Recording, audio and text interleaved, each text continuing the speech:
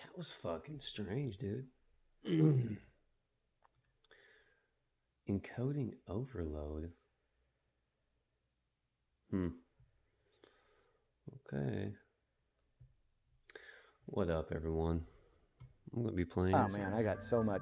Motherfucking Starfield today. But located in New Mexico's high desert is the complete rethinking of a house. These off-grid buildings are designed to harness heat in the winter and deter it in the summer. Their roofs are built to utilize every drop of rainwater and designed to grow their own food. Using old tires, bottles, and beer cans, these homes are made out of garbage. Built into the earth and completely autonomous like a ship, they're called earth ships. Amazingly, those who live in these odd-looking structures still enjoy almost all of the luxuries of a traditional house. Nowhere else in America can you legally experiment with housing like this according to New Mexico state law. How did this movement get started? Where is it going? And how can you actually be a part of it? Our first stop was at the most recent Earthship construction site, where we met Mike Reynolds, who is proudly responsible for all of this. In his eyes, he's found an answer. This does not look like a typical work site. Yeah, well, this is our main structural material, is tires. We have to register every build site as a waste dump. Really? That's how ridiculous it is. So this is a waste recycling dump. tires. This is a waste is dump. legit. It is still a super labor-intensive to get process. a permit Either way you for do a it. So sustainable, absolutely off-the-grid. I mean, they're like one of the than it is worst things for in the world. A frame cracker box, you know. I wrote a law called the New Mexico Sustainable Testing Sites Act. It's true, he did. But if we're going to go down that hole, we're going to need a little history. As suburbia flourished and America blossomed, Mike recognized what was coming. And there is no one factor more representative of the economic well-being of the American citizen than the home in which he lives.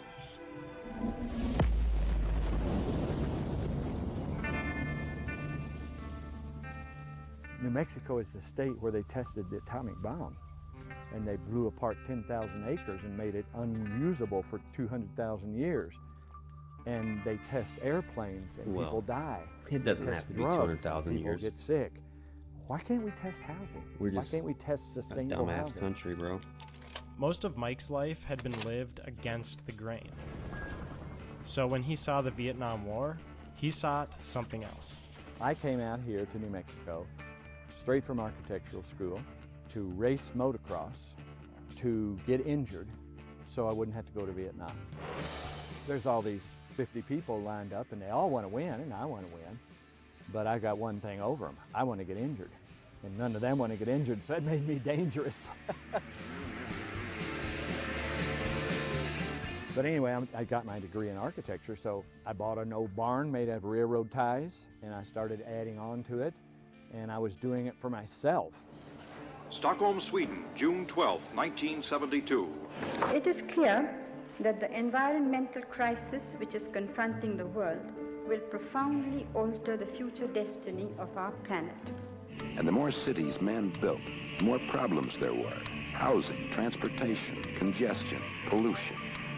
2 weeks after hearing that, within 2 weeks, I was making a house out of beer cans. And oh man, I got, just practically hate from the architectural community, building, disgrace, I was called, and everything like that. In the same year of 1975, the world population reached 4 billion and the term global warming was recognized. Tied up in the whole conversation was garbage. We got away with building a beer can building here, and then we got into bottles, and we got into tires, and we got into thermal mass, and we got into water catchment. If you cut the the population world got more by and more in 50%, jeopardy on all things that most of these problems we go just away. incorporated them into the buildings. So now We are we're building severely what we call overpopulated. an Earthship. It's a vessel that addresses 6 things that humanity must have.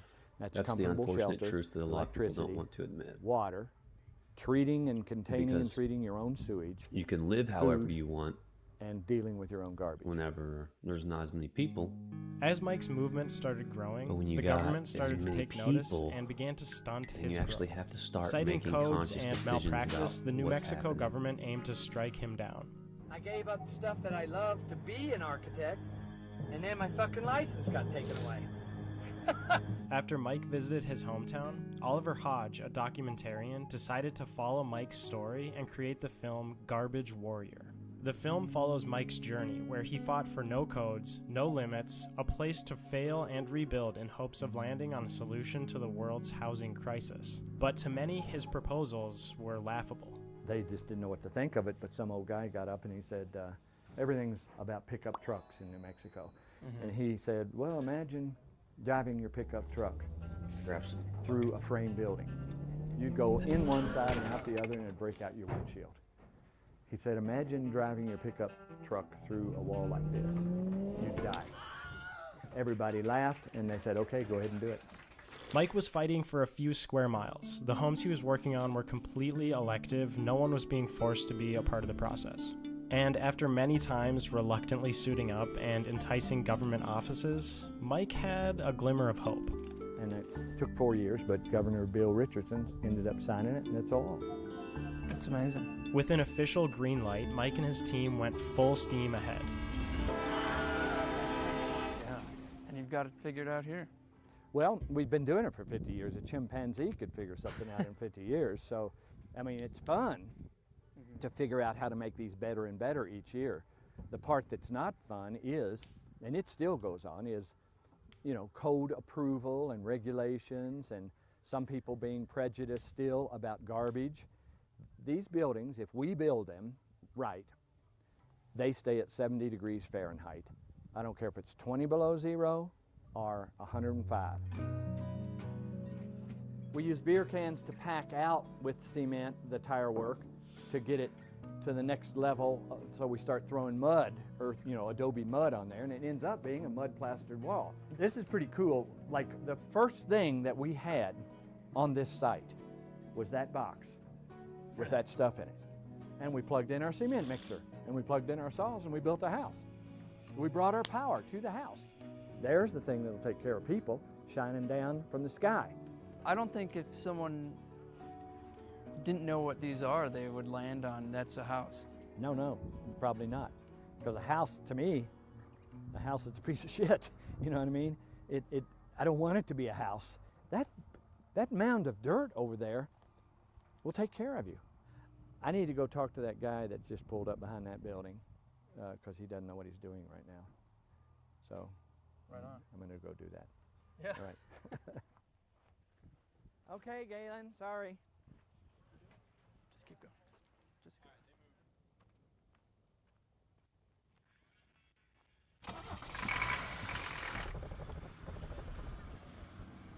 You don't want this, because this will just cave in anyway. Right. You got to give this a slope from here to here. Got it? Sounds good. Okay, good job.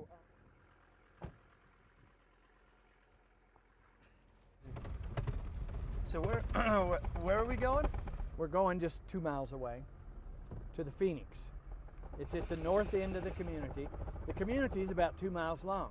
When you come through this place, it's so different than the rest of society. I feel like we're in an entirely different world.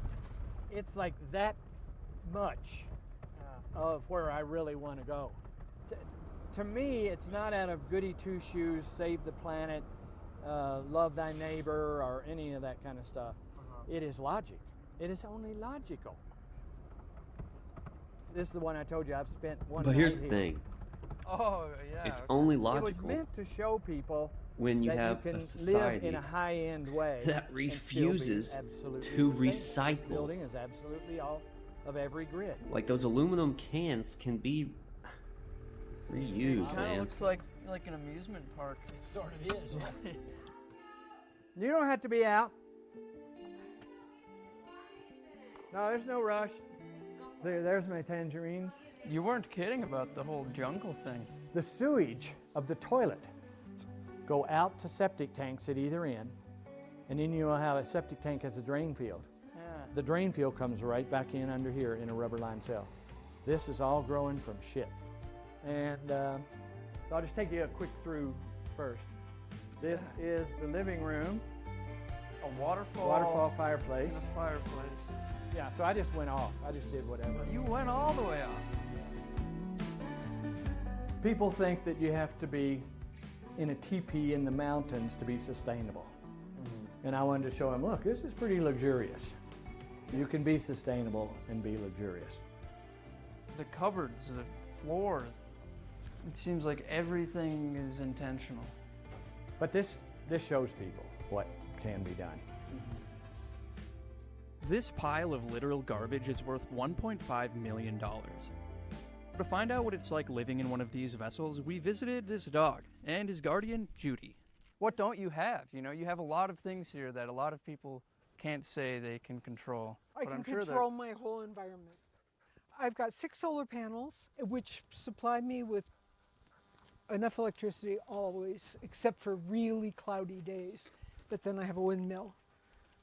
So if it's cloudy, it's windy. The roof is slanted so that the rainwater goes down into the cisterns. I have 3 cisterns of 1,500 gallons each. You know, I'm getting purified water that's rainwater, and, you know, everyone else is drinking microplastics. So, I mean, in total, how many Earthships are there? Oh, that I don't know. Rainwater isn't always purified Here there are water. 60.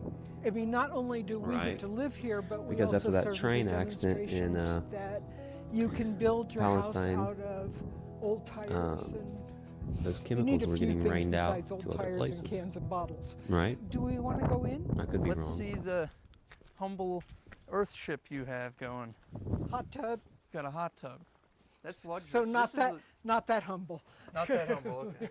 So here are 2 skylights. These are what suck. These don't suck. They're awesome. They suck that hot air. Go on. And I'm sure there's a community that's tied you together. You've tied a community together through that. Is there? There used to be. There used to be. And then some people got disenchanted and thought that Michael should pay for more of the roads and he should do this and he should do that. So there became a split. But still, there is a little core group that I'm associated with. Yes. So what happened? The ugliness of America came to the greater world. Judy is referring to the Greater World Earthship community here in Taos, which along with Judy's home, seems to be full of personality. As she continued tending to her ship, we traveled just down the road to a more comprehensive type of Earthship. And this is the latest global model Earthship. The global model is really called the global model because you can build it anywhere in the world. Earthships are all unique, each built for the specific climates that they inhabit. However, Mike Reynolds and his team designed a model that can function anywhere on Earth. This is Truchas, and Deborah helped build it. I mean, this is pretty much as good as it gets in terms of growing food. You have these huge banana trees in here. You got rosemary, you've got Inca berries, you got fig trees. So really, this is kind of an experiment with how much can you actually do in terms of growing your own food. The greenhouse also serves another purpose, temperature regulation. Between the living area and the outside lies the greenhouse, which acts as a climate buffer. Every Earthship faces a few degrees off of true south to deter the sun in the summer and fully harness its power in the winter. On top of that, surrounding the remaining 3 sides of the building are tire-packed walls that absorb the heat in the day and transfer it inside at night. You know, you have all this dirt, all this earth that's like a battery, and you can heat that up and cool it as you want, you know, for your own comfort. And so by heating up your greenhouse, then that is charging up the rest of the house and those earth walls. And then at night or in winter, that kind of comes back into your living area and makes it comfortable for you. It's all on solar. So in here you have 3 bathrooms running. And you know, this is a huge building and it runs all on solar and solar hot water. People here survive on just 7 inches of annual rainfall. 7 inches for drinking, cooking, showering, the bathroom, even watering the plants. So you'll always see in all Earthships that the showers are a little bit elevated because it just gravity feeds down. So you're using the same water 4 times. You're getting the rainwater, you're filtering it to shower with. Then that shower water, that's one. The shower water waters your plants in the planter bed. So you're growing food with that. So That's these 2. people don't use any Third type time of is soap. you flush the toilet with that same water. And then that same water goes I was- outside and water Try sports not are to be outside. So you're using judgmental the and same wondering water why they 4 all times. look dirty. If you're in your flat or your home or wherever it is, and you open up the tap, it's like, where is that water coming from? And if you switch on the light, where is that light coming from? And the vegetables that you eat, where are those coming from? And where does your poop go when you flush the toilet? To me, like every man. day that I can spend doing this and somehow showcasing it or teaching other people about it or sharing that information is huge. So, yeah. After learning more about how Earth ships function, it was time for us to check into ours. Another model named the Encounter.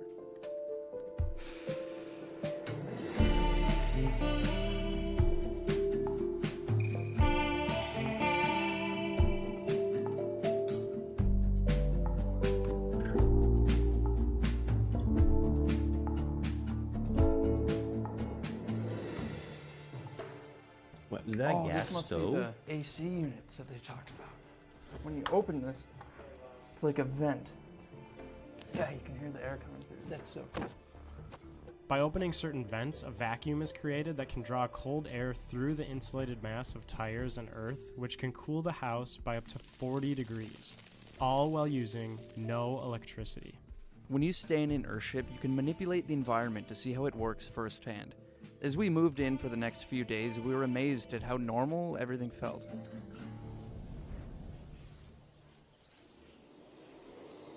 After spending the night in our Encounter, we headed over to the construction site for the latest model, Unity. Mike calls it a festival of labor. Yeah. So, which is kind of what it is, actually. It is some kind of festival, and it's pretty laborious. This is Phil, one of the first to join Mike in his journey. Being here from the start, he has seen Earthships grow, along with the community of those who dwell in them. The people are just on the stranglehold by corporations, which give them everything they need, not give them, sell them everything they need.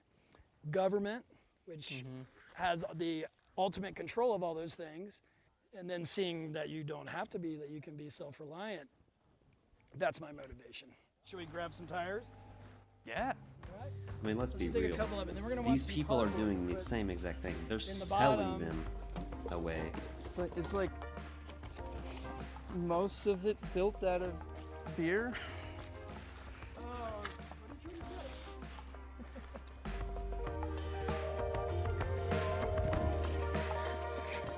Do you remember your first tire pounding?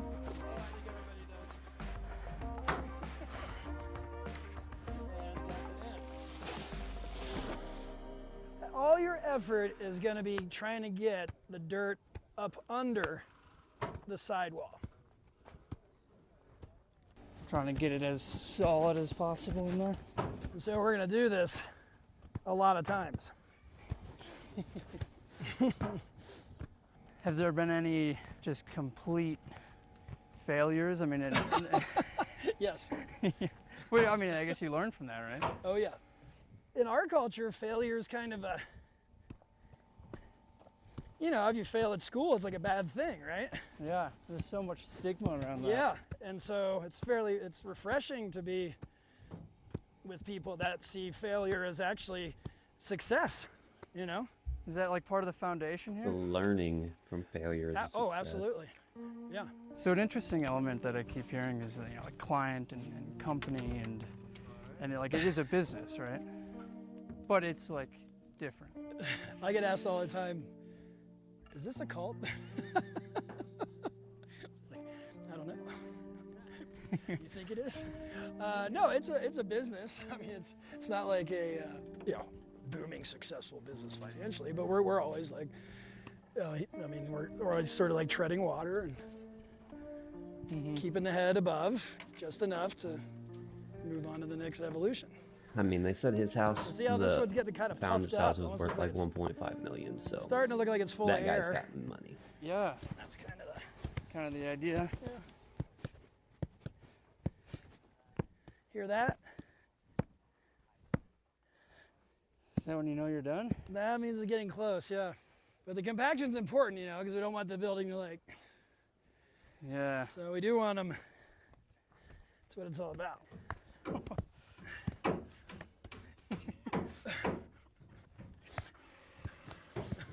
Okay. keep going. Chris, you want to go? Dude. I just need to have some alone time with this tire. While I spent my alone time with my tire, Phil told the crew about what Earthshippers do outside of the U.S. Earthship Biotexture has traveled across the globe in hopes of providing sustainable and safe housing for communities in need. We nosed around down there a little bit. There's lots of tents, there's some container things, but really there's nothing for the people yet. This is a permanent structure that will take care of people, that takes very few skills, and those are easy to acquire. The local people can replicate these. Where's The that crews going? tend to build Earthships in disaster zones. Building practices are more welcomed than scrutinized, and there is often an abundance of their most prominent building material, garbage. So in addition to these things being made out of tires and cans and bottles, they are also just consuming the garbage of the community for insulation. Yeah. All right. You got it? Got it. What Yes. the fuck? So why did we do this? This is like the bearing walls of the house. You know, all our roof sits on tire wells. I mean, you're reusing a piece of trash essentially. But Yes. what are the other benefits for the structure and for these homes? It's the thermal mass. So the tire wall is what takes on and regulates temperature inside the building. So when you walk in your place and it's warm, it's because those tires are holding all that heat. This guy right here? This thing right here. 1,000 more times and you got a house. Crazy. The pounding was rough, but luckily we set aside some time to explore what the locals are like over a lunch date with Kathleen. Welcome to my humble abode, gentlemen. This dude Any questions about this part? has like Are you an artist? fuck. Yes, Oh, since I was 2. Okay. Okay. This is my studio. What does this say? What does that say? That says I did ayahuasca. He has a and this is month-long what happened course. afterward. Every month. All right. Where he Are we charges having lunch now? $2,750 we are plus having tax. Well, To you made teach my people first how to experience do of this. having people Now, come and visit my Earthship I have really worked interesting. construction, okay? Has no one ever been? No. You are not So- going to wow. teach people Huh.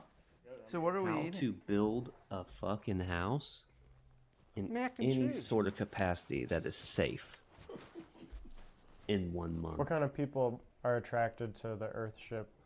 You called it an experience, a lifestyle. It's just not gonna happen. I that a think loaded people that question? think for themselves. Okay. Is that an independence thing? People want to be self-sufficient? They're also made out of garbage. The people? No. It's $2,750 to do it in the, person or $1,200 to do the it houses. online. You know they're made out of tires Right. and yeah. tin cans and stuff like that. Yeah. So it helps to clean up the environment. Mm-hmm. There's something about It really, being nestled in that's very different than I mean, what you're basically in doing other is kinds of just structures. burying the trash. What's the You're hardest part reusing about it for a positive all of method, this? but well, You're if I not want to do the cleaning the wash earth and by it's any means. cloudy for a couple tires of days, and or cans do not belong if in I the want earth. to take a bath instead of shower, I have to think about how much water I have Trying and to stuff see. like that. Sure. If, So the kind of people that live here, they all like living like that, being conscious of everything, all the water you're using, all the electricity you're using. People that live here like the idea that they don't have utilities. Can you imagine your life with no utilities? Why should we do without things? If solar and water catchment and wind power, I have a wind generator too. If those things can work, why aren't more people doing this? It's insane. Kathleen and others who live in Earthships are able to live surprisingly regular lifestyles, far more similar to society than you might imagine. Not all of the Earthships here are in the That plains. seems like a fucking One of the scam if first you ask build me, sites but- is located a few miles away, high up in the mountains, a place more demanding. You can see it right up there. Wow. Look at those Earthships.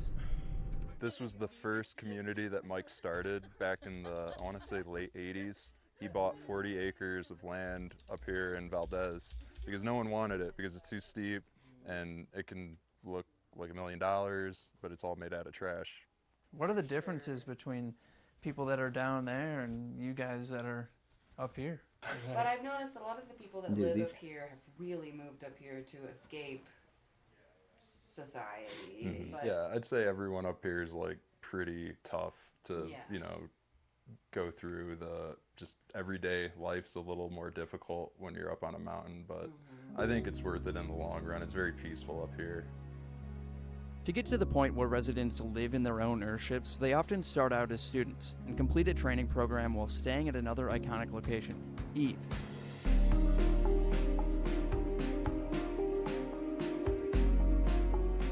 Behind me is our latest project.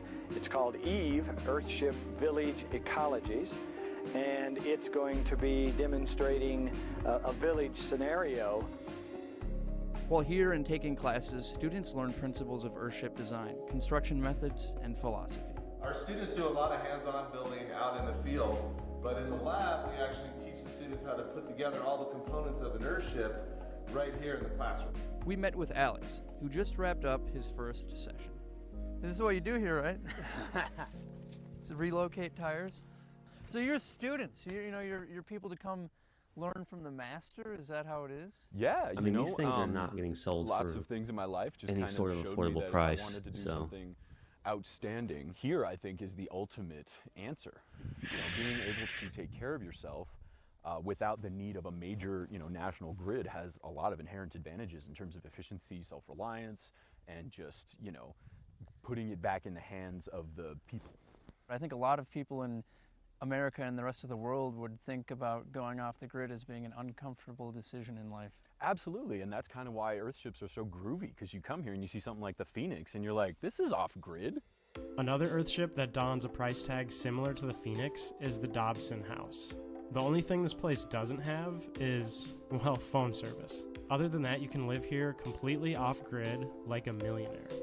There's definitely people who don't know anything about Earthships. There's just the weird hobbit houses in the desert, and then there's the people who think Mike Reynolds is kind of a charlatan, telling people how to come out here and build these wacko structures they can't permit around the globe, and they see him as kind of a snake oil salesman. But, any great thinker, I think, will generate criticism. Like, that's just kind of the name of the game. Yeah, I mean, he's challenging the system. Absolutely. You see the system. You see the system anywhere you look from here. Like, any house that is that one right there, Oh, I know. It's got a window every, I don't know the codes, but. Yeah, no, exactly. It's very regular, you know what it looks like, it's predictable, and then you look over there and you're like, what in the hell? Yeah, what spacecraft landed here? Yeah, I used to pay, $1,300 for rent in Lake Forest Park near Seattle for a one-bedroom, and now I pay $450 a year on property tax. So it's just freedom. Some people are a little afraid of freedom, but we're all on our own path. Okay, but how much did A you pay unique for way the house, Earthshippers build dude? community is through Payday, an event that happens every Friday after a build week. The company brings beer, and the Earth Pounders unwind. I mean, is that the ultimate goal for you? Like, come here and build a home? I would love to live in an Earthship, but I'm not as fuck society as a lot of this place is. The Earthships are kind of forced to stay out here on the outskirts because of regulation and stuff like that. So that definitely fits in line with people that are trying to get away from people and not see everyone a lot and just live by themselves. But I think that community is important too. And even if Earthship Biotexture doesn't acknowledge that that's important, that community still exists here. Well, like I said, it kind of attracts this independent spirit. Right. Who doesn't necessarily even want community. Where I'm from, if you want a fixer-upper, it's about $500,000 in Seattle. And, that is a monumental cost that you're going to spend most of your life, paying off. And if you're able to get your friends together and build yourself shelter that's very comfortable and awesome, it's just a better life. How much did the land cost? I never held a hammer in my hand. I had no idea about construction or anything, And then, and it just makes sense, And now it's family. I mean, Mike is more than my boss. He's my friend. But what we haven't touched on yet is possibly the toughest challenge of Mike's life. I mean, is there anything that is challenging for you at this point? I mean, I'm sure there's things that... Like about 14 months ago, I was diagnosed with stage 4 prostate cancer. And that was a little bit challenging at first. The doctors told me, hey, this is life-threatening, dude. You better pick out a casket, is basically what they said, stage 4. And they wanted to cut my balls off, cut my prostate out, cut my lymphs out, because it had traveled to my lymphs, and give me radiation and chemo, and then have me buy a bottle of pills every month that costs $17,000 a bottle. And so I don't do any of that. I eat way different. I eat vegetables that I can grow in my airship. Not only is energy off the charts and water and the dogma of utility infrastructure, but the way we eat. How were you and eating feed before they ourselves. gave you Fast cancer? food and processed If that's what you're meats, alluding to. Full of hormones. Dairy cows are so full of hormones, it's wonder that everybody here doesn't have tits. I mean, it's insane what they're doing, and it fit right into this. So my solution of Earthships is helping me with cancer. And I may be full of crap, but I think I'm going to be alive another 30 years.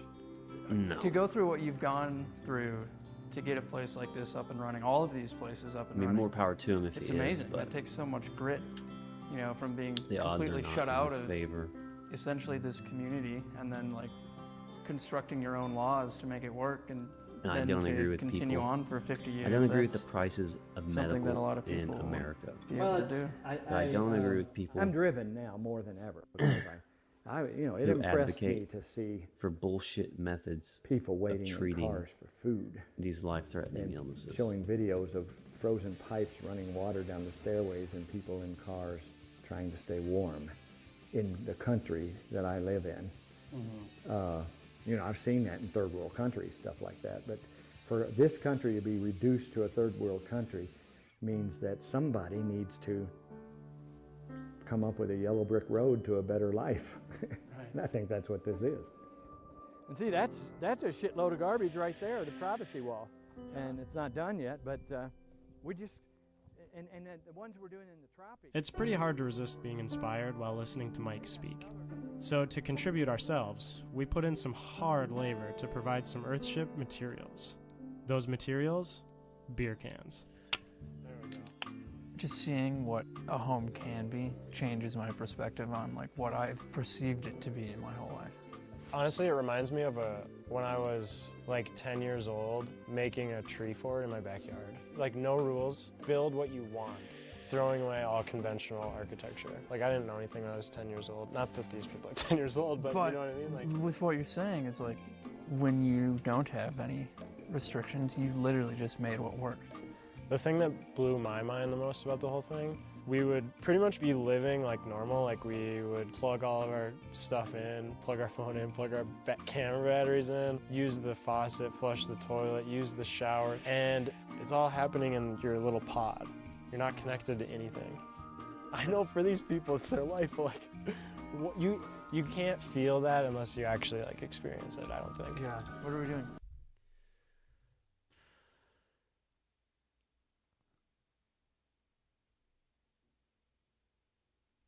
This one's...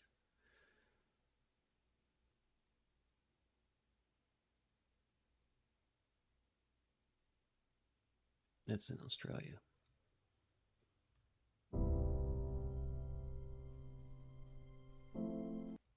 And we switch to mud. There's 3, 4, 6, we're on the 7th course in the south, in the northern, through the burial. They are, if the entire world reduced their gas.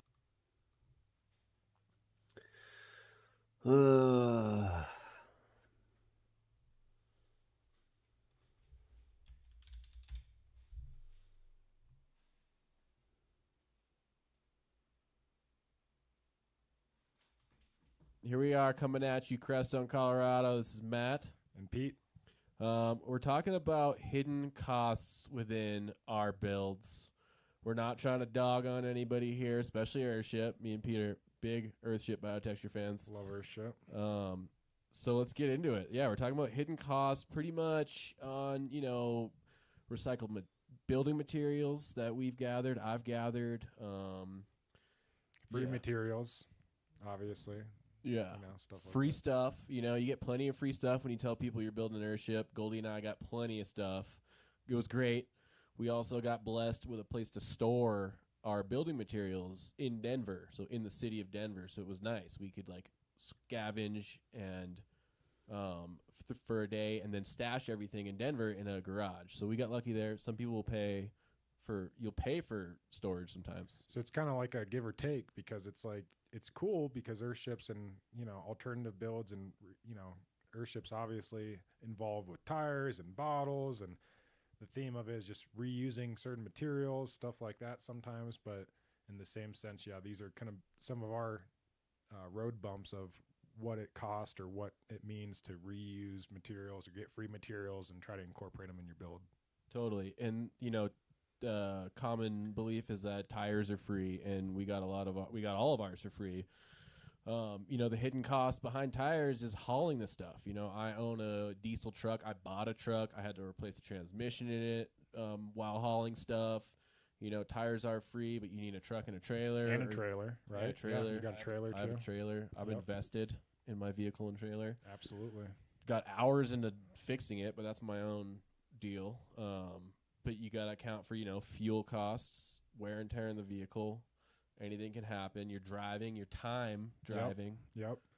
Even like, for instance, the bottles, another airship thing, along with the tires. You know, it's like, it is really cool. I don't know. We've showed in videos, past couple videos of us doing some bottle glass stuff, which is awesome and it's fun and it's cool to use that and use a free material. But in the same sense, having to buy a tile saw, having to obviously take a lot of your hours to put into, you know, cutting the bottles, having to buy, you know, things for, you know, the masonry, the cement that the bottles, you know, a lot of cement, a lot of masonry that goes into stacking all those bottles and stuff. So, yeah, that's another Tools cost. is a big cost, like he said, like a tile saw, or like, you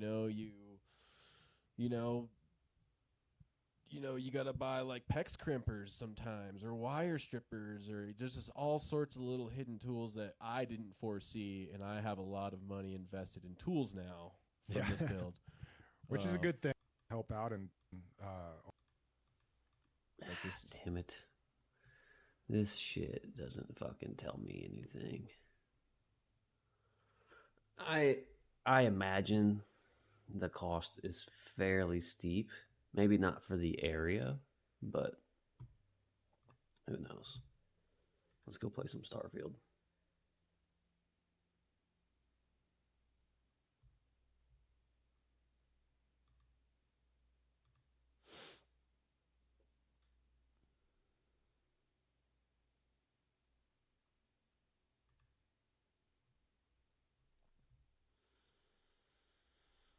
That shit's cool, but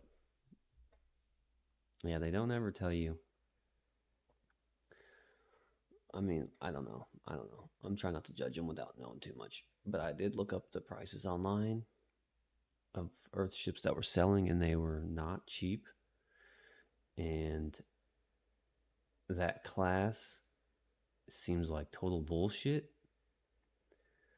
Seems like it's something you'd have to do multiple times to fucking actually have a decent understanding of how to build these. Because like I said, you're not learning how to do anything efficiently or correctly in a month when it comes to building a house, especially building a house from scraps.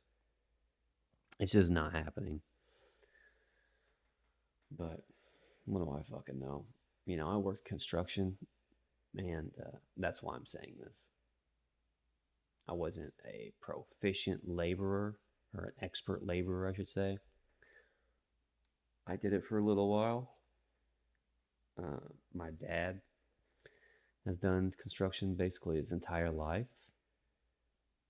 And that shit's just, there's no way. I imagine a lot of those Earth ships that are built on that property, if all it takes to get one of those properties, like the land, is buying his stupid fucking course, maybe multiple times perhaps, that I imagine a lot of them have problems. Leaking, maybe stability issues. And the only way I don't see that those issues arise is if by attending that course, you get access to his laborers who know how to do this. But that's just me.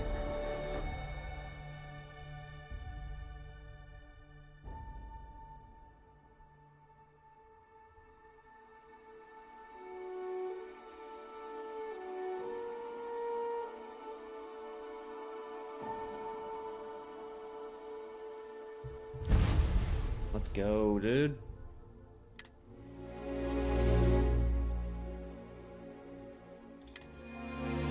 Jameson, which is, I don't think where I left off, but I have this weird issue with this game where it never wants to load my cloud saves.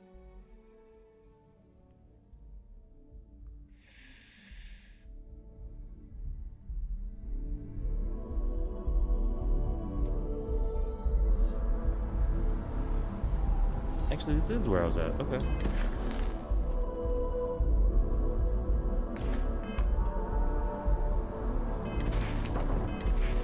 No skill points available.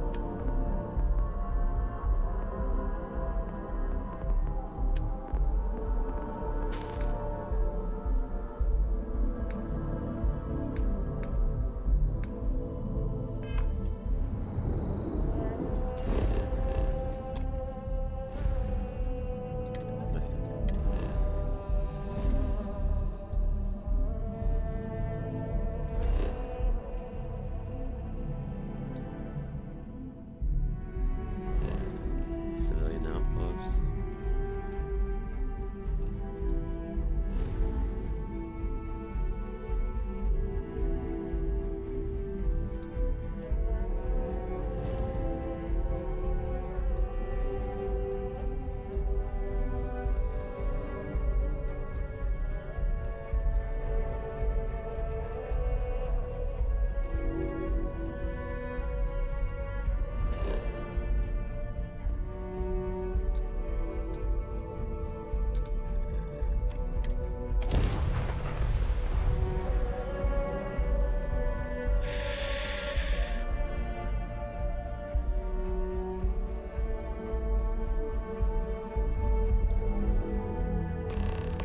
Let us stick to business here, and hopefully business has nothing to do with Aurora.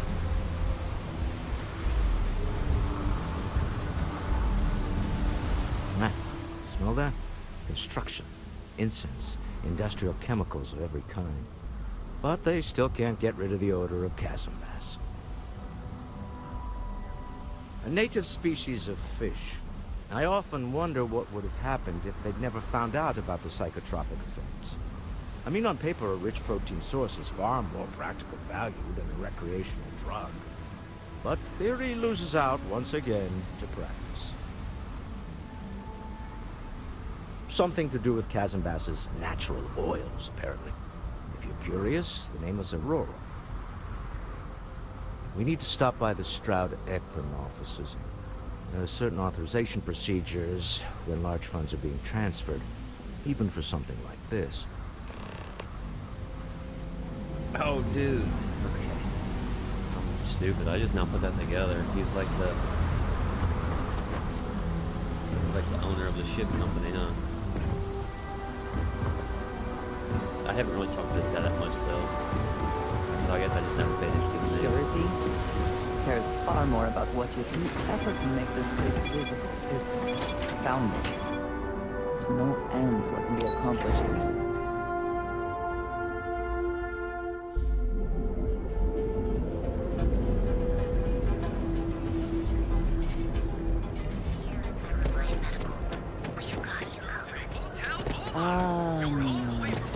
Instant sensory overload.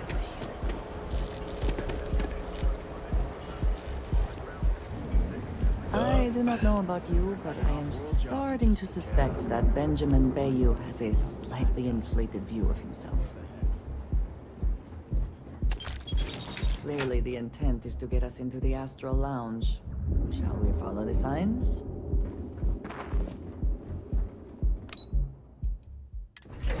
Why I get that money? Walter is very proud of his business.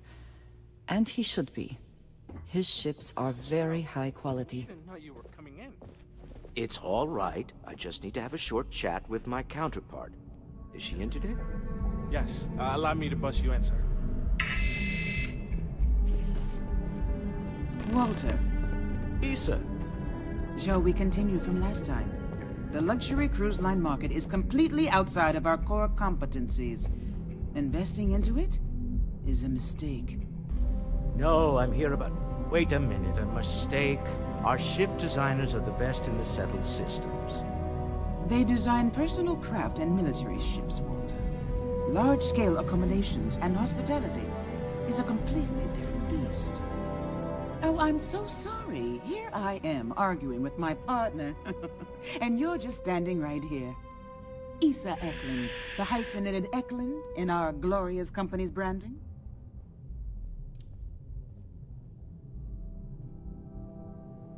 Oh, aren't you lovely? Walter, wherever did you meet your new friend? I'm jealous. A colleague from Constellation. Ah, yes, the daring explorers my partner is so infatuated with. You should hear him reciting that speech. There's no need to go into that. Oh, my heart skips a beat when he does it. Really, it does. Such passion. If he talked to the board that way, I wouldn't need to placate them so much.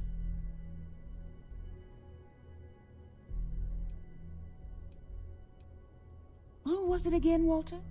The founder of Constellation? Sebastian Banks, his final address before he disappeared. I merely found a group of like-minded individuals. Just like all of us.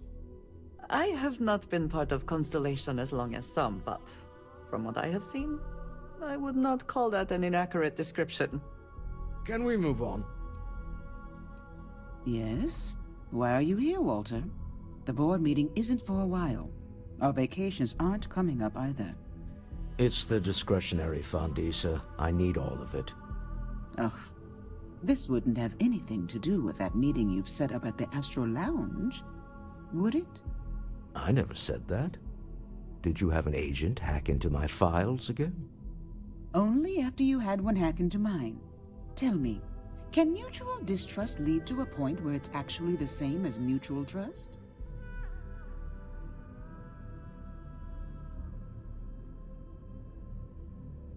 A remarkably insecure location for a clandestine meeting. That was the point. Neutral territory in the open. With no leverage. Oh, you must let me help. It's been too long. I have this all taken care of. Some investigation into the cellar. What's motivating them? Then, some preliminary casing of the Astral Lounge for security flaws. Give you the advantage if things go wrong. Bribe a few bouncers, alter the codes on the doors. Yes, exactly.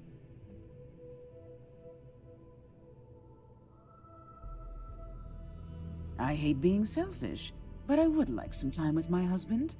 We need to go through the fund authorizations anyway. James Newell is the broker who knows our cellar. He'll be able to help you find out more about them. And it shouldn't be hard to find the Astral Lounge. Here, let me at least give you some operation funds since I won't be joining you. Meet me back here. I'm going to be present for the negotiation. I'm not leaving you to the Neon Sharks, I promise. 1,000? Bro, come on. Give me like 10,000 at least. Jesus.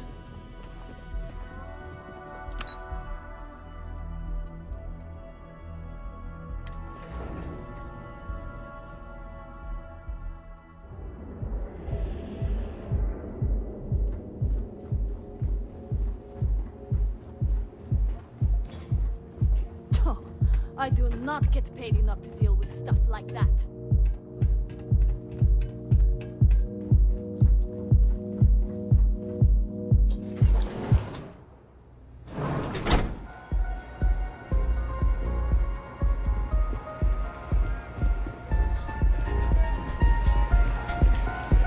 The music is amazing! Take it easy. Hell yeah! This plenty of Aurora on hand for your enjoyment. The Astro Lounge is one of the safest places in all of Neon. Security is hand-picked from the finest officers in the city.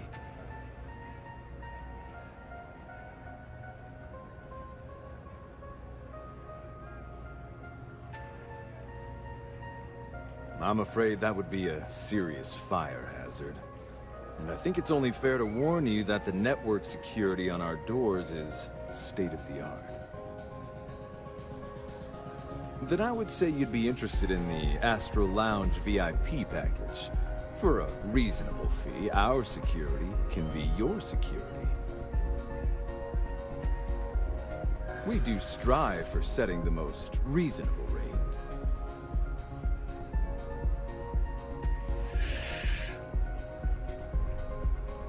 Mr. Stroud is coming to the Astro Lounge.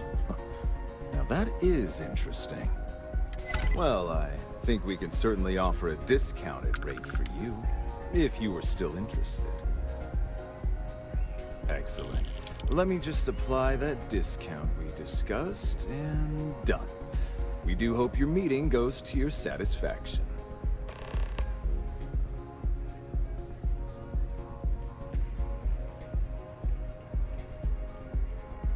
Excellent choice. The Sky Suite offers luxury and sophistication you won't find anywhere else in the settled systems. And since you'll be living in the same tower as the Astro Lounge, all of its pleasures and pageantry are only an elevator away. Woo! Enjoy the lounge.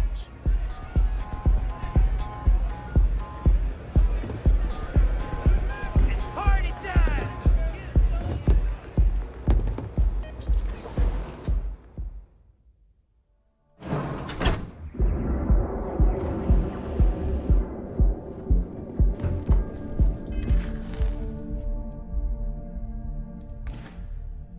Wait.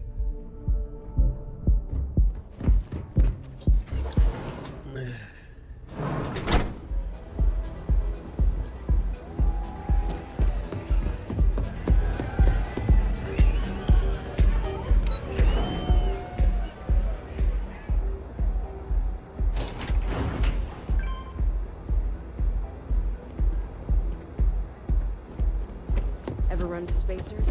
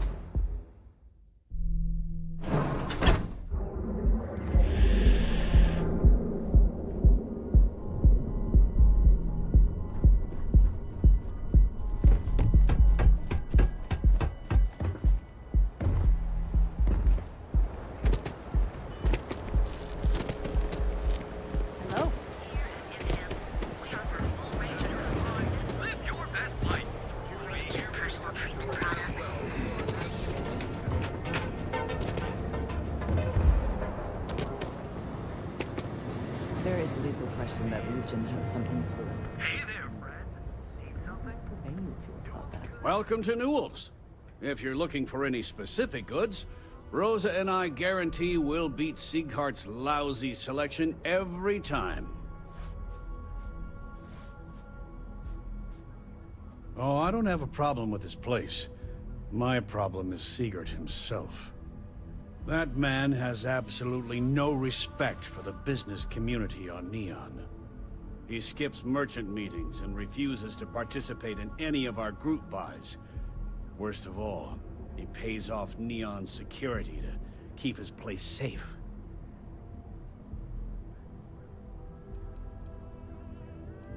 By standing up to the lowlifes who come in here expecting me to just hand over all of my money, I refuse to be run out of business or be forced to pay protection. A lot of the merchants in Neon belong to a small merchants alliance. It's nothing formal. It's just a bunch of us getting together to air our grievances and watch each other's backs.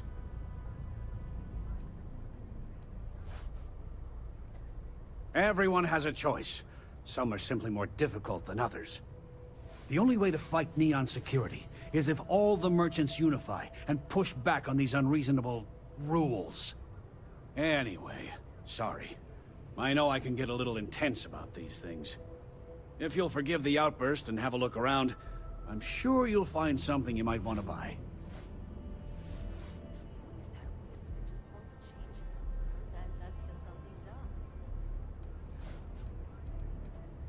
Maybe I did. Maybe I didn't. Information isn't usually free.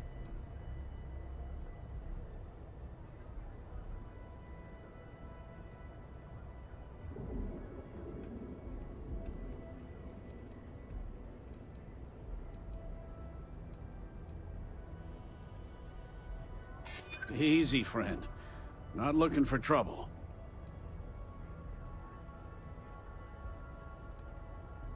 I don't usually package pieces of intel, but maybe I could. Okay. I don't know much, but I did have one of my freelancers tail the seller back to his place. Sleep Crate 1. Let me write down the unit for you.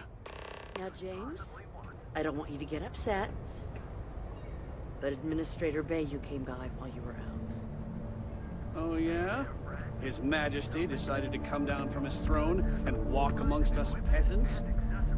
What did he want? He said he wanted to personally thank us for our contributions to the city and hopes for our continued support. I'm sorry. Our contributions? Those taxes we pay are a sham, so he can line his ivory trade tower with another layer of gold. Makes me sick. Oh, I think so. Hey there, friend. Need something? I wonder if there's like a mission where you can kill that guy.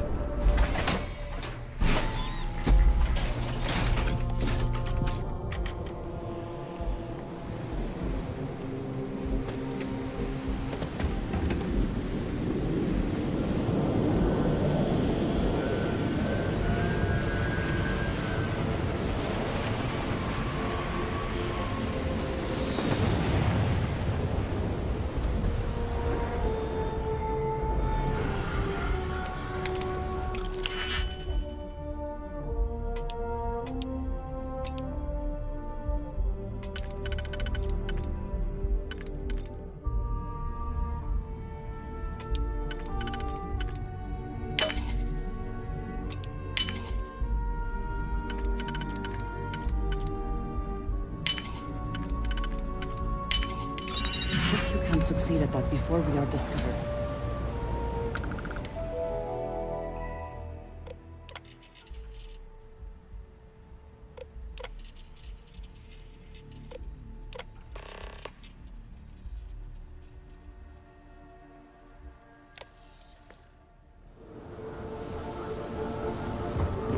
So is this guy trying to set us up or what? I'd be making a fortune.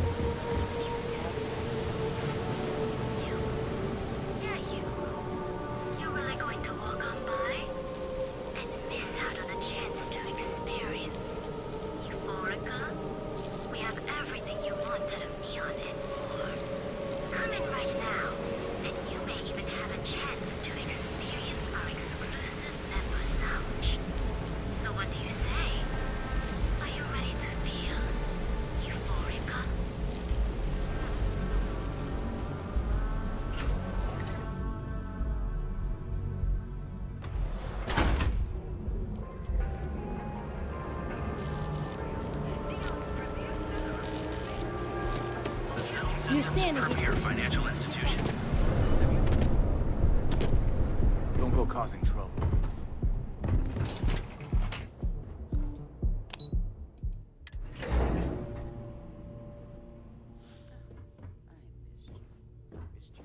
You're still so tense. Normally, once we're alone, your shoulders relax. They're taut. We're on to something remarkable. Maybe what I've always dreamed of. I can tell. I can see your mind racing.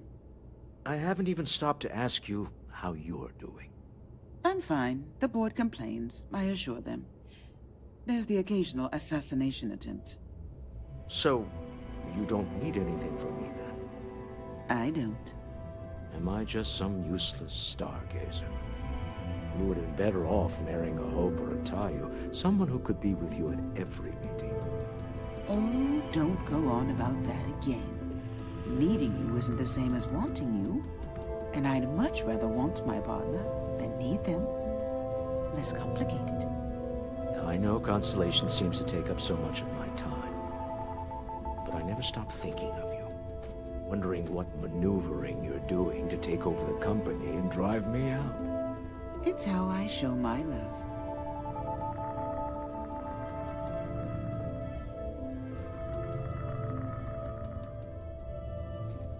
How are the preparations coming?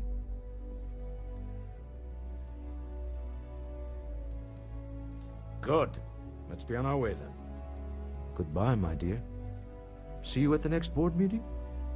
Oh, I'll be keeping an eye on this little operation. Just in case. Good luck, all of you.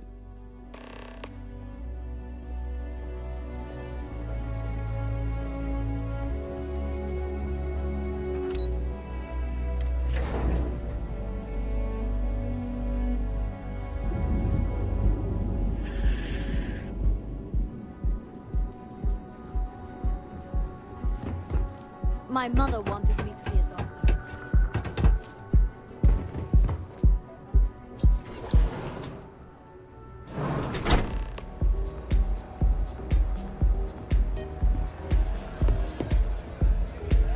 All right, we're here. Now, I don't know what the cellar looks like, but they'll have a security briefcase with them. Larger than normal. Big enough to hold the artifact. We should split up. The code phrase to identify yourself as the buyer is Ramsey and Travers. Code phrases? Under different circumstances, Walter, I think you might have made an adequate smuggler. Remember, Ramsey and Travers. We'll meet back near the elevator.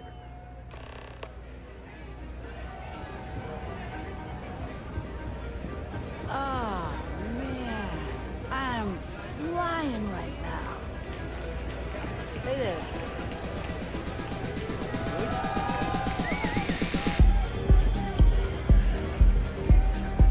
Hi! Having fun? Yeah? Haven't seen a leech in a... Hey! You wanna dance? This Aurora stuff, it's blowing my mind. The music's so good. What's up? This place is insane! What is it? Can't you see I'm busy drinking? Oh, really? I heard you all have a meeting in a few minutes, don't you? In one of those fancy VIP lounges? Speaking of which, I gotta get going myself. Excuse me.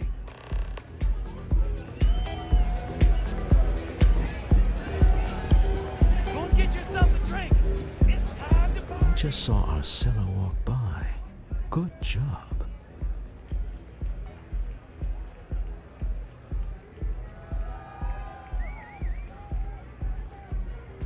That's not surprising. This is a deal over stolen property, after all. Anything could go wrong. Now, before we head in there, let me go over the ground rules. He'll ask for twice what we agreed on. That's normal. He'll probably try to walk out. That's normal, too. Don't worry about the amount we actually settle on. The Stroud-Eklund Discretionary Fund is just a chip to you and me. Our goal is to get him to accept that chip in exchange for the artifact. Anything goes as long as it's in our hands, and we're not dead. How does that sound? This'll be fun. I find matching wits with the neon underworld to always be invigorating.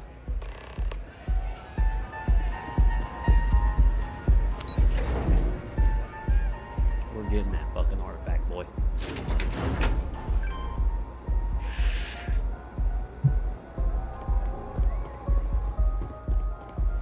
Private sector.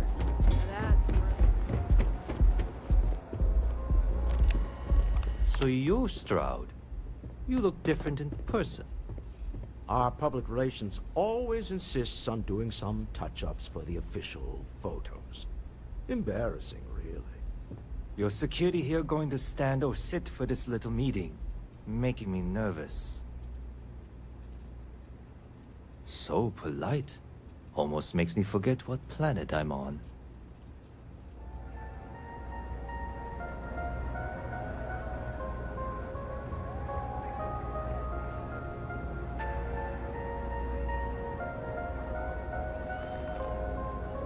Am I to assume that briefcase has our item of interest? Yeah, here it is. Well, look at that. One of a kind, and I know you want it. I have the amount we agreed on. Things have changed. I want double. Now how am I supposed to do that? I don't know, but your security here seems to have some fancy gear. Why don't they chip in?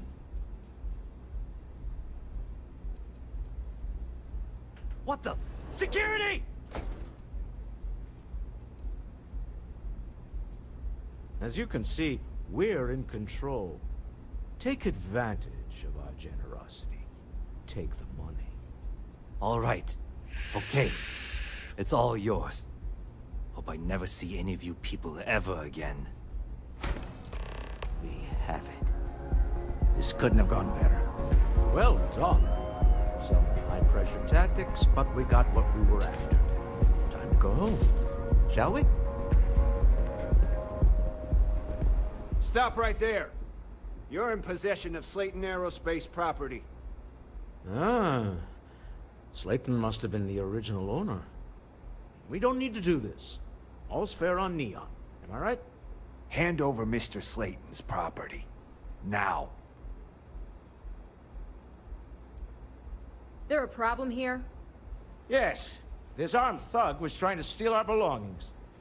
I'm going to need you to back away from our VIPs. Now. Fine, but you can't stay in the Astro Lounge forever, Stroud. Nicholas Slayton's already got your number.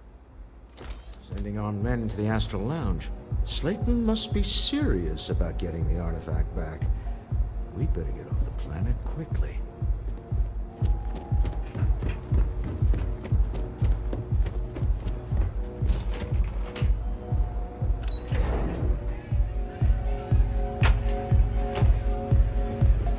Yeah. Ace. Something's gone wrong, hasn't it? Slayton has put a bounty on your heads. He's greased a few palms. Your ship's been impounded at the spaceport. There goes our way out. The CEO of Slayton Aerospace. They're a systems manufacturer. Engines, thrusters. Agreed. Have a talk with the man himself. Slayton Aerospace has offices here in the trade tower. If Nicholas is moving this quickly, he must be there or close by. Let's head to their lobby, shall we? See if we can make an appointment.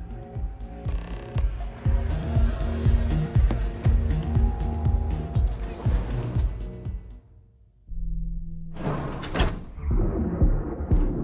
mean, I can fucking gas any of these motherfuckers, dude. I know your type. The free It is nice because I'm not some little fucking retard.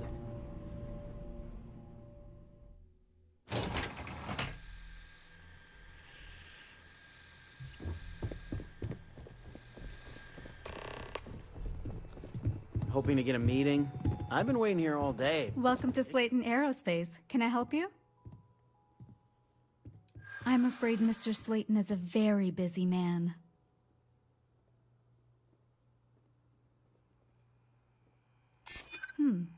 Maybe I can see if he has just a moment.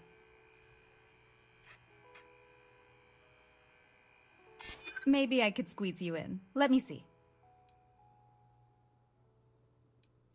I hear you.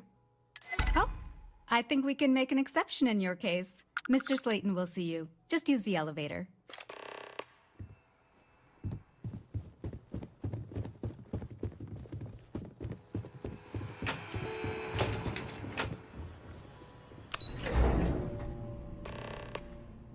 Wait. This clearly isn't the executive level. He's on to us. Walter.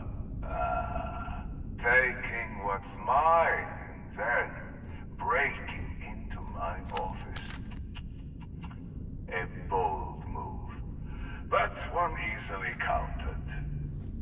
Oh, we're trapped. Hello, Walter, dear, are you there? Issa? Took longer than I'd like, but I managed to pay off one of Slayton's security consultants. They've patched me in. All right, we've got her out. Once the door's open, just follow her instructions, okay? I'm aware of the irony of me continuing to say it'll be easy. But it'll be easy. Doors will open in 3, 2, 1. Slayton's guards and employees are all over. Be careful. Okay. You'll want to use the vent system to slip around unnoticed. There's a cupboard just to the right of the elevator you came in on.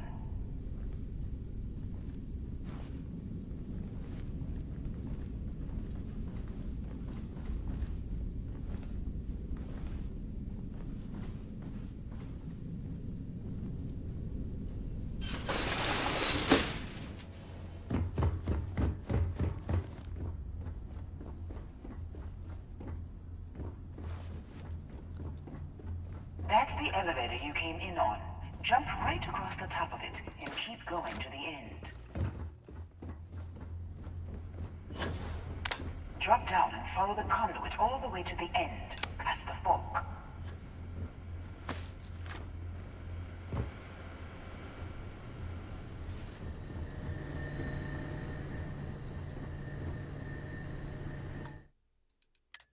I gotta see what's there, dude.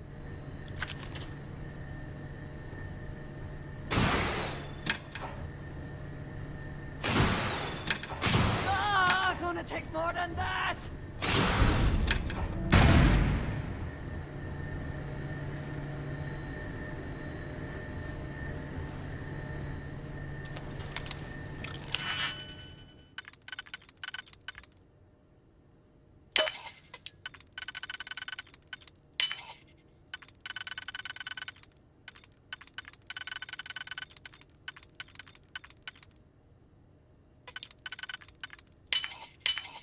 How quickly can you get that done? Security is on full alert. No one to unnoticed now. You have to...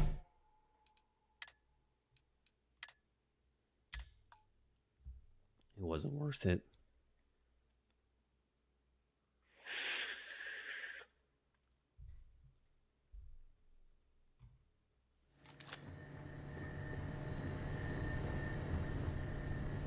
I suppose that is ours now.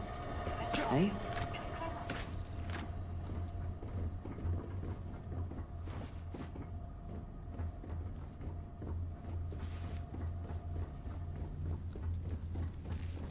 The room below you is clear.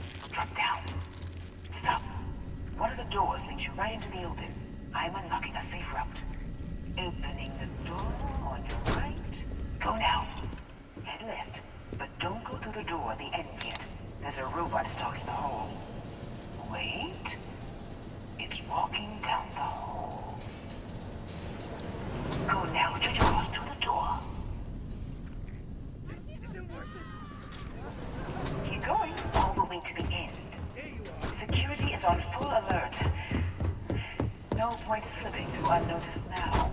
You'll have to find your way to the exit.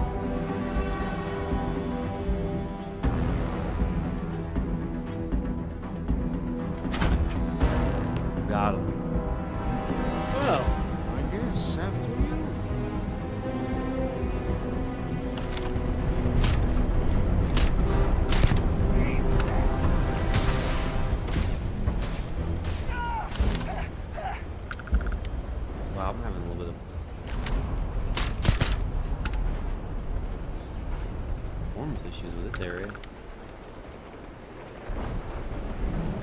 Everyone fall back! Take this! Something may be nearby.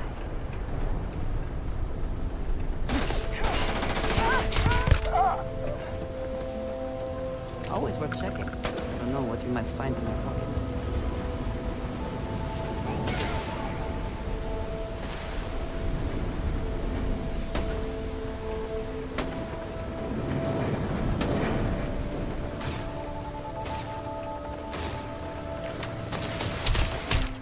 Are you kidding me? Okay, whatever.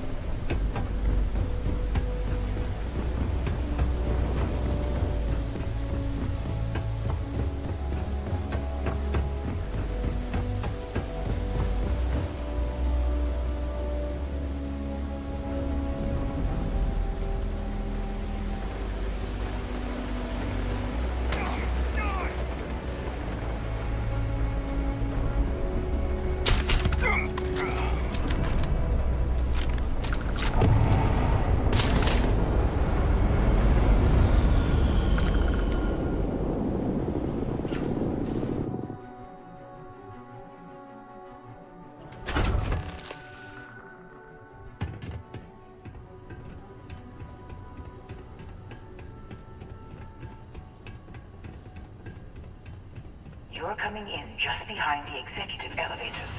I'll call the one on the far end, and you can walk right over the top.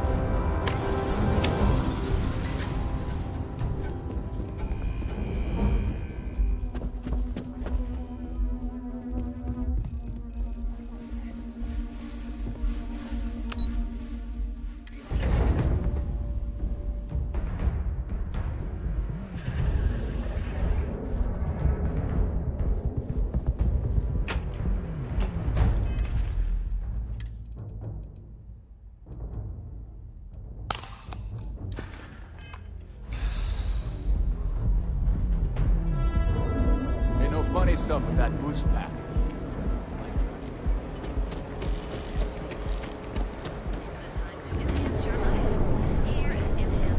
So go out, have your fun. If we don't have it, we can get it. See if this guy has any like med packs or something I can buy. You want to head to Euphorica after work tonight? Welcome to Sick Heart's Outfitters. I think I need a break. Welcome to Sick Heart's... Watching lightning hit the span. You know, that actually sounds like a good idea. An artifact? Are you... Well, like I said, I've spent years perfect... So take your time. Am I? I have a lot of overhead in this is a prime spot. Sure, and going in, I expected it to be expensive. Anyway, I don't want to bore you with the details of my business all day. You're here to shop. So why don't you help out a poor shopkeeper like myself and buy something? Absolutely! Here's everything I currently have in stock.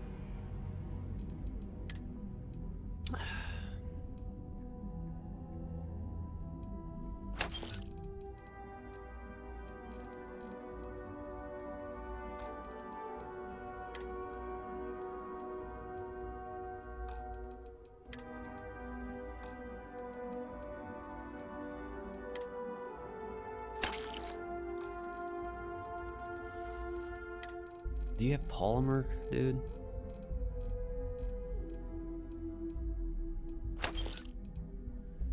There we go.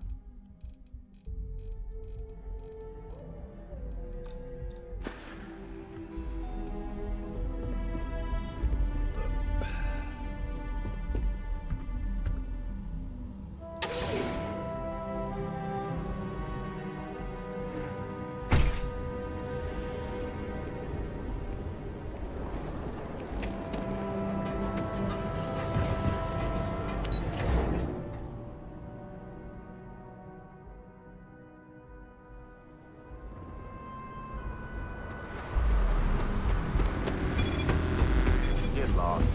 I have a job to do.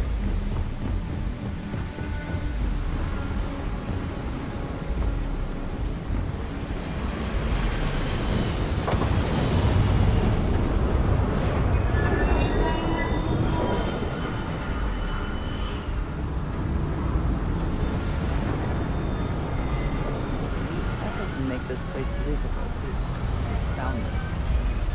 No end what can be accomplished when credits begin.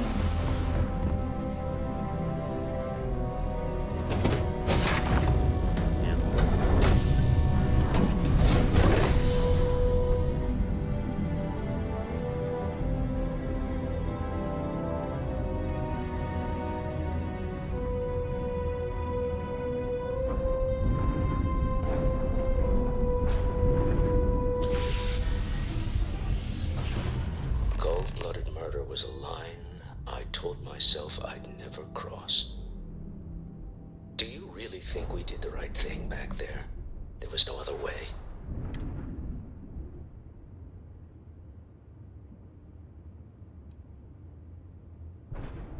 Ending business is one thing, but lives? I know what my competitors in Neon get up to. I just thought we were better than that. I can't argue with that. I'm just used to costs only being measured in money whenever I can help it. It is rarely only money, Walter. Now you have seen that. Well, I may not agree with every outcome, but you did everything to accomplish our goals and more. I don't often get a chance to work in the field.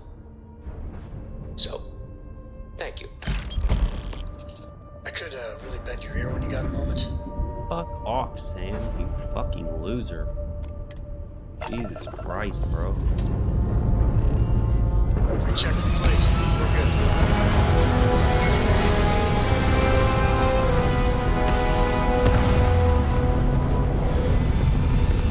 Fucking Costco, dude. Way better than you, dude.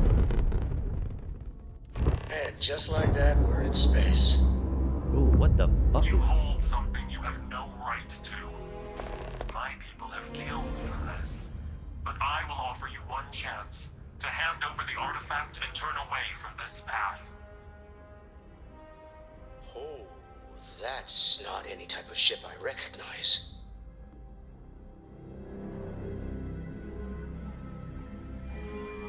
You see much. But our ship is created from a power beyond your understanding. Its semblance to your own vessels only aids us in masking our presence. We are the Starborn, and you are unworthy to possess the artifacts. No one, especially not you, determines our worth. Tell us, please. What are the artifacts? What are they for? Did you make them? What gives you more right to them than humanity? Answering your questions is exactly what we cannot allow. Abandon your thirst for knowledge, or drown in it.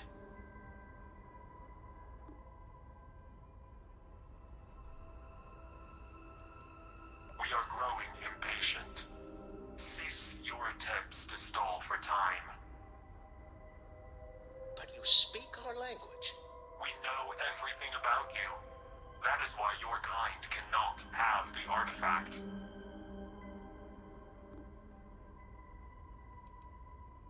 The more you understand, the more damage you will do. How could just knowing what you are be dangerous? Our distance from you is the whole point. We interfere now because we must. I'm not liking what I'm seeing on the scans. Energy output from that ship is far above the normal range. If we spin up the grav drive now, we have a chance.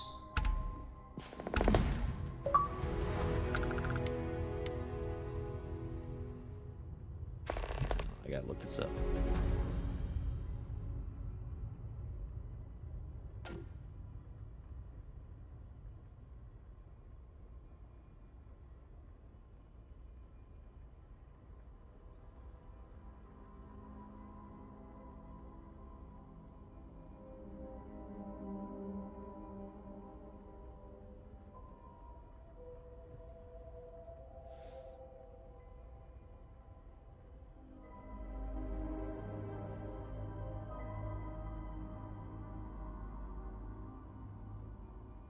I do have other things that require my attention, you know. Welcome back to my channel. We are back in Starfield, and in this video, I will be showing you how to get the Starborn Guardian spaceship. So let's get right into it. I'm deciding to start New Game Plus. Now this ship isn't the best, but it is very good. But it cannot be modified or upgraded. It's a lot of fun to use, and it looks really good, and it has some unique weapons and abilities that only this ship can get. And on top of that, the NPCs in the game will make comments about the ship if they see it.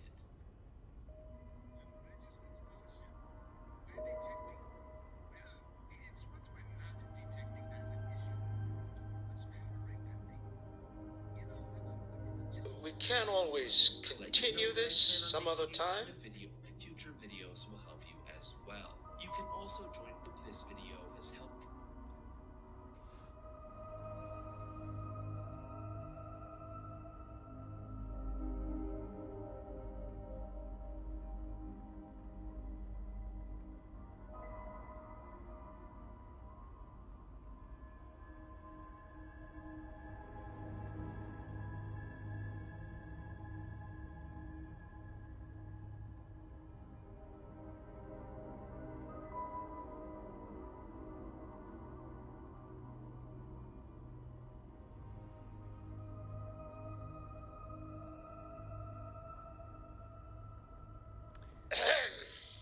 I'm not getting any younger here. We'll get through this. Hold on.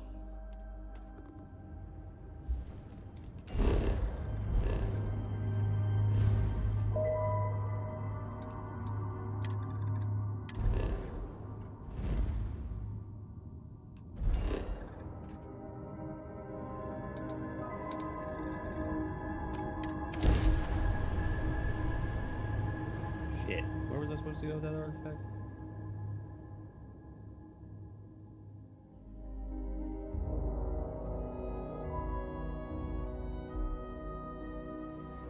Is this it? Agreed, we should not delay.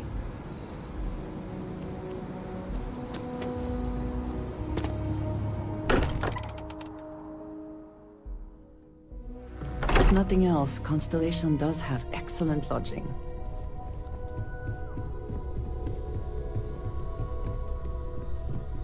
How is Neon? Are you okay?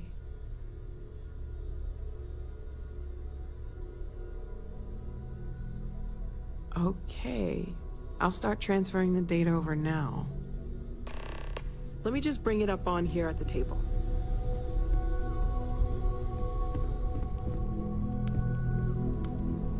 Is that a prototype? No, that material isn't anything we... What the... Everyone, come take a look at this.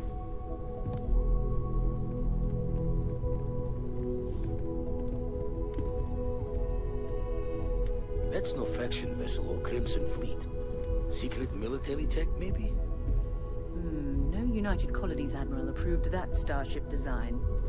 They call themselves the Starboard. Demanded we hand over the artifact. Like we were children, playing with their parents' things. What do people know? Any offshoot groups go by that name? Not in any corner of the settled systems I've seen. Maybe a distant human colony finally popping its head up. Another house for Rune. I very much doubt that. We're ignoring the obvious here. A heretofore unknown group just happens to know about the artifacts. I'm just gonna say it. Intelligent alien life, or extra-dimensional beings. The original creators from the furthest fringes of space. Or beyond even that. Is the metaphor of avenging angels coming down to keep humanity from forbidden knowledge not apt here? So, we have a lot of theories, but nothing concrete. Except that they're after the artifacts, and they're willing to take them by force.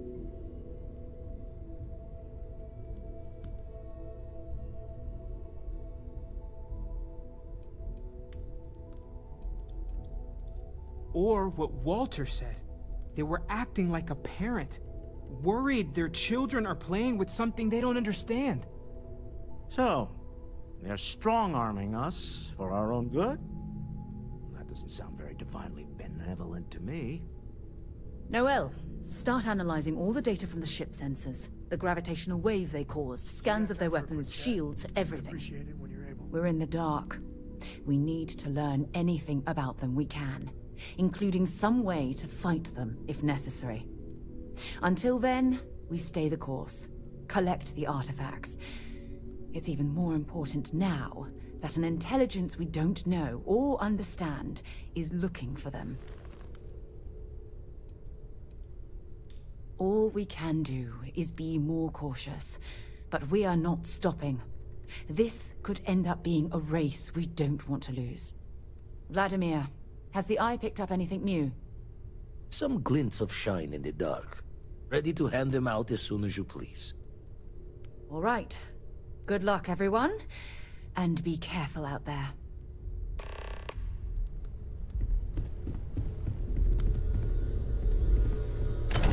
When you have a minute, I'd like to speak to you.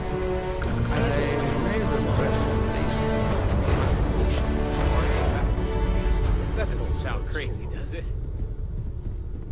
Walter, you don't have to answer this, but... You had a hell of a shake, getting bullied in the void. Starborn sure know how to make an entrance. Ready to head back out there? The Eye can help you find the artifacts, but I'm afraid she's blind to our new competitor. And wind up crabby. Or... Double check the safety and locks wherever you go, okay? Exploration's dangerous, even without some nefarious group trying to kill you.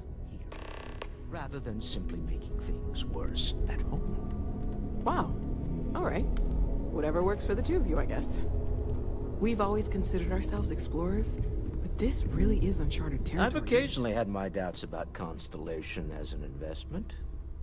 But now, well, It's clearly money well spent. Oh, right. I was afraid you were going to bring that up again. Very well. Let's see if I embarrass myself or not. My colleagues, I venture out into the darkness of space once again. Many of you have expressed concern. At my age, you say, surely the risks are too great. Surely Sebastian Banks has earned a rest. Nonsense, I say. To go out into the unknown, to brave the possibility of never coming back, to ignite the spark of hope that humanity will find answers out there in the stars, that is all I have ever wanted. If this last expedition is my time, then I say, I have been fortunate. I have been fortunate to leave, surrounded by people who could not be more different from one another, but who share a common purpose. That, dare I say, I am fortunate. My soul has a home it can always come back to. And that was the last thing Sebastian Banks ever said in the lodge before he disappeared. And Constellation has been waiting for him to come home ever since.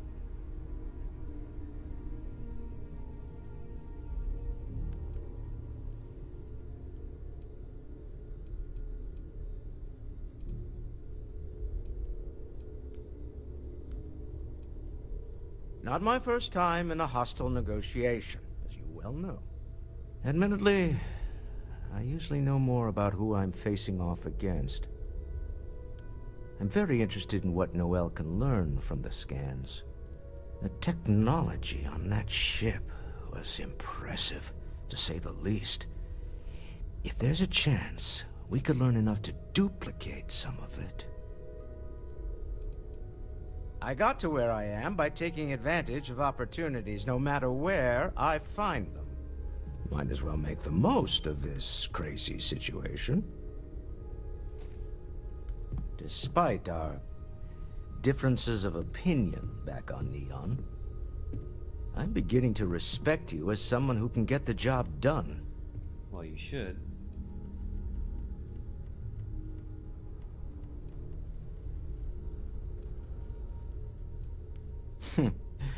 There's no fooling you. Don't worry, this is a much lower stake opportunity. My Star Yard's been having a little trouble getting our next project off the ground.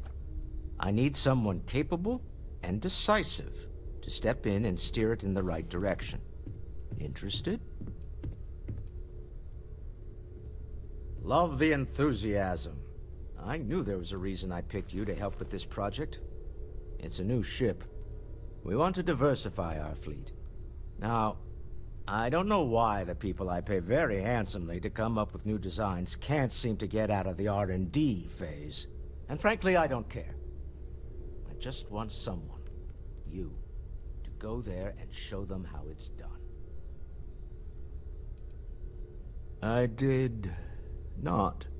Part of the problem is that my designers seem to be having trouble agreeing on a plan. I should mention that you're not there to make design decisions. You're there to get the project back on track and help guide them. So, ideally, you're not adding to the problem. R&D needs to happen first whenever work starts on a new project. It's a natural stalling point since we need to make so many big decisions. In this case, we're talking about looking at our existing fleet of ships and using data we've gathered to see what consumers want. But of course, each member of the R&D team can interpret that data to suit their own confirmation bias. I'm guessing that's what we're seeing here. Excellent. I'll send word ahead to the project lead, Jules Degante, that you're taking point. They'll all be instructed to listen to you and follow your direction. I expect big things from you, so I'm excited to see what you manage to deliver. I don't believe you'll let me down. Good luck out there on the fringe.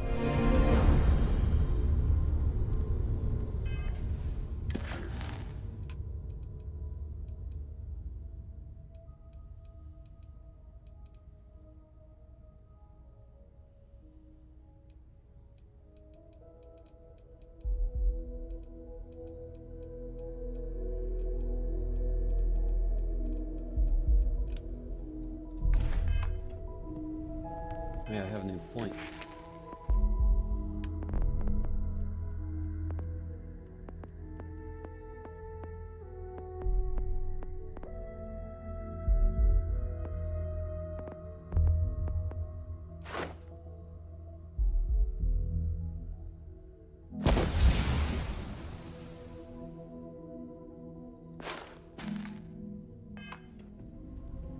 I'm listening.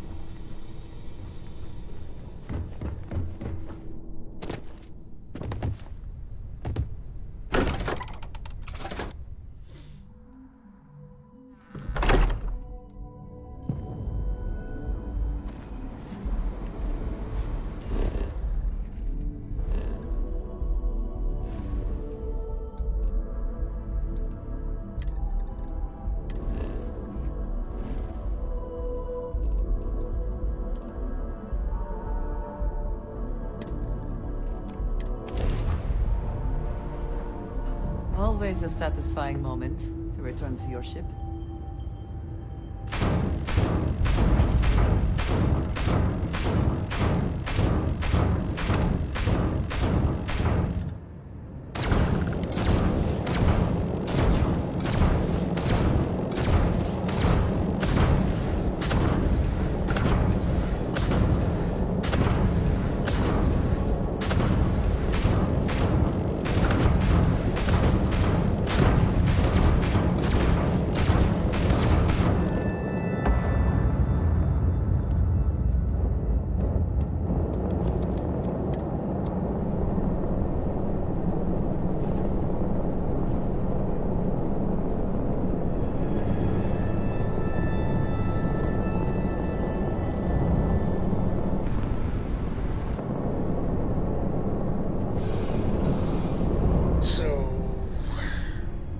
Craziest bar fight? 3 spacers got the drop on me. Flipped the table. Felt good use for a butter knife. Dull, but surprisingly effective. I was on an outpost and then a predator burst. Seals Nice. good, air pressure Still, good. butter knife. You were docked, yeah. You were this friend, Andreja. Fuck. We're unlatched, free and clear.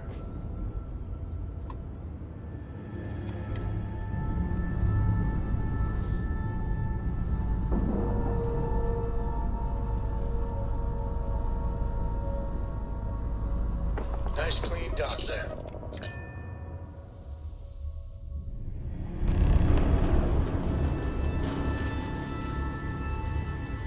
Captain Hill, do you require my assistance? I'm Walter Stroud. Walter is quite proud of what his company has accomplished, and for good reason. Be part of the Stroud Eklund team. All for new technologies, but your average consumer doesn't need that sort of maneuvering capability. And Mike is saying there are technical reasons your design won't work. Oh, this must be Walter's consultant friend. Please, come join us. We've been waiting for you. Hello. It might surprise you to hear that no, I have not. This is actually the first project I've led for Stroud Eklund. I recently graduated with a master's degree in engineering management. I'm actually kind of surprised they hired me, but I was at the top of my class, so maybe they didn't want to lose me to some other star yard. Anyway, I'm grateful for the chance to do good work here. It means I'm responsible for making sure our projects are carried through to completion. I'm not the one calling all the shots per se, but I do need to ensure the people making those calls are empowered to do that within the limits the executive set for us. You must be Walter's colleague. He informed me that you'd be taking charge of Project Kepler despite the fact that we have a fully dedicated R&D staff already assigned to it. But that's okay. I'm sure that even though you have virtually no experience with this, you'll do a great job. Oh, I just assumed. You know what? I'm really sorry. I should trust Walter knew what he was doing. My bad. Even so, we have plenty of designers. As you probably know, we're tasked with coming up with Stroud Eklund's next hit starship. But we have budget concerns, market research to finish, and we can't seem to agree on a design. So I guess Walter sent you to resolve these issues. Have at it. Ah, right, so you mentioned. Let's move on to solving our budget issues then, shall we? We were charged with building the newest, hottest ship on the market, which won't be possible unless we petition the board for more money. So we have two new budget proposals. One will allow us to build what I consider to be a very sensible ship, but we'll have to make some tough design cuts. The other will allow us much more flexibility to put whatever we want into the ship. It's what I call the kitchen sink proposal. I don't love it, but it'll be next to impossible to approve. What should we go with?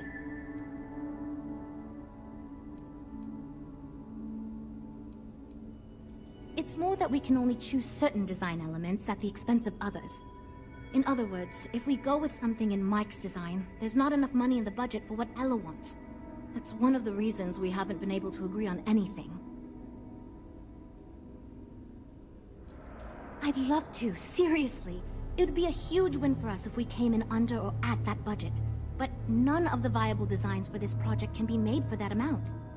I've already rejected that budget, so I have to go to the board regardless. And since you're now responsible for the major decisions, which budget proposal we go with falls on you. While it's true we'd be able to afford to put anything and everything into that design, it's just not practical, and the board will put more pressure on us to see that it succeeds. I worry that without constraints, my team will be disincentivized to focus this ship in any given direction. And they'll try to cram in everything but the kitchen sink, hence the name. Who knows what kind of monstrosity we'd create if we tried to incorporate all of our designs? And would something that expensive actually sell?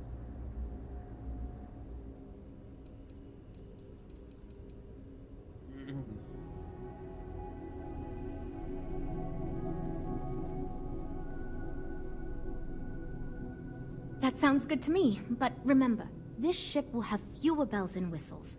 We're not going to be able to include everything we want. Frank's luxury design has the most expensive components, and we've been having trouble convincing him to move away from that idea so we can stay within the budget. We need his help. Do you think you can get him to budge? I am right here, you know. I already gave my answer to Jules. We got nothing. What? I never thought of it that way. Maybe I am letting my ego get the best of me. Okay, I'm thinking. Fine. I see what you're saying. Perhaps we tone down the luxury aspects a bit. Does it really need so much gold trim? Probably not. For what it is worth, I believe that is the correct approach. Luxury should not be the goal here. Also, Frank annoys me. Great! That's one problem solved. I'll go forward with that budget proposal and we can move on. Next, we need to gather some market data. The best way to do this is to outfit your ship with some sensors and take it through some real-world scenarios so we can make more informed design decisions. Great! Just pick up a mission or two at the mission board and proceed like you normally would. We'll collect the data when you return. If you take on a variety of missions, we can build a ship to handle a variety of scenarios. But if you just fly one mission, we can build a more focused ship. It's up to you. In the meantime, you might also want to talk with the team, get to know them, give feedback on their proposals, etc. Good luck out there.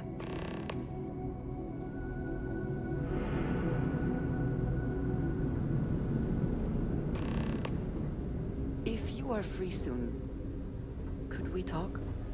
Before I say anything else, I wanted to thank you for giving me time. When I first came here, I never expected that I would meet you or feel this way about you. That we would end up here together. I know that you told me you were not going anywhere, but I still worried, if only a little, that my asking for time to think would be a problem. There is no precedent for any of this. A romantic relationship not within the bounds of Barun culture, I mean. I wanted to attempt to honor that culture nonetheless. I know, and I love you for that. The point I am trying to get to is that I believe I have an idea. A way I can demonstrate my commitment to you.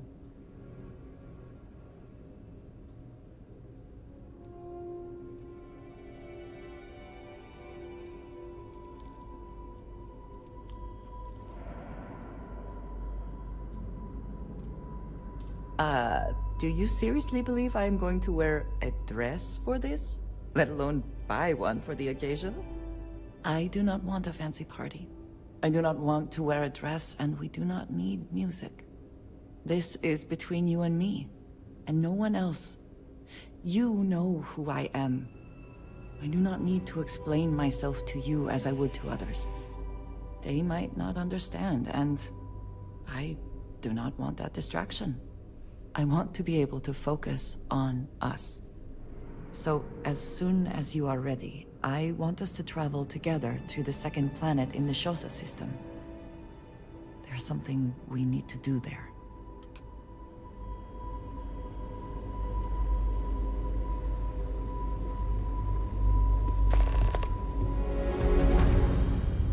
I'm wondering if we need another chef in the kitchen. Then again, I hear Walter brought you in to finally make a decision around here. Well, quite the opposite, actually. See, I don't care who makes the decision, so long as someone does it. And said proposal doesn't make me regret getting into engineering. You get me? Speaking of which, I think my plan will get us where we need to be as quickly and efficiently as possible. It's simple, no frills, and most importantly, won't cause me any major headaches on the engineering side. Of course you do. Because you've been in my shoes and you know it's the only sensible way to go with a project like this. So I'm thinking, there's loads of fighters. No sense in mucking about with that again. And we've already got one of the best luxury liners in the biz. What I figure is, the cargo running business is booming. And no one's quite built a personal craft like that to serve the working class folk. Nothing fancy, no frills. Just a simple, sturdy, inexpensive ship with cargo room up the wazoo and make it so easy my cousin's little moppet could fly it.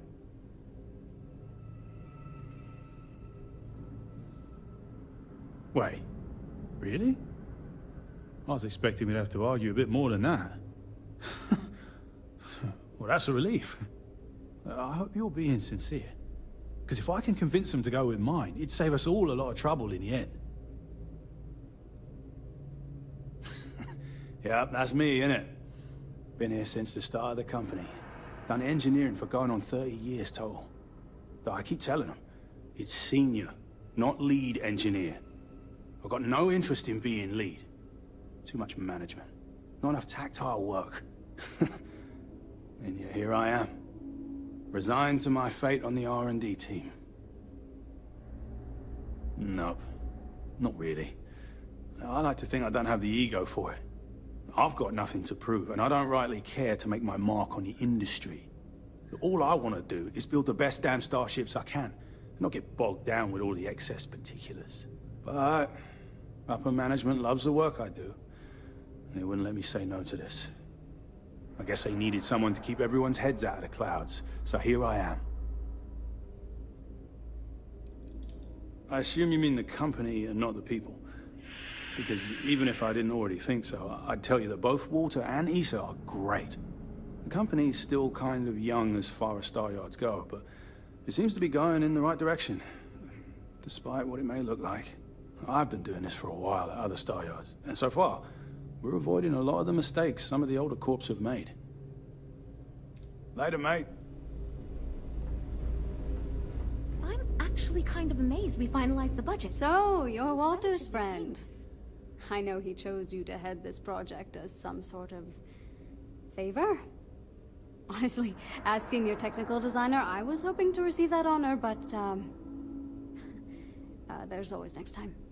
Regardless, I'm excited to help you out. Do you have any experience building spaceships? This is wonderful to hear. I hope for all of our sakes that you are... Now, I know you've been asked to give feedback on our design proposals. Would you care for a brief synopsis of mine? Of course. But first, let me ask you this. What pilot demographic is currently being underserved by the current starship market? Well, you're no fun. My idea is a little less conventional. I believe we should invest in making a dedicated exploration ship, marketed towards citizen scientists. Sure, we and other manufacturers have lines of exploration ships, but none built with the average consumer in mind. It's my hope that we can jumpstart a new era of affordable, accessible space exploration, fueled by ordinary people like you and me. Yeah, that's what Jules said too. But at least that gives me something to think about. Thanks. I'll refine the idea and propose it next time, I guess. Okay, yeah. Bye. You know, I have designed spacecraft for over 10 years. Bitch, what are you looking at with your mullet? You must have really impressed Walter for him to give you this project. Or maybe it's a bit of nepotism. Never mind that. Perhaps he sees in you what he sees in me.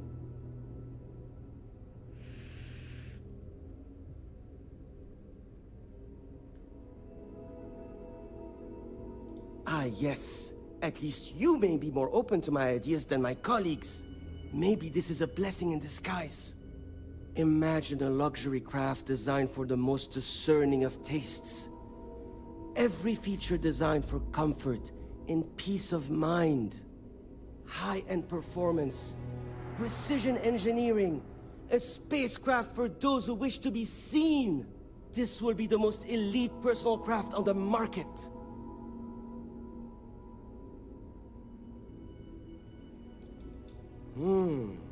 I think I understand what you mean. It is not enough to say it's a high-end luxury ship. Who is flying this ship? Where do they go? What is their story? And why do they crave such attention? Oh, thank you.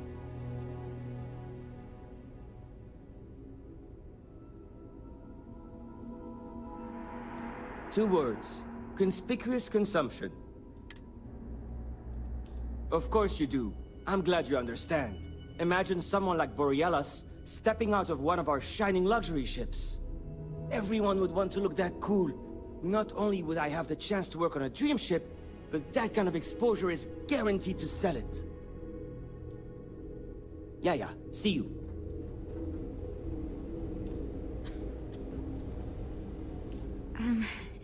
Hi. Need something? Oh, you really want to hear my ideas? I mean, I have an idea, but it's not that great. I'm not even a designer or anything. So, I was thinking that we could really use a recreational craft in our fleet. But not like super luxurious like our Adonis pleasure yacht, something marketed more towards families. Something Mom and Dad could pack up and take the kids on vacation. You probably think that's stupid, right?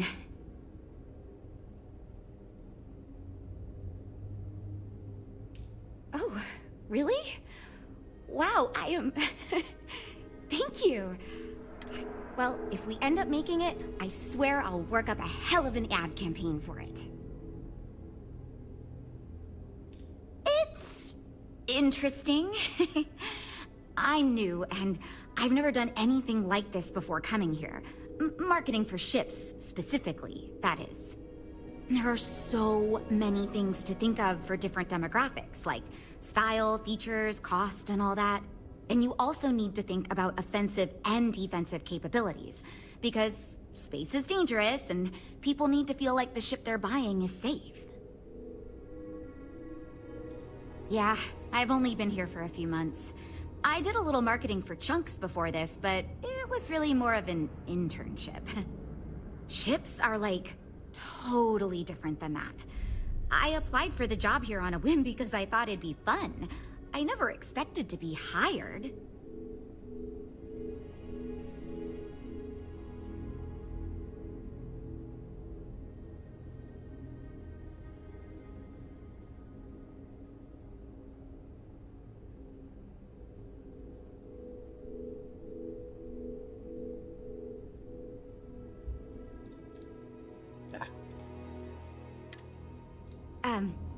Take care, okay?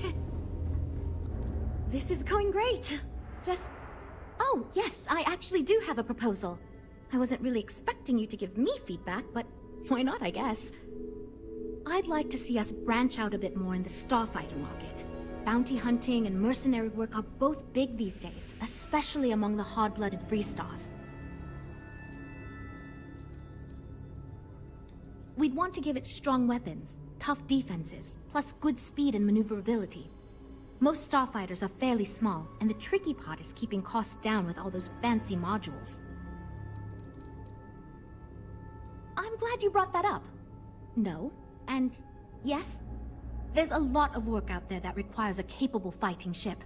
But the real success comes from UC military contracts, which we would hope to attract by building a higher-end version of this ship platform for them.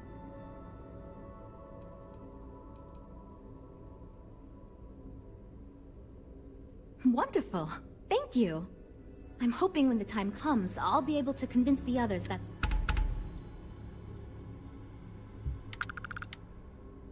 Lots of work to do, but we'll get through it, don't worry. Welcome to Stroud Eklund.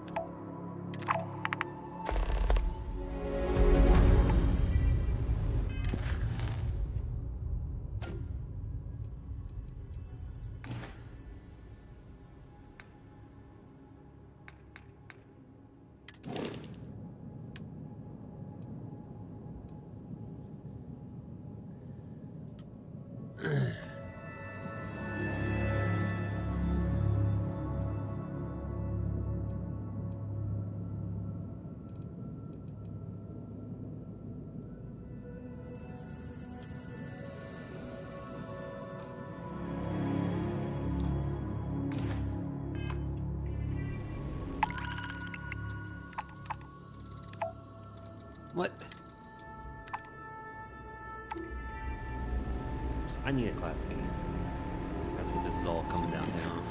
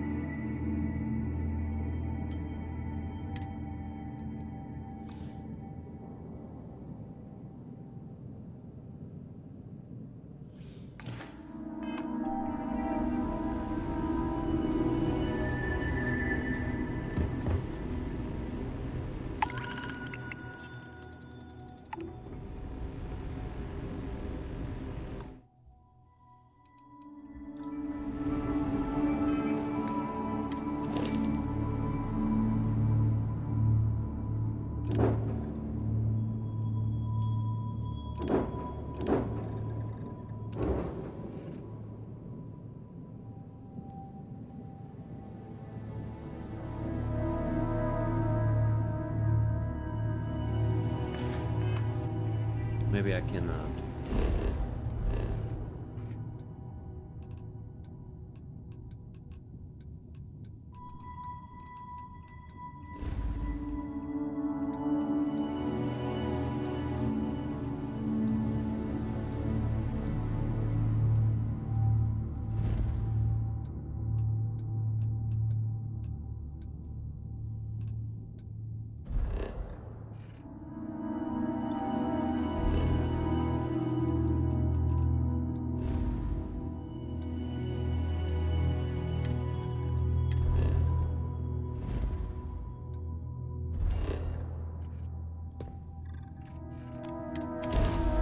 Maybe I can use the. Any adventure you can fly away from. Maintain your current course while we scan your ship's cargo. Scan complete. You are cleared to land at New Atlantis. Please enjoy your visit to Jemison.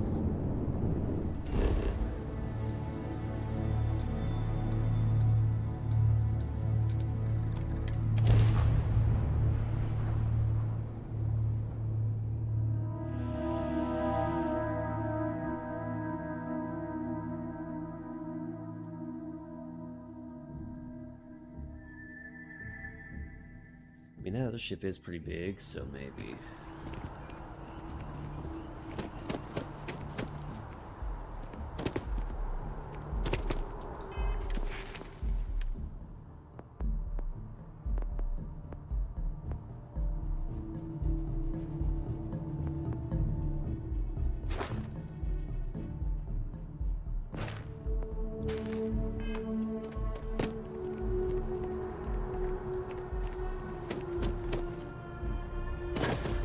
I'm so excited to see Tony after work.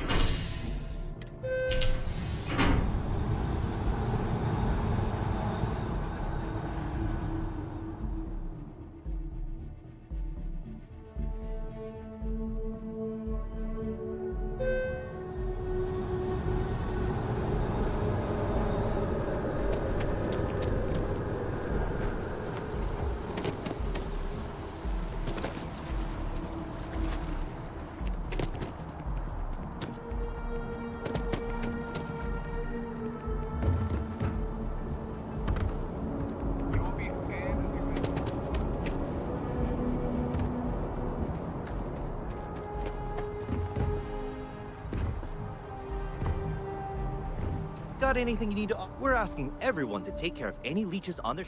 Okay, no problem.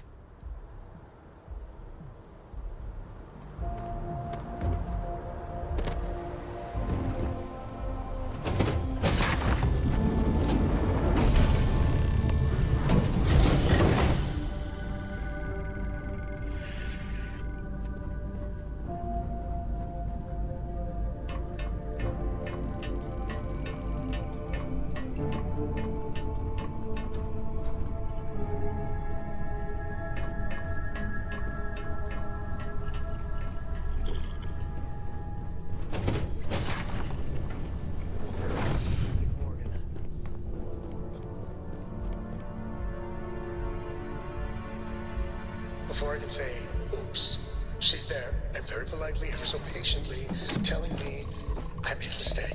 You know what I mean? No, I do not. Thanks, Andreja. Now our engines purr. Let's do this.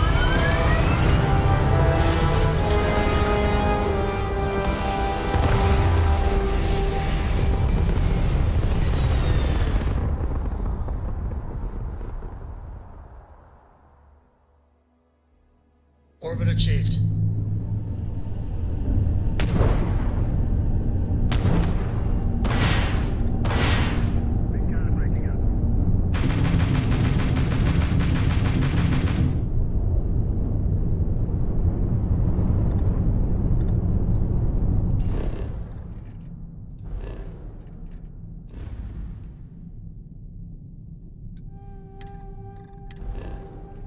Let's go see if I can do these passenger missions now.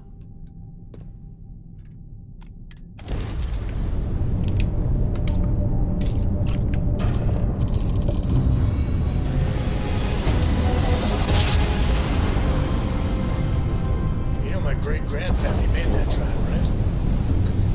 We're here.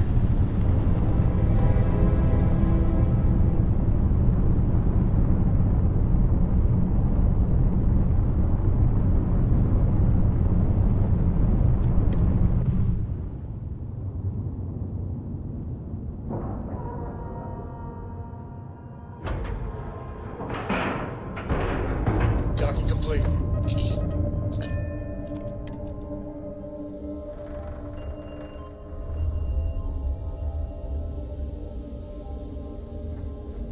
Hi. Please disregard.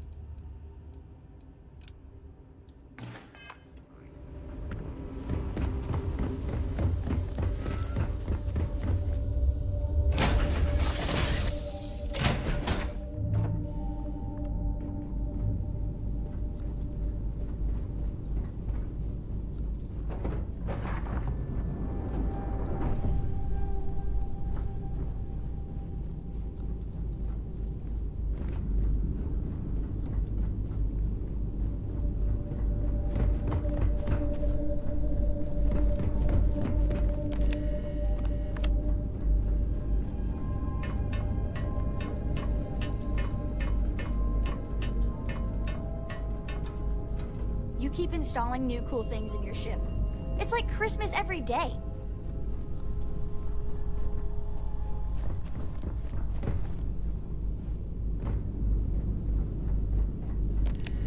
The fuck is going on there?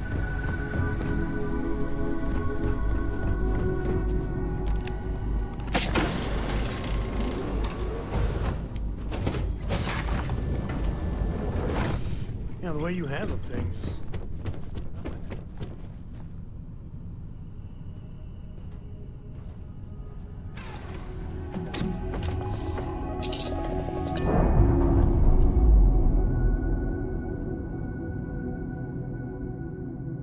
That's a clean break. Ready to go.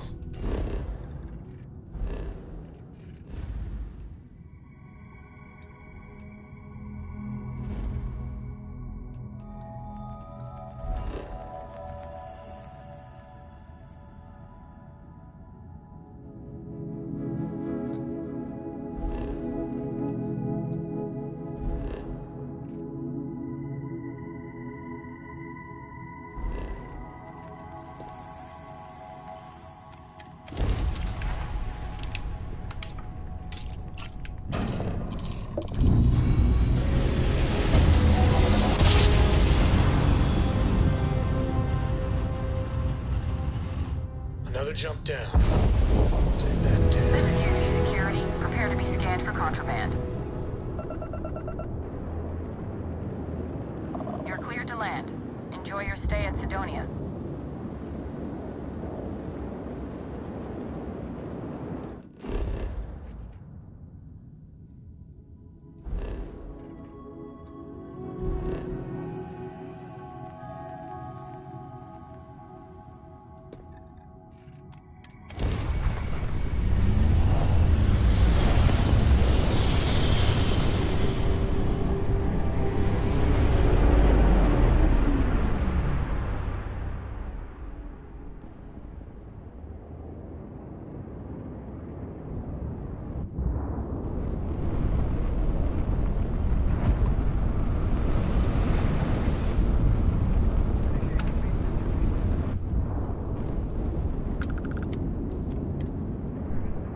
That was fucked up, man.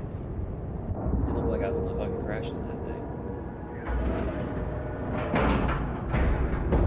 Board is clear. We're docked. I find the interior of this things I wish to discuss with you when you have time. Never would I have imagined to encounter something like these Starborn. Now I feel that rather than having answers, we only have more questions. Yes, by any meaning of the word. Regardless of how impossible they may have seemed before now, I must say that I do not like being threatened by anyone.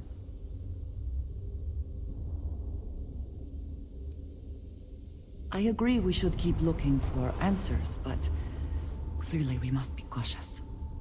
Clearly these Starborn are connected to the artifacts, which would mean that they are also connected to that temple you found.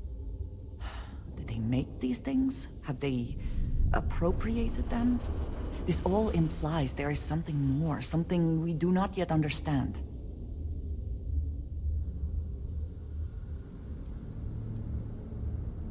You are right. And it would seem that if we do, we may well cross paths with these Starborn again. We will need to be on our guard from now on. They seem to know much about us. Perhaps we can learn more about them to make it even. Whether we learn more or not, I now have a difficult decision to make. I must decide whether to report this to House Barun. Then I shall consider how to relay the information, and take it up with Sarah, when I can. I do appreciate that I can trust you with this. It is good to have someone to talk to. You are too good to me, you know that? We should return to our search then. There's still so much to do.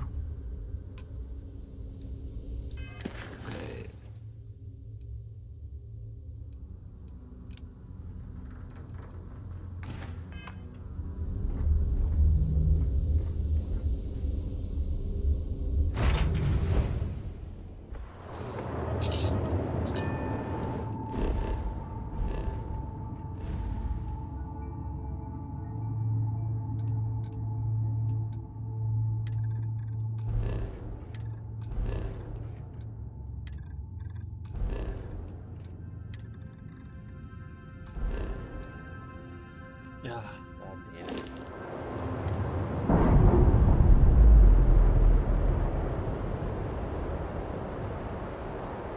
And we're away.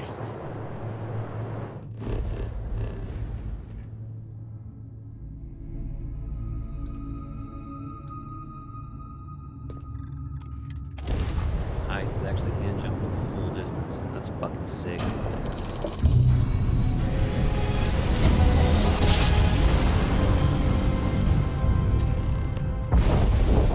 Board's all green. Successful jump.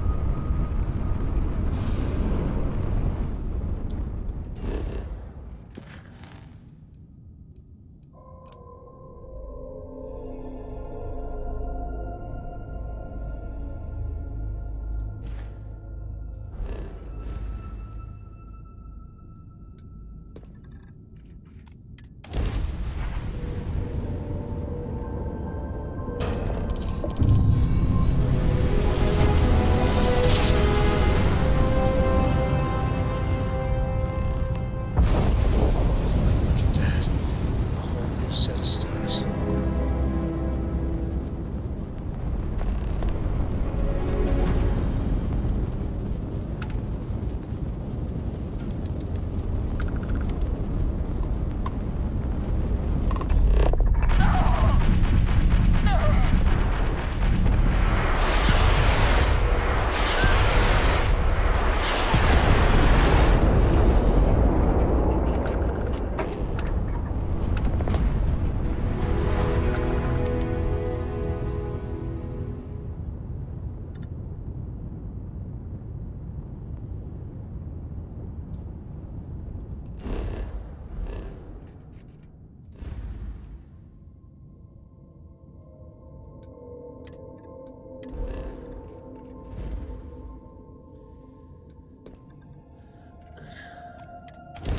This ship is cool, but I still think I like the Mantis or the Razor Leaf better.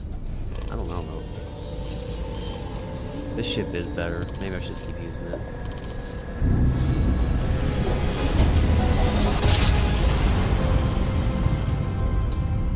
Forwards and right of the way.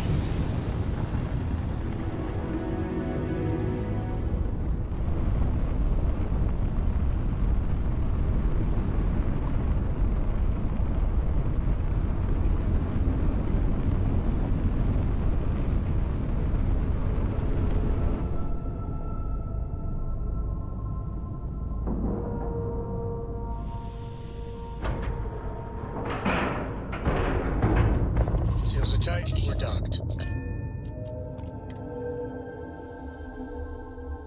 is good to be back in our own ship. How can I be of service, Captain?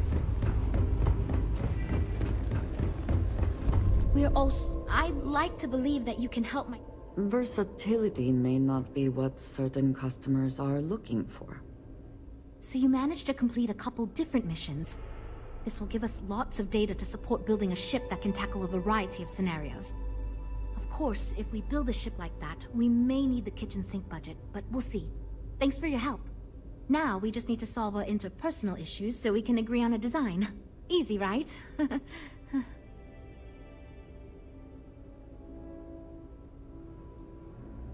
You seem awfully confident for someone who doesn't know how long we've been dealing with this.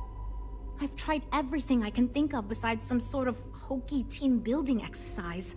So, what do you think you can do differently?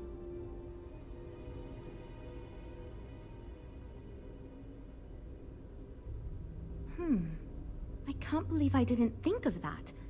It's fair. Everyone goes around the table and makes a cut. That way no one feels like they're the only one being asked to compromise. This should drive us towards a more focused design. And since Walter asked you to take the lead on this, I don't have to be the villain here. So you're sure about this? Great! Let's get ready to disappoint everyone equally. I thought it was obvious. Until now, that's how it's gone, but no one's relenting. Wait, you didn't mean actual physical fighting, right? Nah. Well, here goes nothing. Okay, everyone. Our friend here, remember, not me, has decided in order to move forward, we're going to go around the table and everyone is going to give up one major aspect of your design. It's the fairest way to do this, and ultimately, I think it's going to make our collective design choices a lot easier. Who wants to start? Okay, fine. I'll go first. I'm willing to cut some of the included hardpoints. It'll mean less firepower, but the consumer can still add them afterwards, I suppose. You're looking at me, huh? I guess that means you want me to go. Oh, look, I'll be easy. You know I wasn't looking for anything fancy, but if I've got to make cuts, we can reduce some of the cargo bays. I guess we can cut some of the extra sensors and data collection equipment? As long as this thing can still make it to deep space and back with no problem, I'll be happy. I'd be willing to give up some of the passenger space, maybe. Yeah, that should be okay. Frank? What? I already agreed to cut a significant portion of the luxury features, remember? I shouldn't need to cut anything else. Well then, that wasn't so bad. I feel much more confident we can actually build this thing. Well, we're making progress now, I guess. Based on the decisions you made, it looks like we're going to end up with a very reasonable ship design. I have no worries about the feasibility of manufacturing and selling it. I hope not, but it's possible. If the ship sells well enough, the board will have no problem increasing the budget next time. The data you gathered for us will last a while too. And I think I picked up some useful techniques from you to help us work together better. It's going to be a smaller, sleeker, mid-range ship. I think it'll be best suited for an average consumer. Not too expensive, the ability to add a few options here and there, moderately defensible. It'll be decent for several use cases, but won't really excel at anything in particular. Now that we've addressed all our issues, we can move forward, finalize the design, and get this into production pretty quickly. If you could do us a favor and let Walter know that we're back on track, I'm sure he'll be thrilled. Thanks for your help. I just need a Class B ship, bro. My Okay. business is switching to Strata.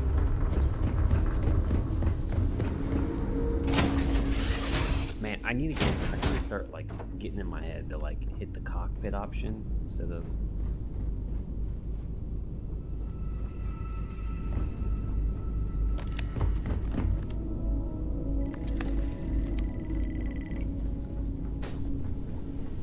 I must confess. I like that this ship can have more people assigned to it. So what I'm gonna do is crew. We got payloads.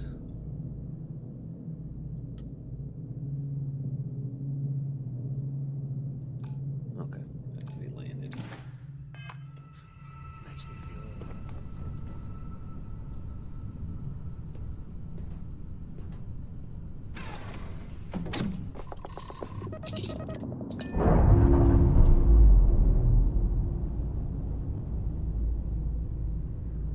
Plans released. We're free.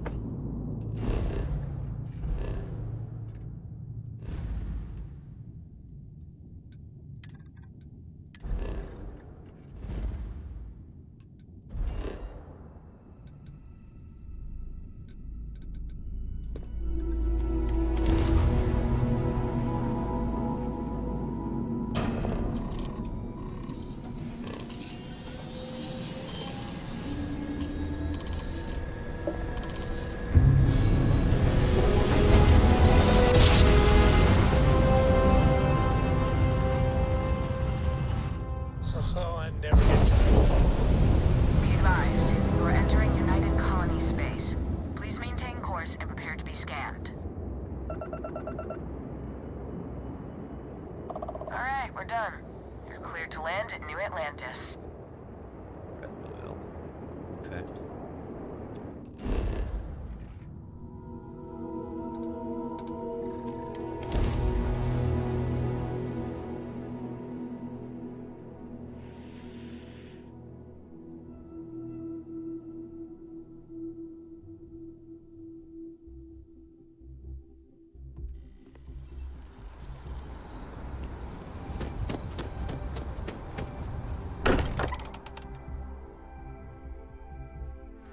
I am glad to be back.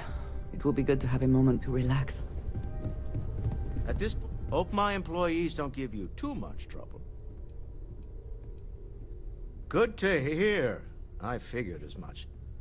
See, I just finished looking over the final design they sent over before you arrived. I've got to say I'm impressed with it. It's a bit safe, but also an elegant evolution of our past designs. I think it's going to be a great addition to our fleet. I'll be happy to make it my new personal ship. Additionally, I want you to have one of the first off the assembly line for all of your hard work. Feel free to pick it up at the Star Yard. Thanks again.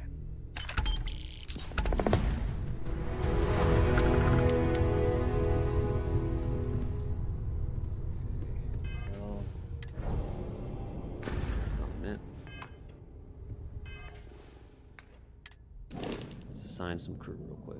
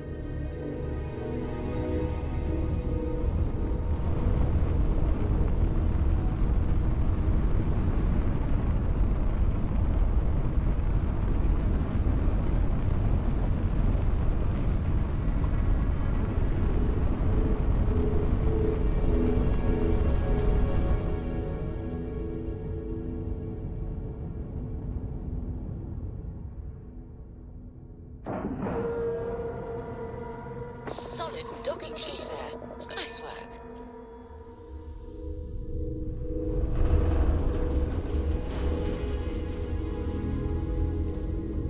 Hello, Captain.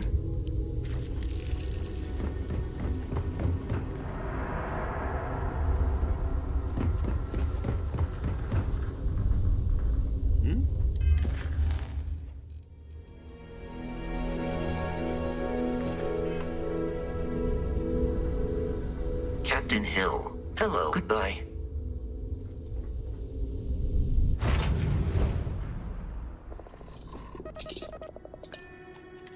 I guess I just need to hail them. We've detached. Let's get out of here.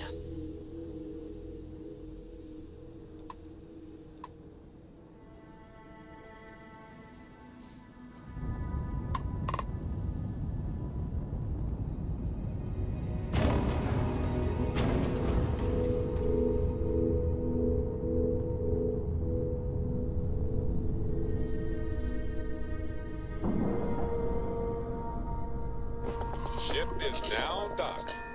Perfect. Did you discuss?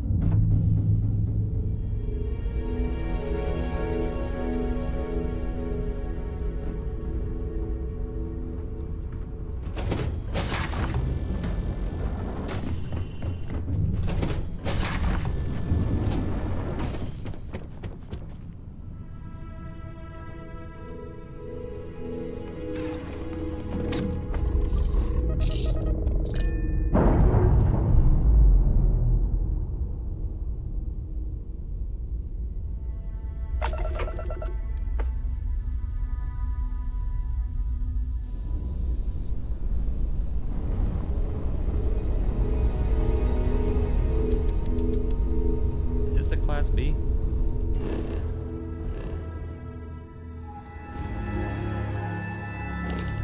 Where's the... You know what? I don't know what it is.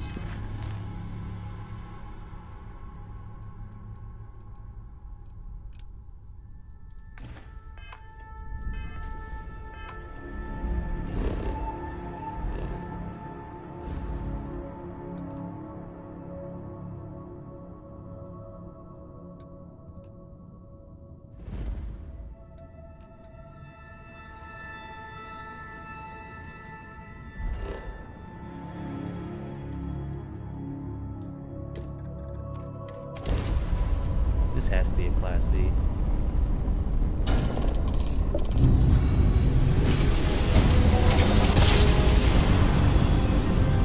Try to spin it down. Choose.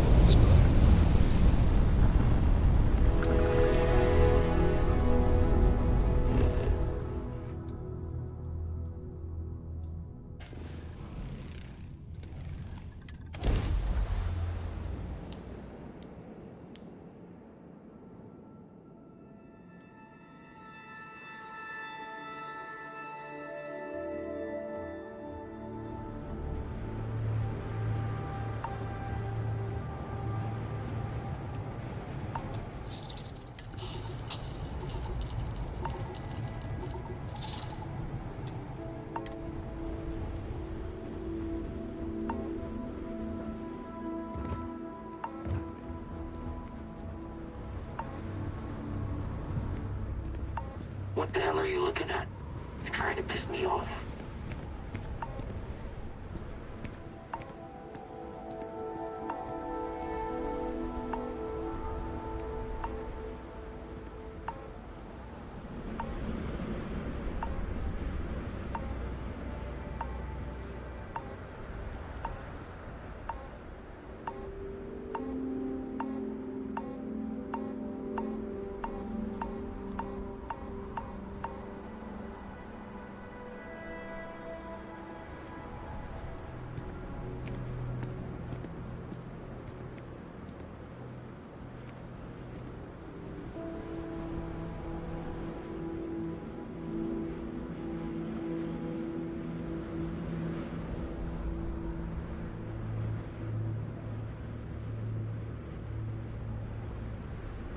Trying to find where the Red Mile ship services is real quick.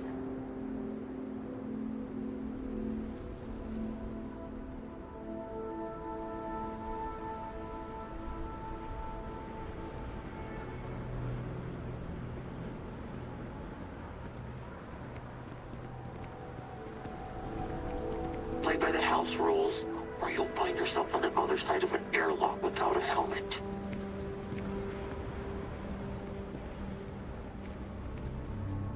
I guess I just need to go inside.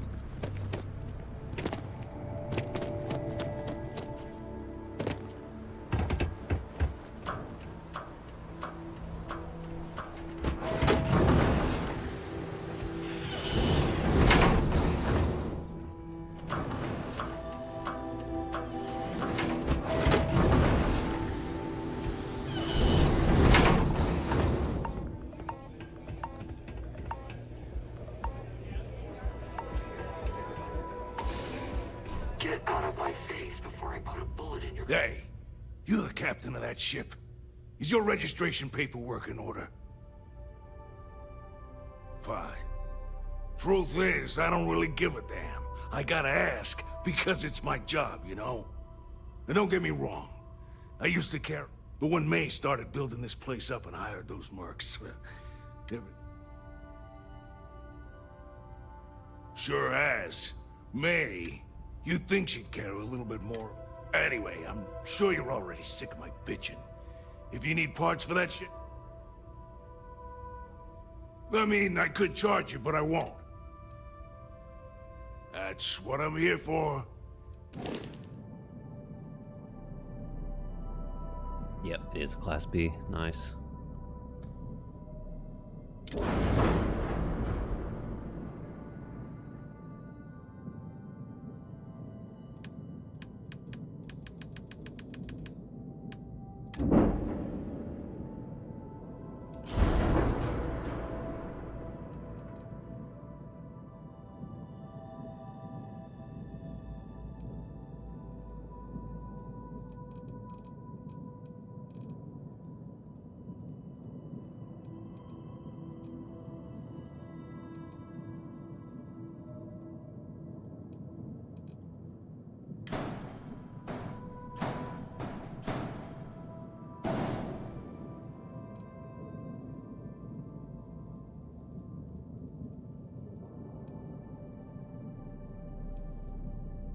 What?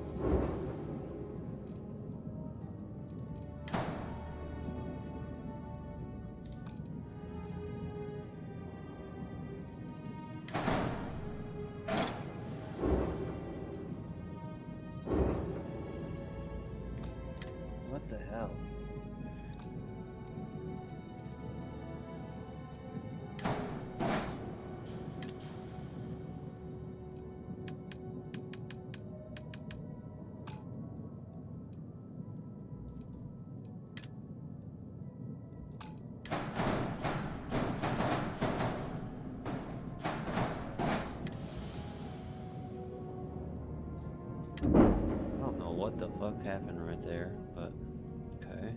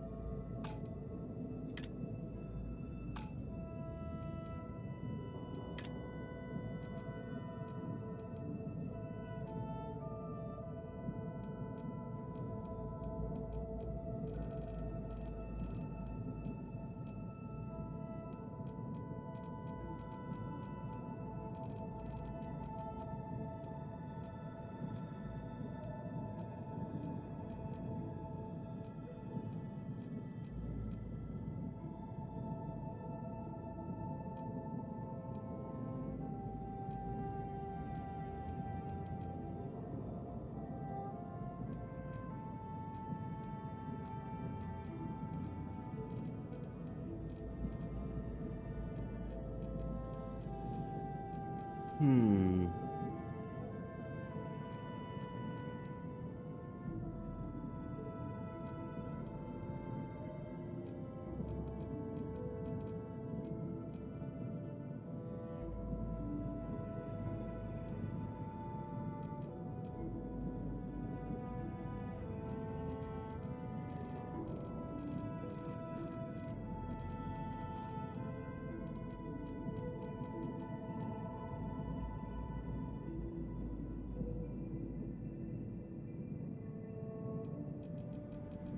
There's no B-class suppressor?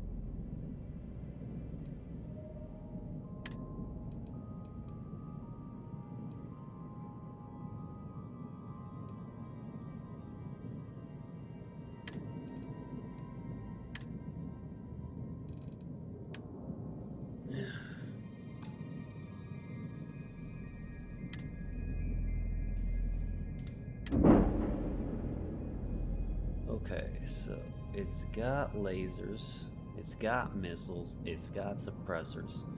What is the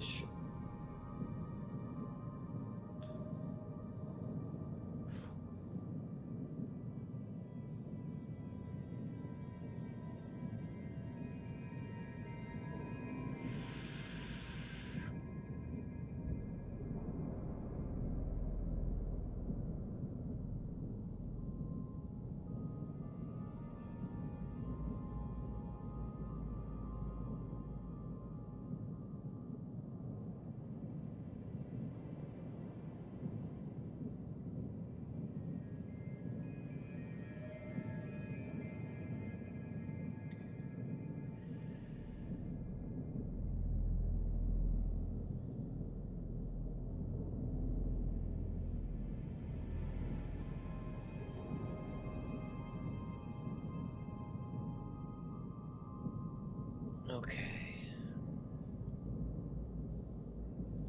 Shit. There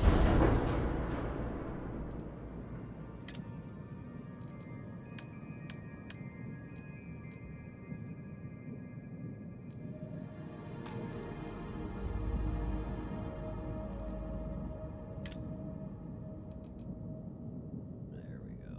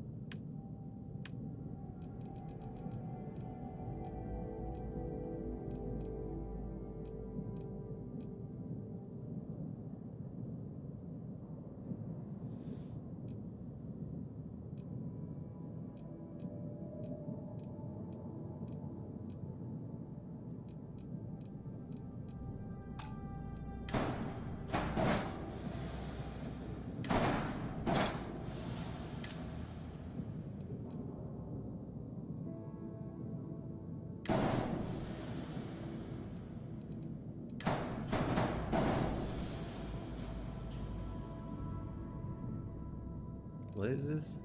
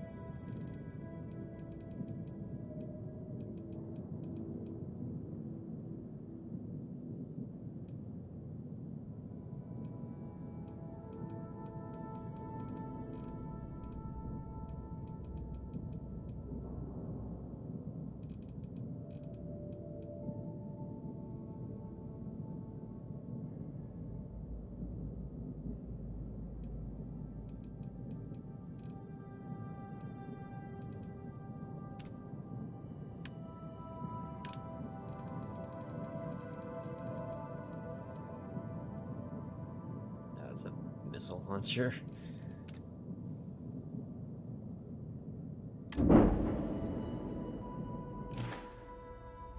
See.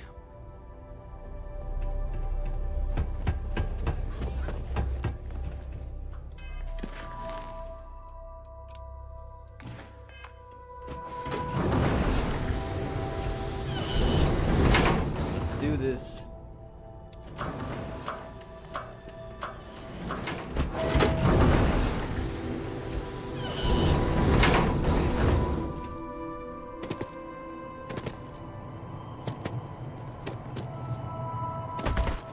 Ooh, baby. We got a big old ship. Got a big old ship. Big old guns, I'll tell you what. Big old guns.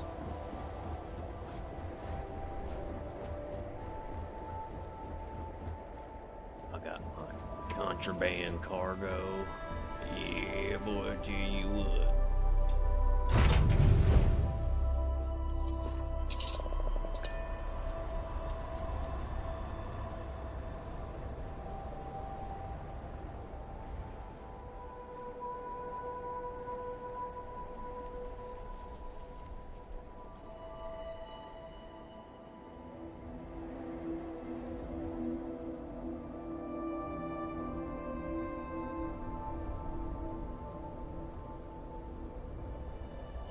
Take off.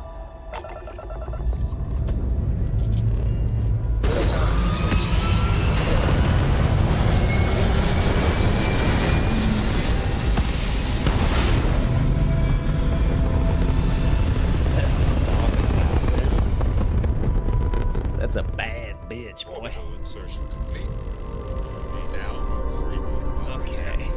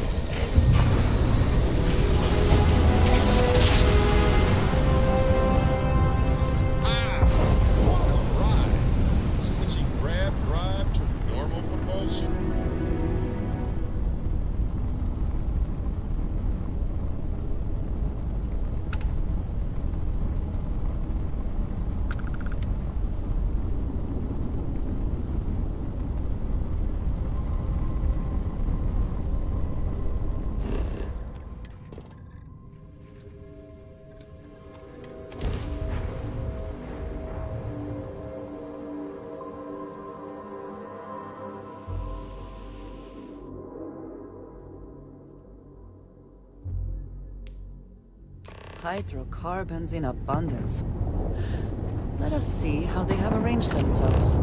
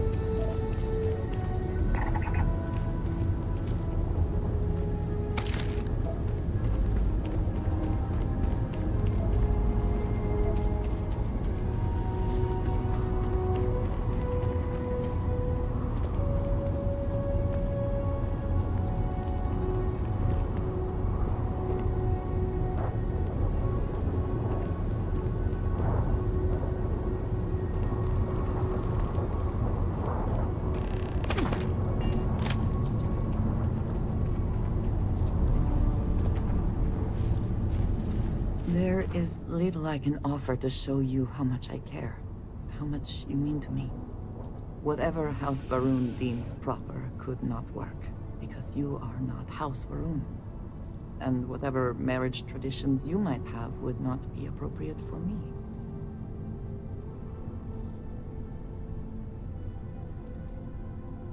And I love you for feeling that way.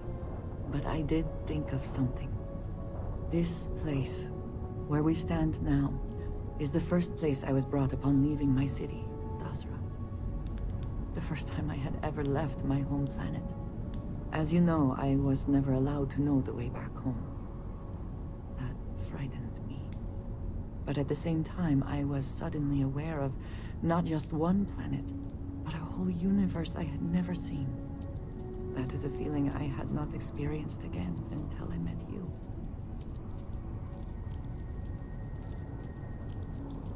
It was, yes. Nothing in my life had truly prepared me for that moment. Just as nothing could ever have prepared me for you. But there is more. Buried here is something of great value to me. Something I wish you to have. It is best, I think, if you are the one to retrieve it.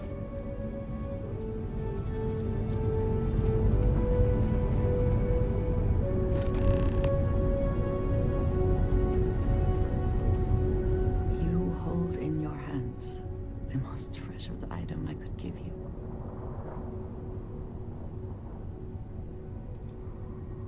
No. You certainly have not. There is a reason for that, and I hope when I explain why, you will understand what this means. In my culture, every child is entrusted with a pet groat. They are domesticated creatures native to my planet. Smelly, cantankerous, but their milk is a staple of our diet. We raise the groat. We care for it, we milk it. And when we come of age, we slaughter the groat and fashion its skull into a dagger.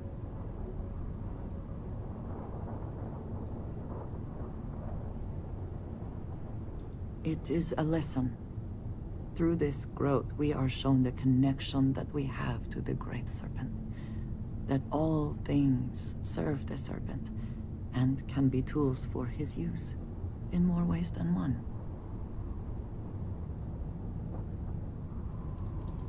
I am glad that you can appreciate that. Every member of House Varun has a dagger like this. We are instructed to keep them at our side at all times.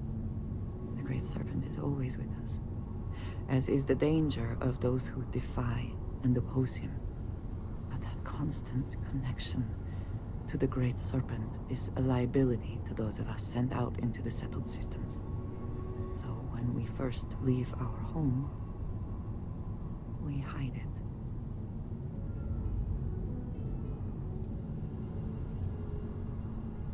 I am proud. I have always been. But my mission dictated that my origins remain concealed. So for years, this dagger has remained buried here, hidden from the world. But now, I believe you should have it. With it, I hope you can understand that I trust you completely. That I know you will care for this the way you care for me. And that we are connected in a way that is now truly unique in the settled systems. In all of creation, I love you, and I am yours. Wholly and completely.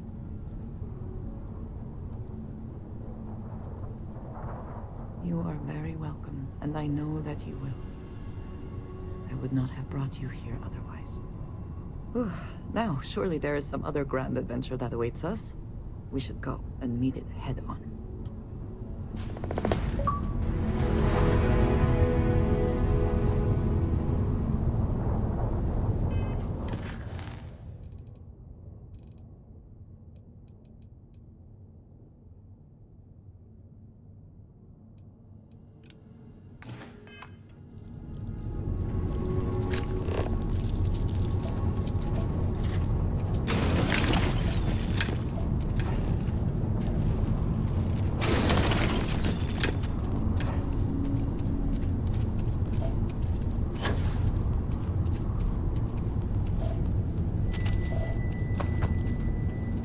What does your scanner reveal?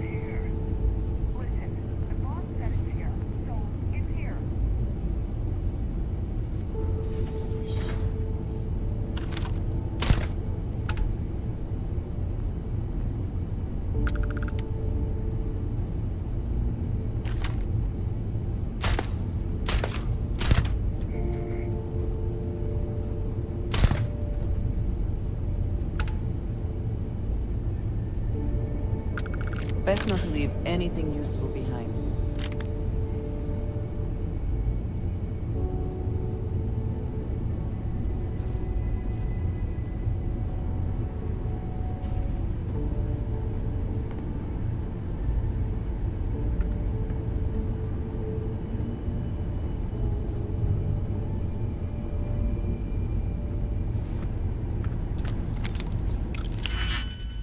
Expert. Jesus Christ.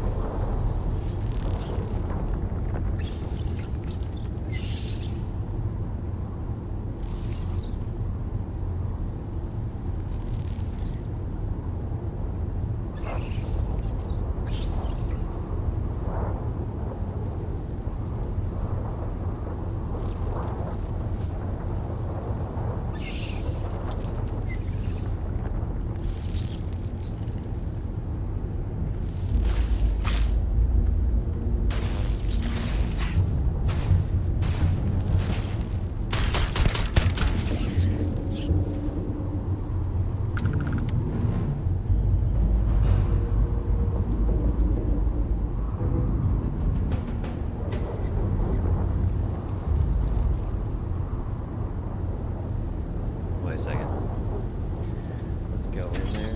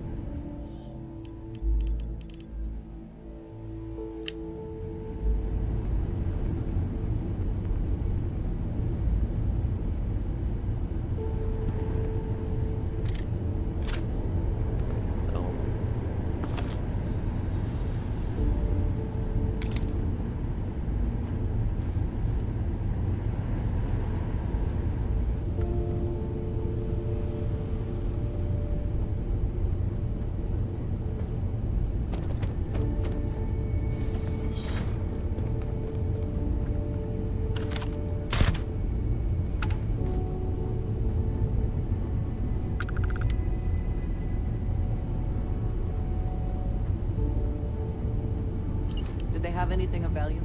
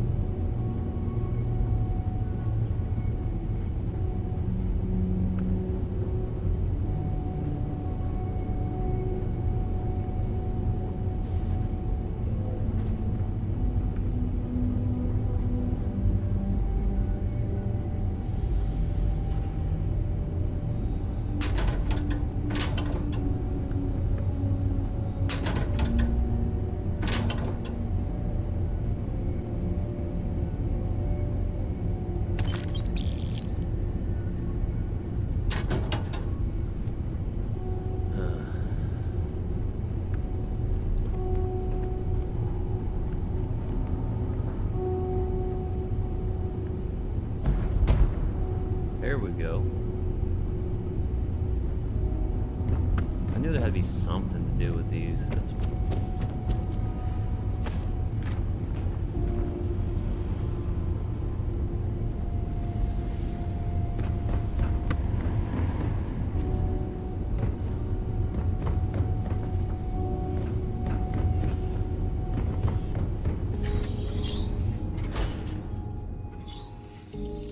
Like, surely this is not just gonna be a fucking empty thing.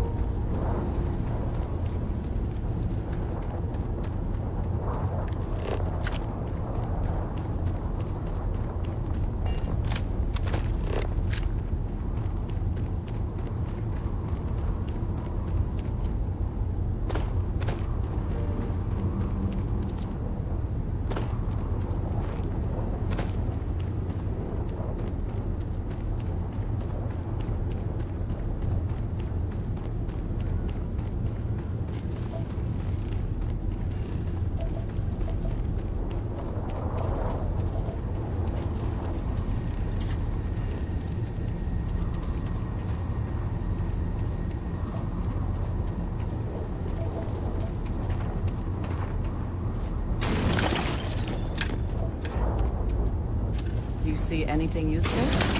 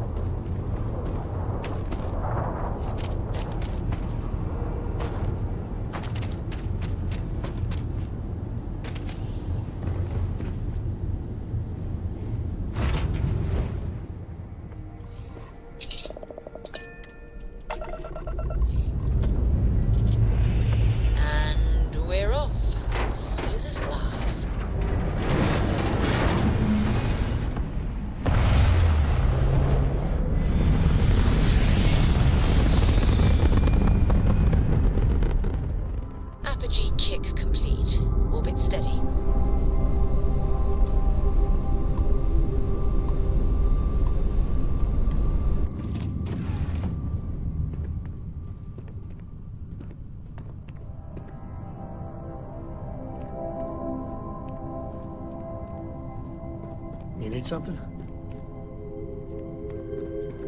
Just a cargo bay. Yeah.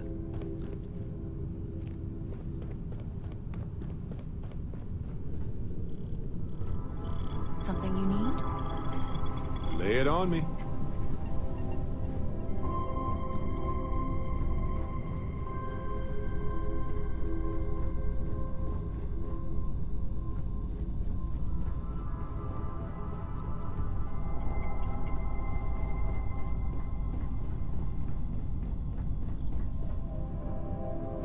Read any good books lately?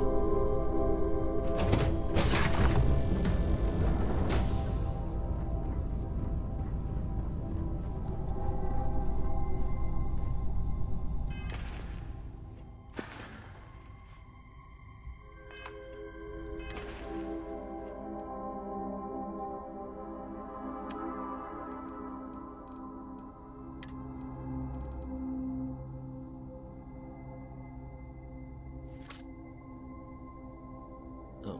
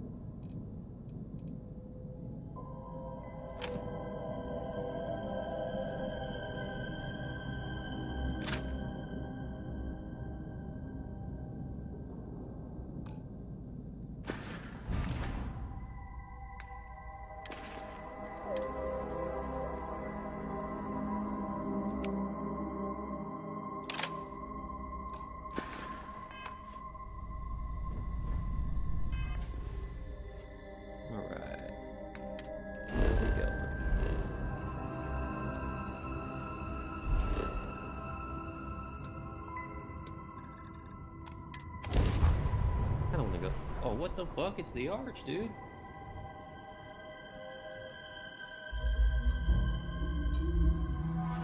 Let's put this bird on the ground.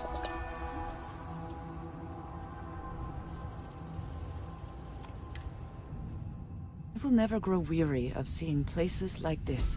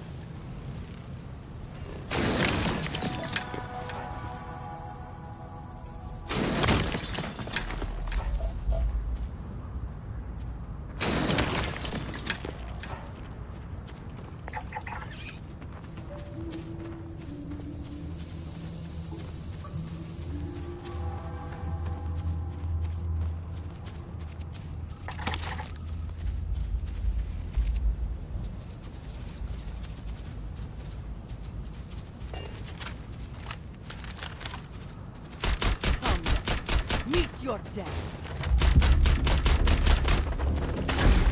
Rainforest.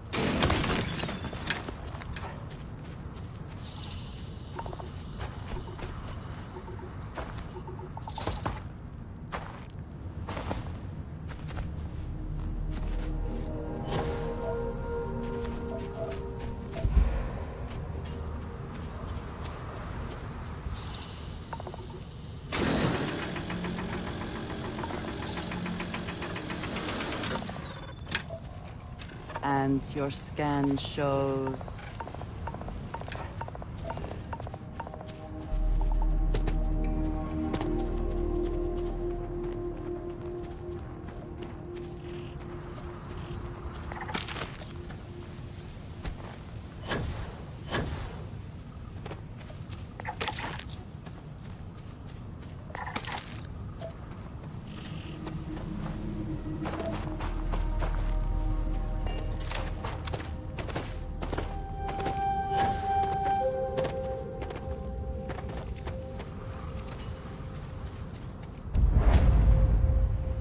We're improving our hab modules right now.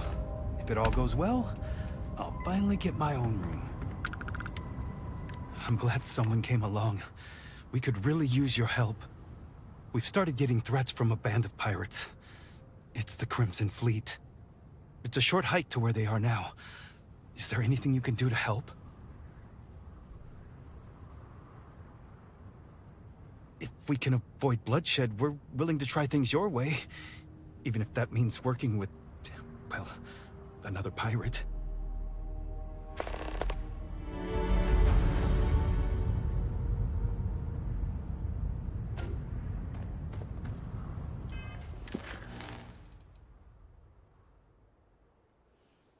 I'll be right back.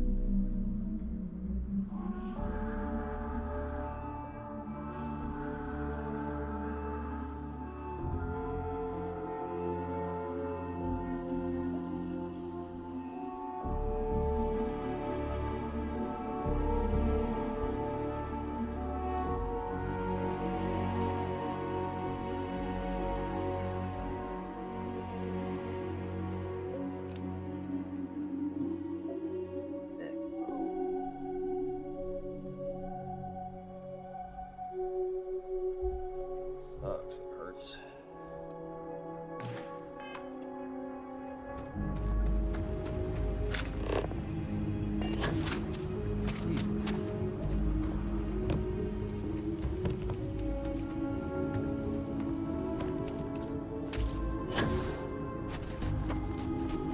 Bro, they're on top of that fucking mountain?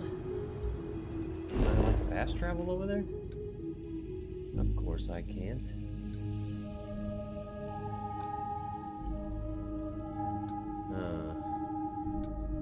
That's quite a fucking hike, bro.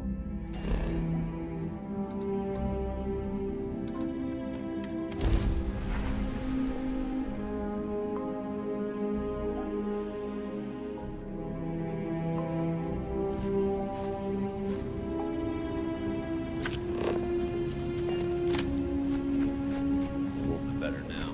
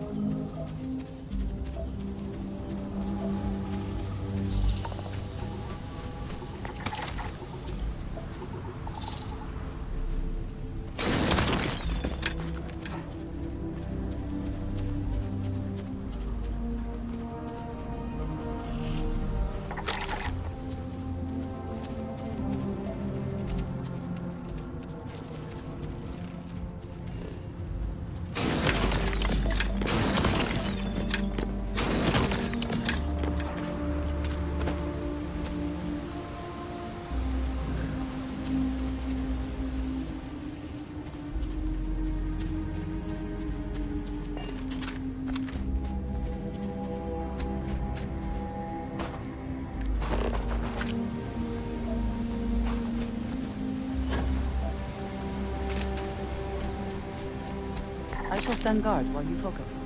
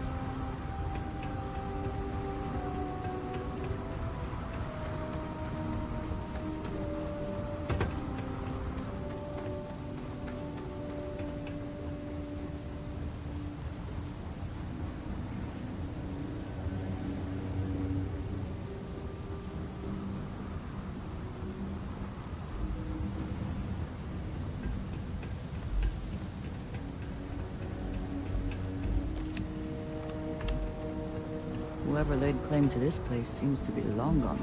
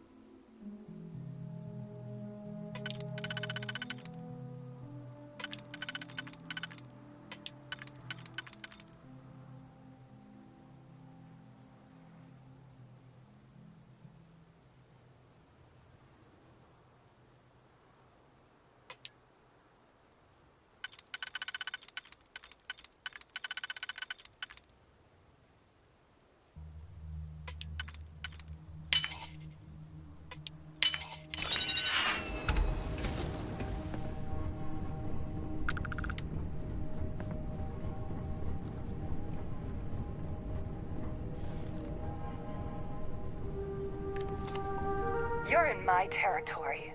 Tell me why I shouldn't have my crew white line you right where you're standing. Now you're trying to give me demands? You got a death wish? Maybe I did. Yeah. I think you may be right. All right, we'll leave them be. We've got bigger plans anyway. Yep. That's what I thought.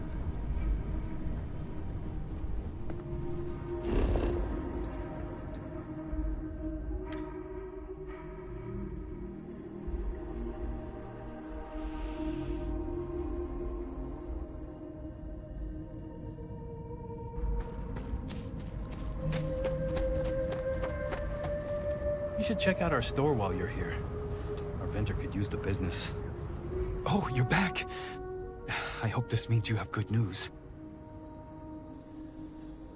Not gonna lie, that's the best news I've heard all day. Please, take this. It's not much, but I hope it's enough to make the trouble worth it. Thanks again.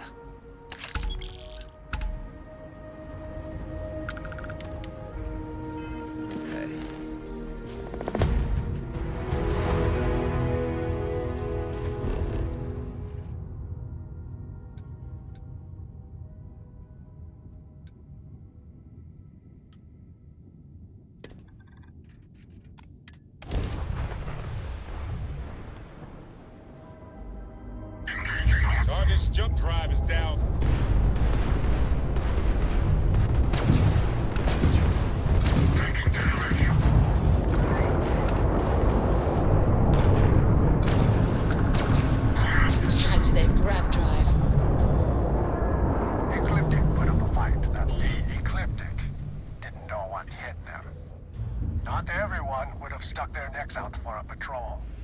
thanks. Any way we can repay you. You bet. Here's some credits.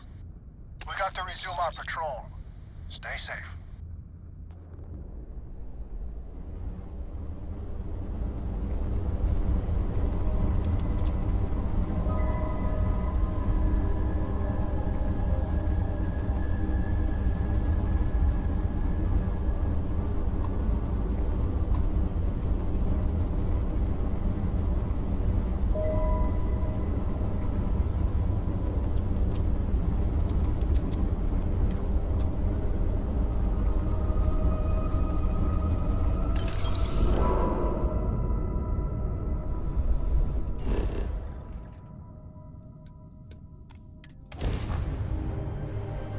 Clear out my inventory again.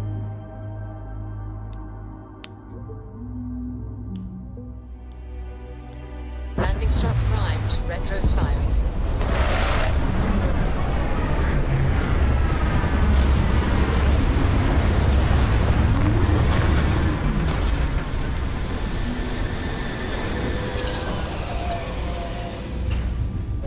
Harder than organic materials. Now would be the time.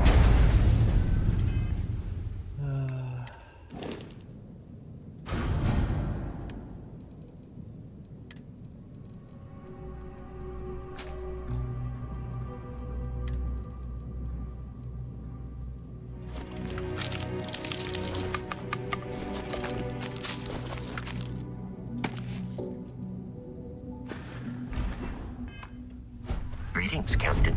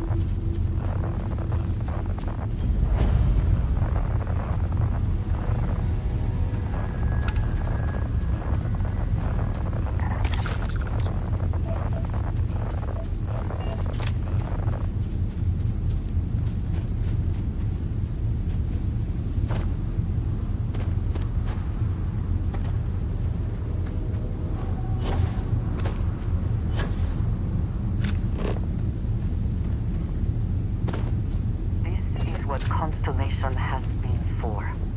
This place, the starboard, all of it.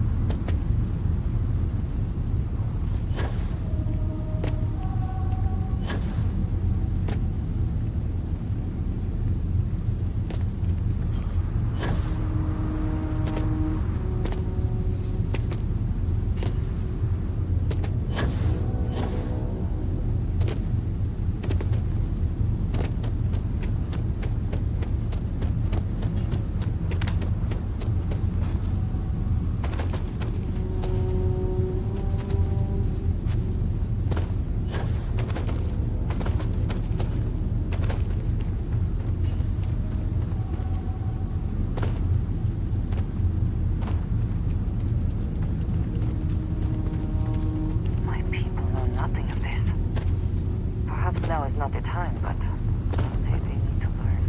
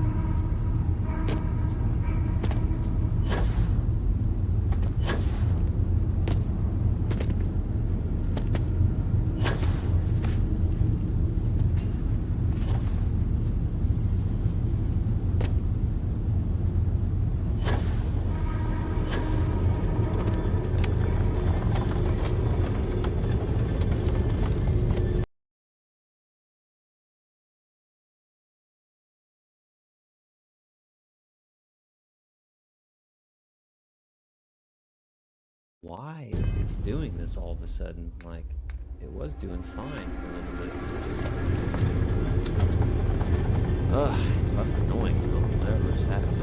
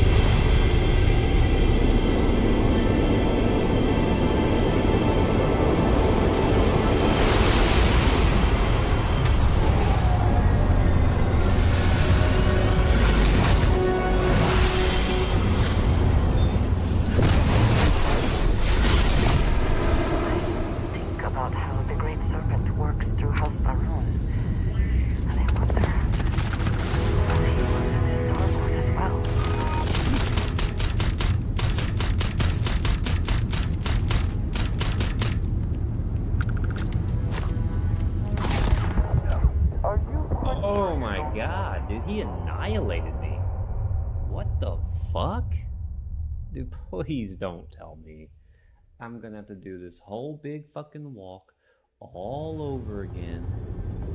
Thank God.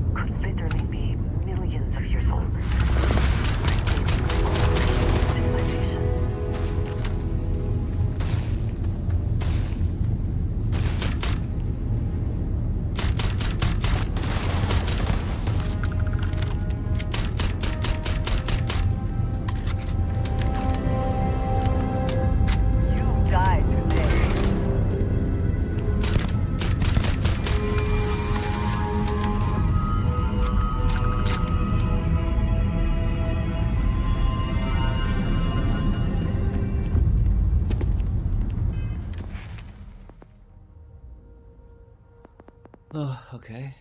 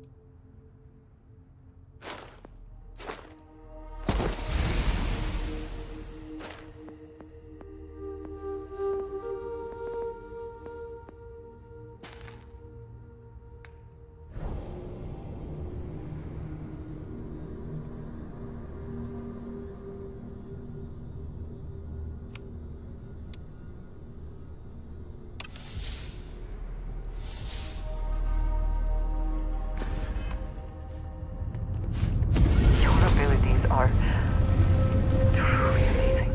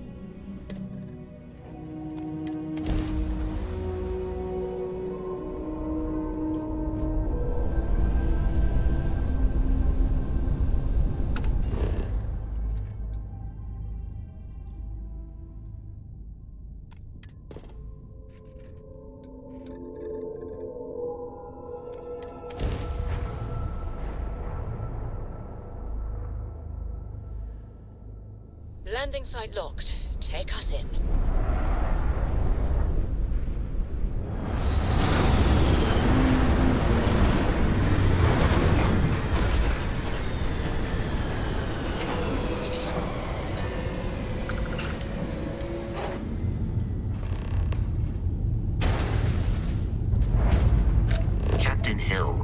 is. Pleasant to see you.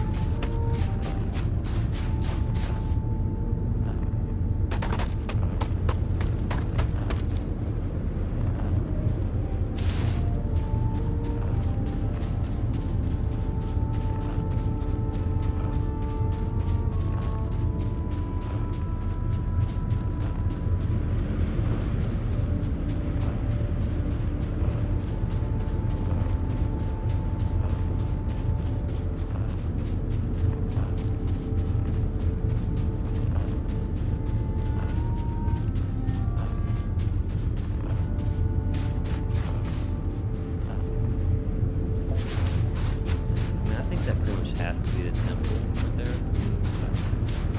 Could be wrong.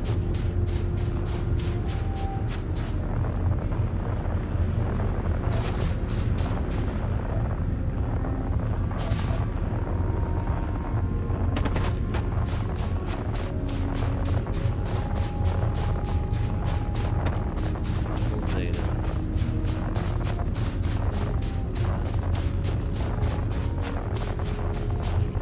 Any interesting results?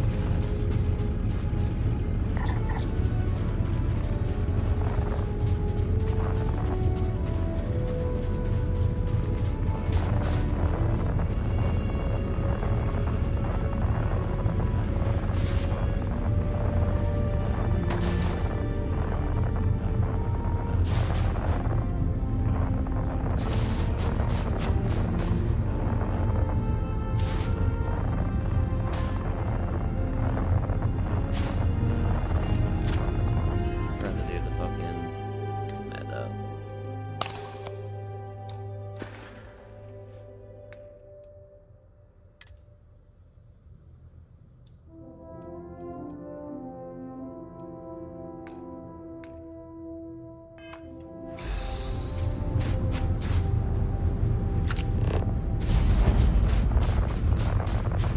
I do not think I could tire of seeing these magnificent structures.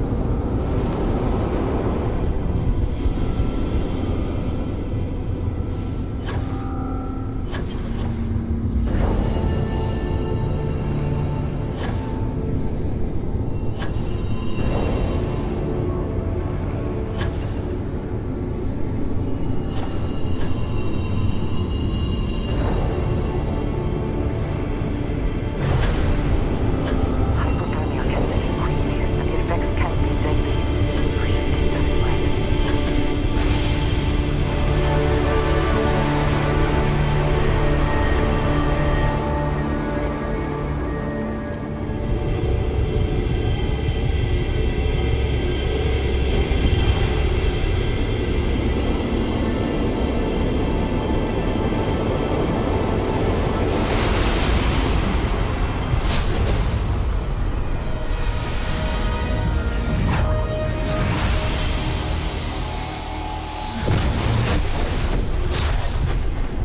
Seeing this just highlights how little we still know about Starborn, the artifacts.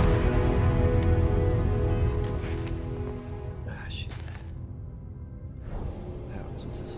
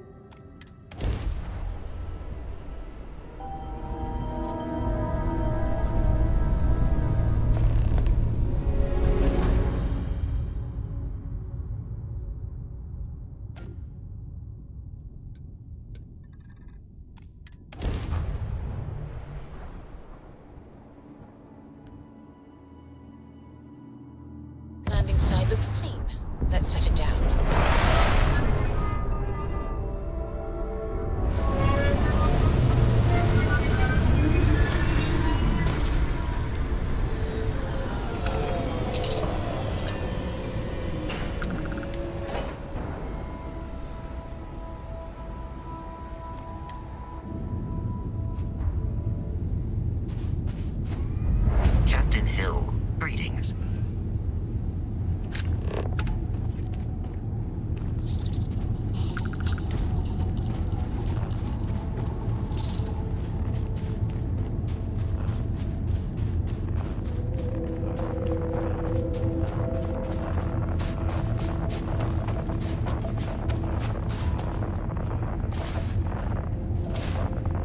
If you find anything significant, say the word.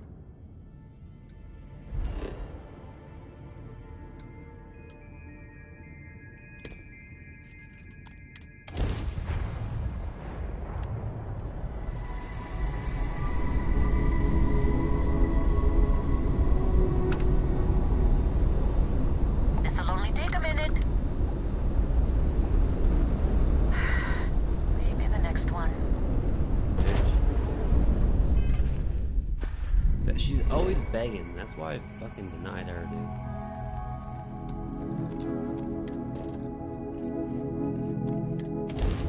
She's always begging, dude. Always. All clear. Land this shit.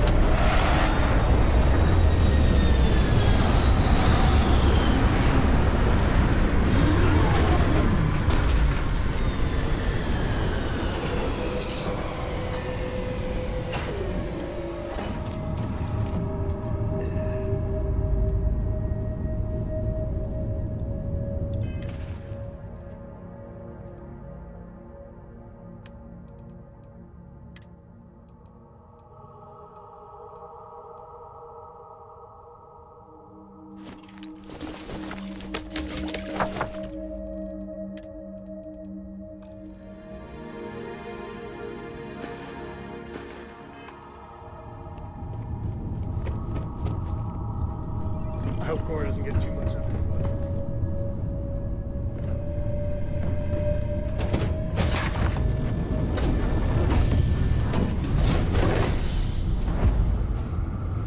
Good day, Captain.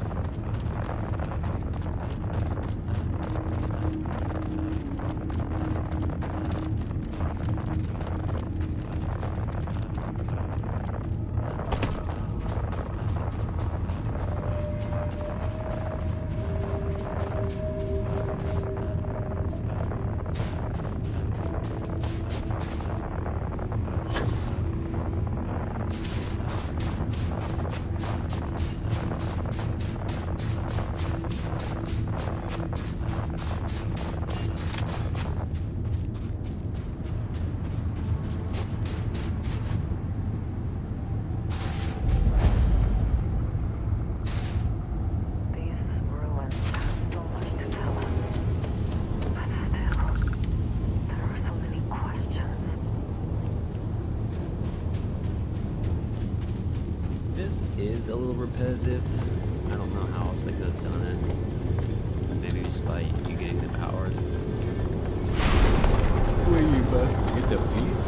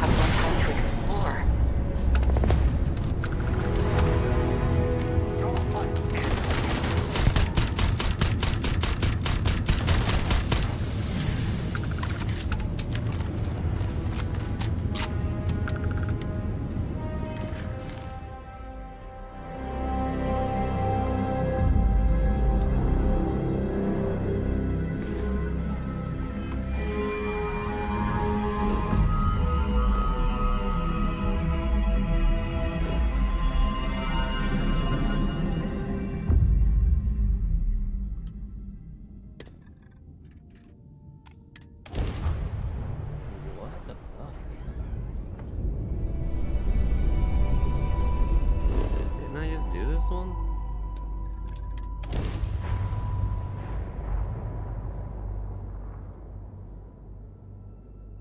Gear looks green. Ready to land.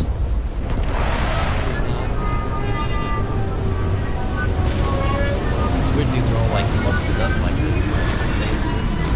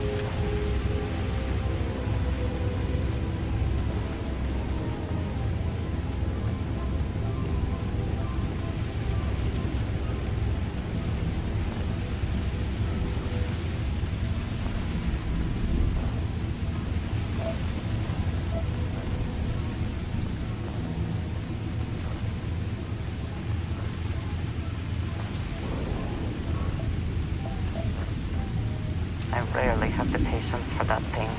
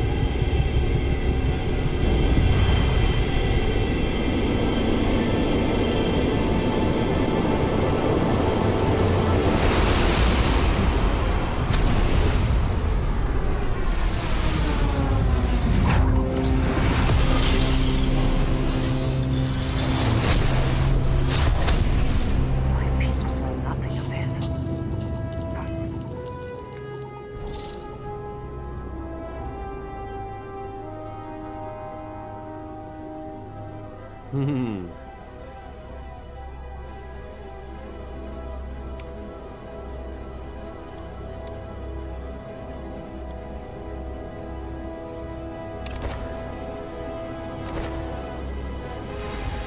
Perhaps now is not the time, but something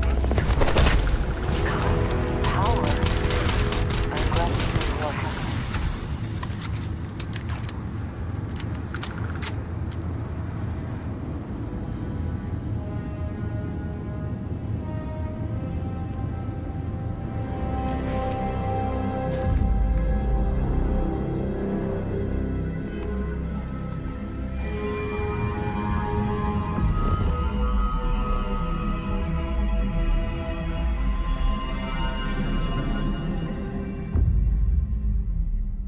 What's he trying to make me do now?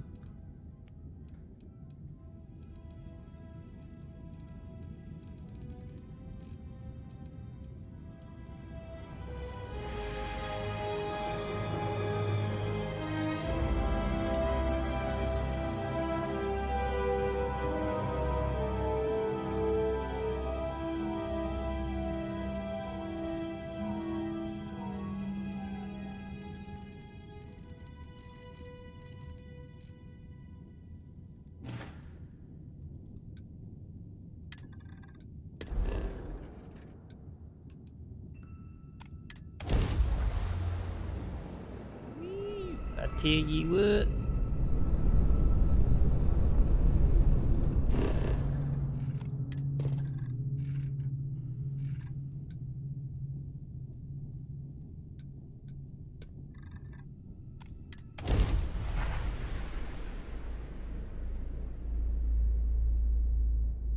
Everything checks out.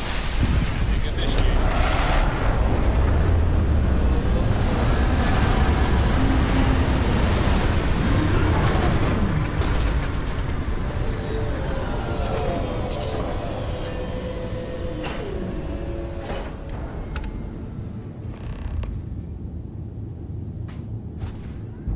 Hello.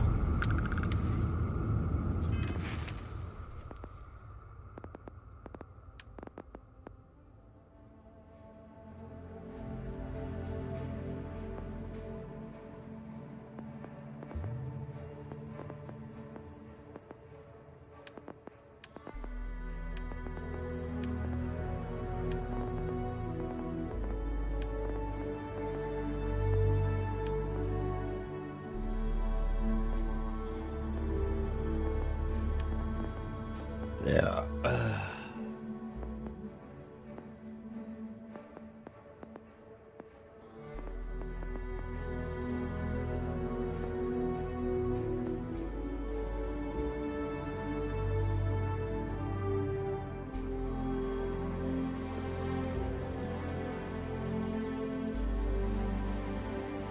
Okay.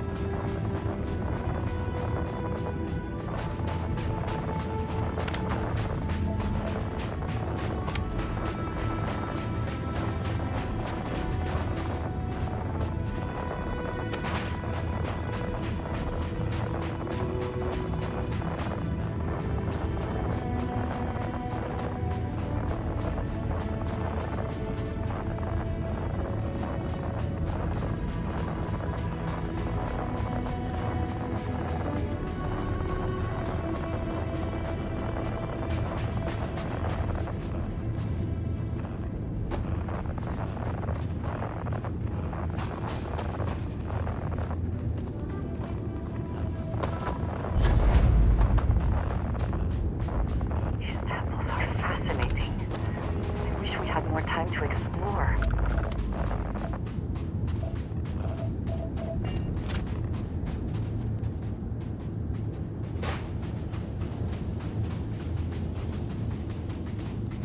Yeah, No, we don't, but...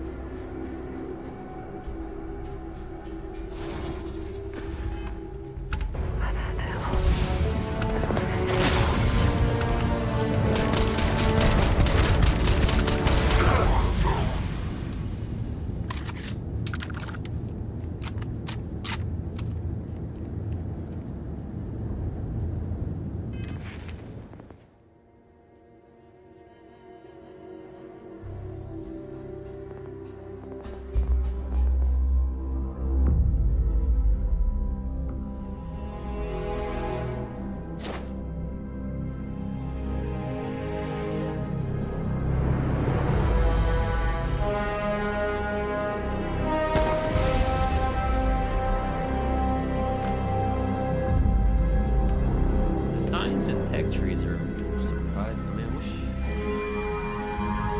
I wish I would have done more in the fucking, I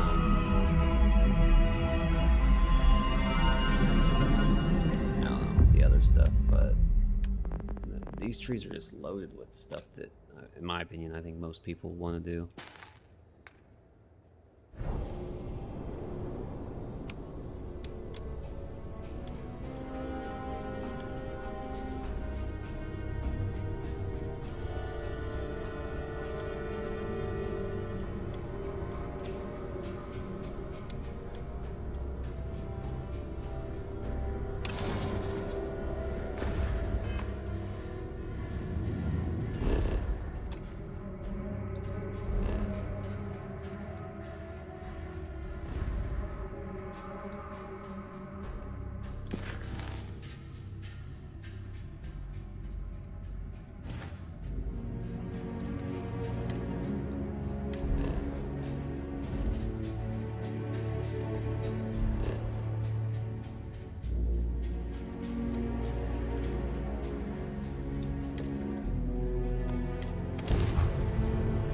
Baby.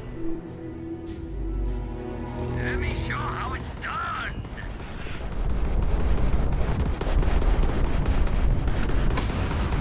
Crab's right now. We can't jump.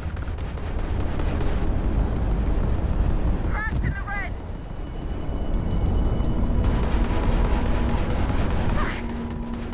You're mine.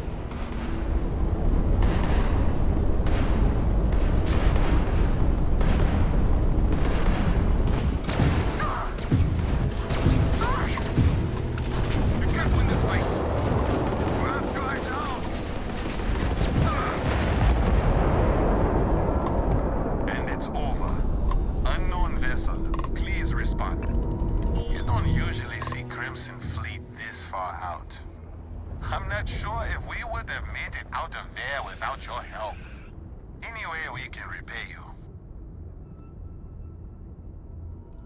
Of course. We got to resume our patrol. Stay safe. I'm money hungry now.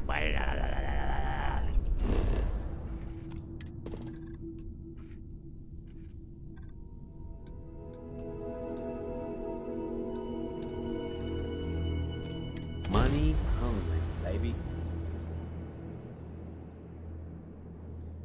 How do I open up that? Setting down. Everything in the green. Sam, this is pretty serious, isn't it? There was just no hope.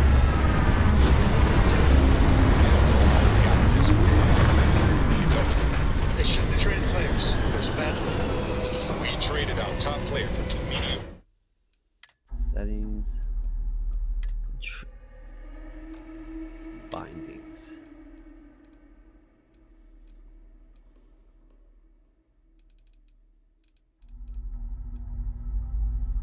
Open quick keys. Good ones. Who makes that kind of deal? I can't talk about it. I'm getting all worked up. We'll get through it together, buddy.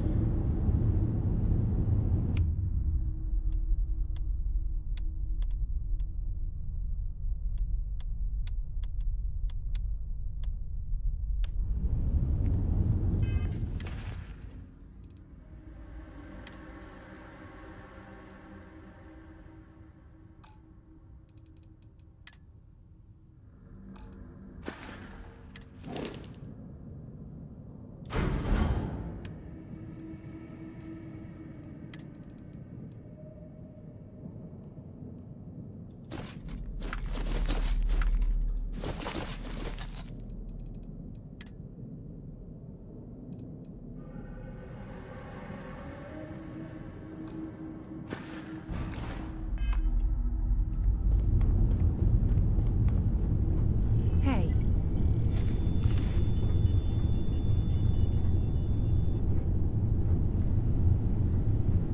Talk to me.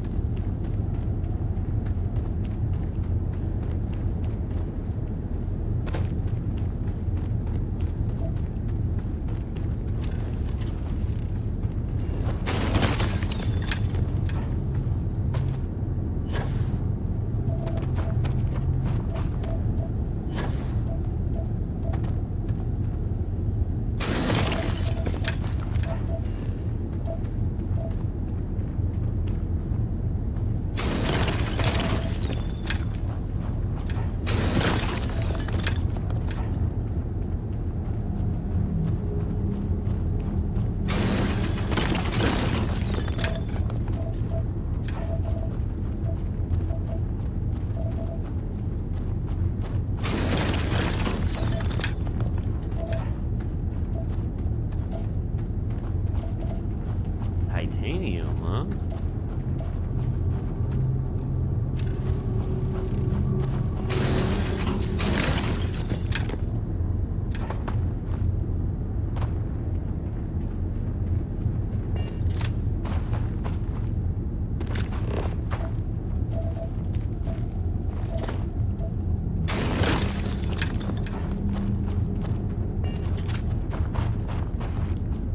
Yo, boy.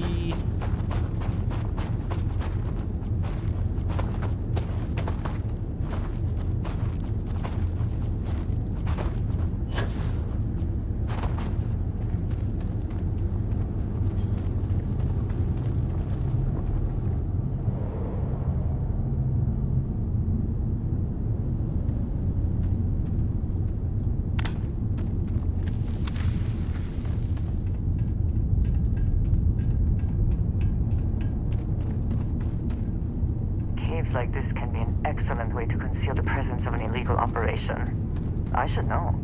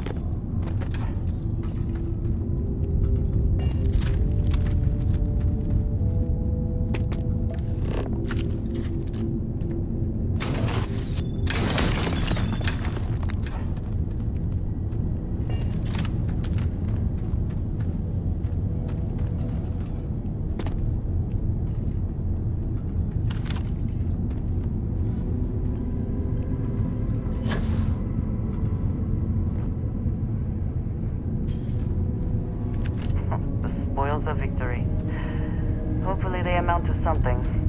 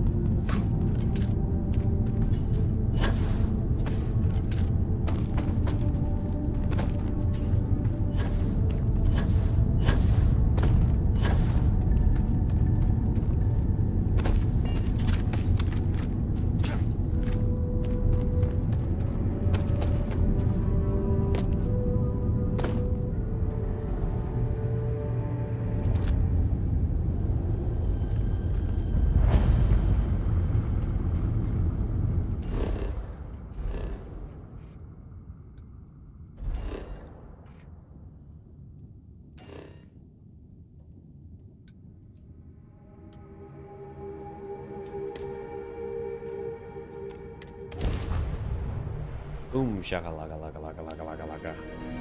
You're messing with the fleet, pal.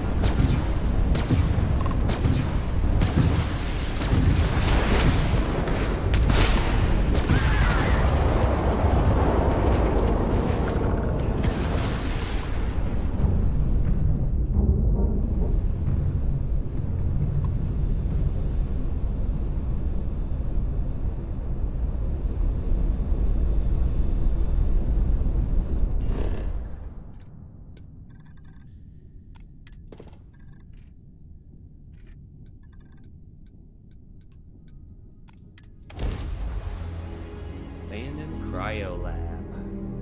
Let's see what we got going on in this abandoned fucking. Good to go for landing.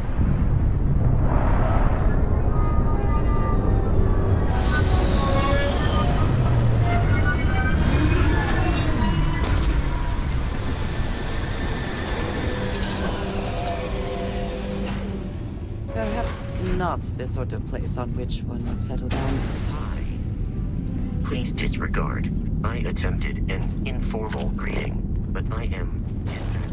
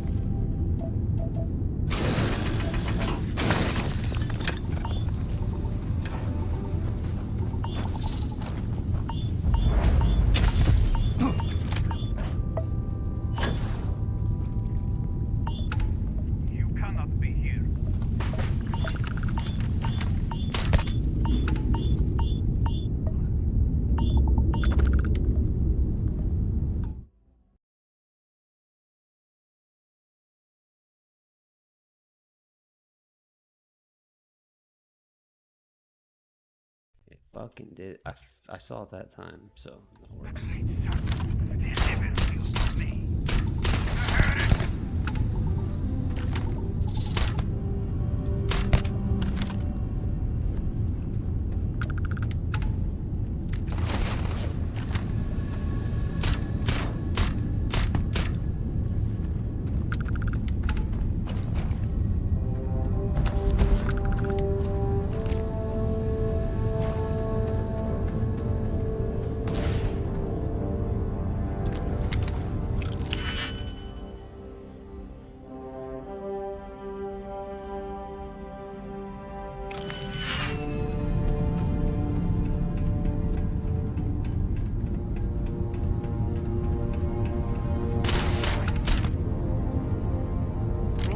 makes always to phrase, is it not?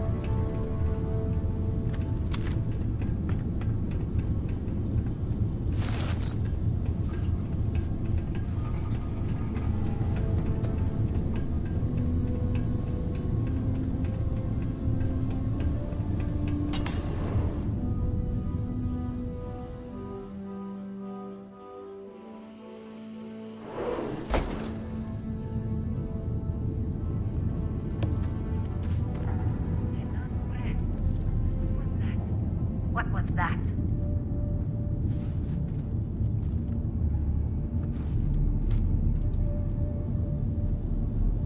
Nothing there now.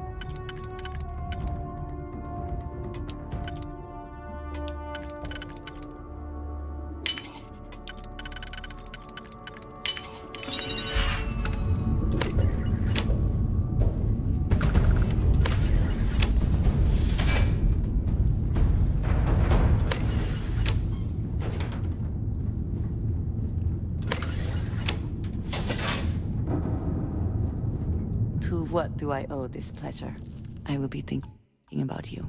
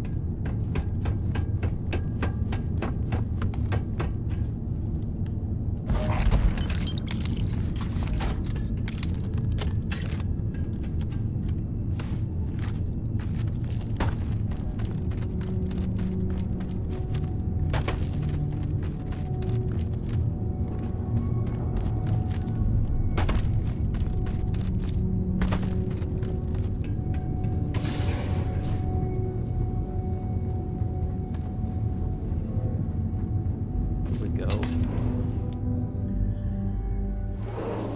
Saw some just junk at fucking New Atlantis. Not good fast travel out of the bitch.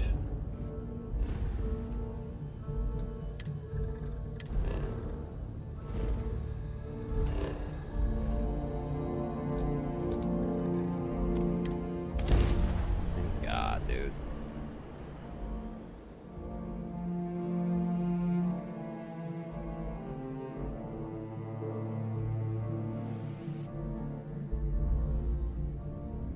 I think I prefer the wild planets to this city. At least there, the predators are easier to spot. Find comfort in the idea that the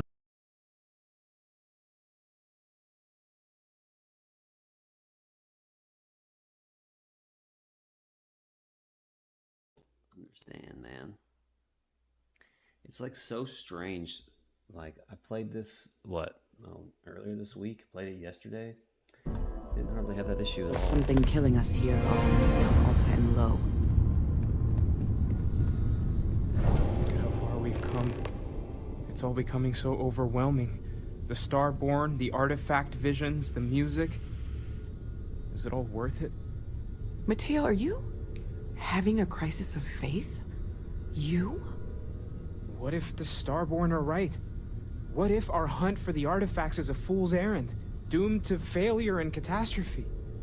You think we're doing the wrong thing? We just want answers. Isn't that why we all joined in the first place? The noble quest of discovery?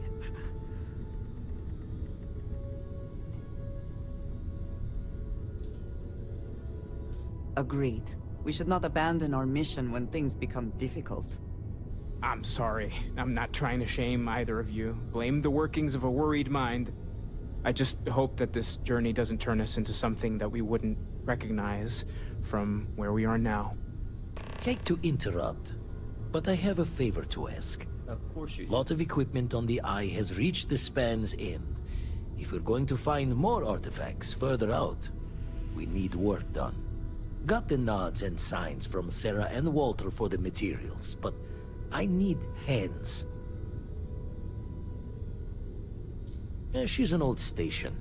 Be ready for retirement by the stretch of a human life. Took a lot of modifications to tune into the anomalies. Give you the down of it. Worried not all of the repairs we need will take. Compatibility across the years tends to fray. Need more than just the you and I. Asked around. A few constellations are already on their way up.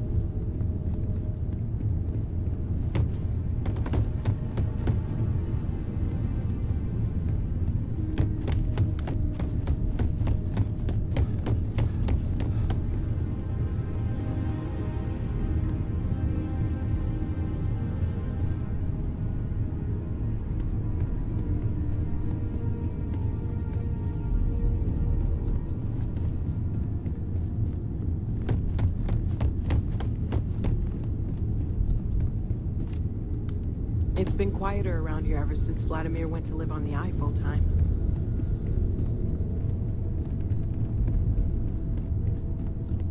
I can't wait to head up to the Eye again.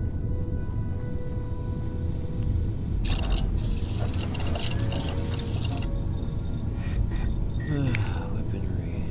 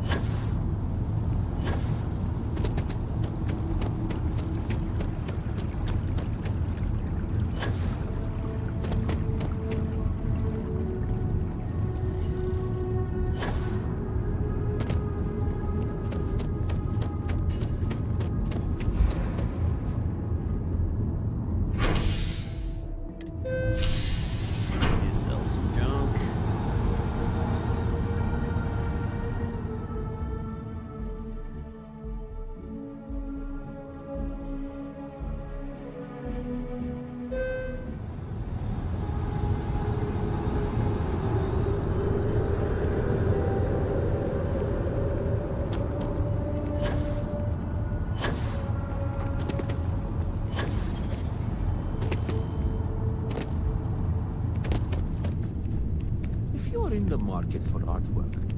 I'm sure I can find something. Hope you're to finding suit everything your you need. needs. Oh, please, take a look.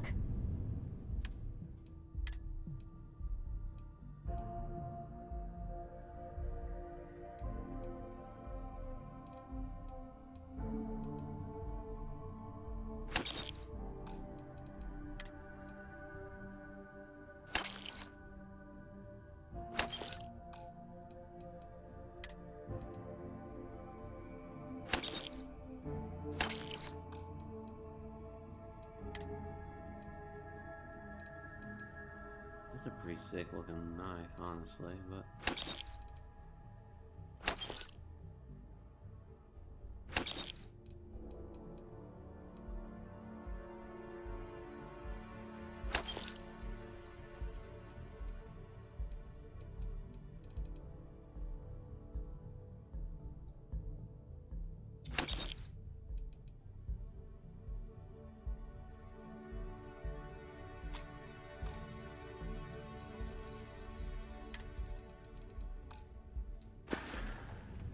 Appreciate the business.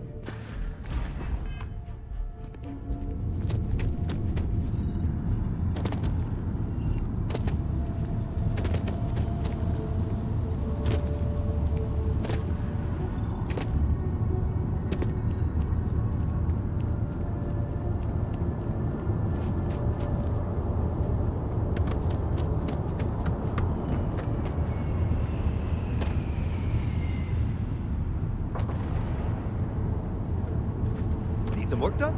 Hey, what can I do for you? Nothing for us to do. You're in good flying condition. Nice. Okay, no problem.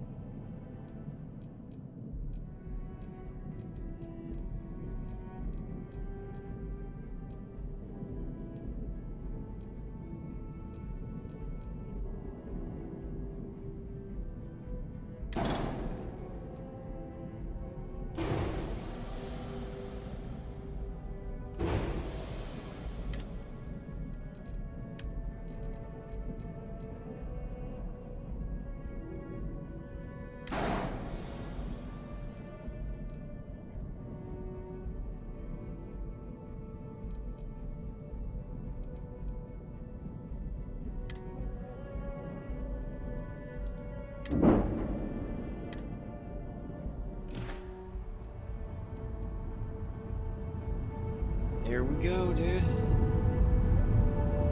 She's a big bitch.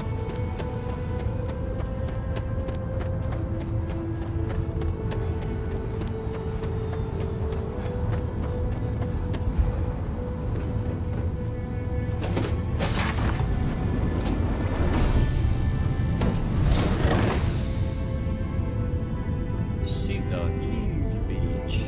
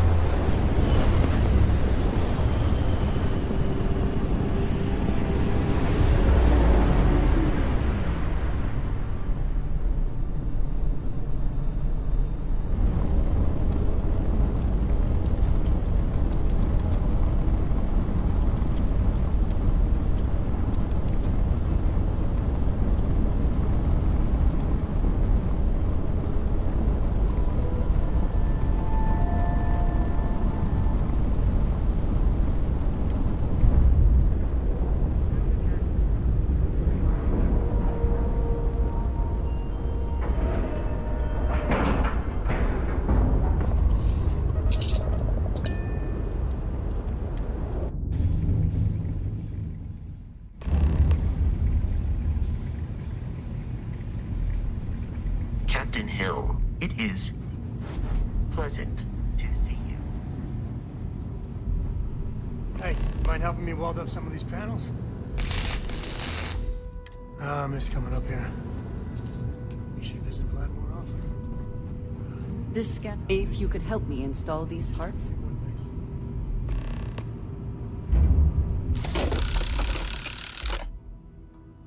There seems to be a compatibility issue with the equipment.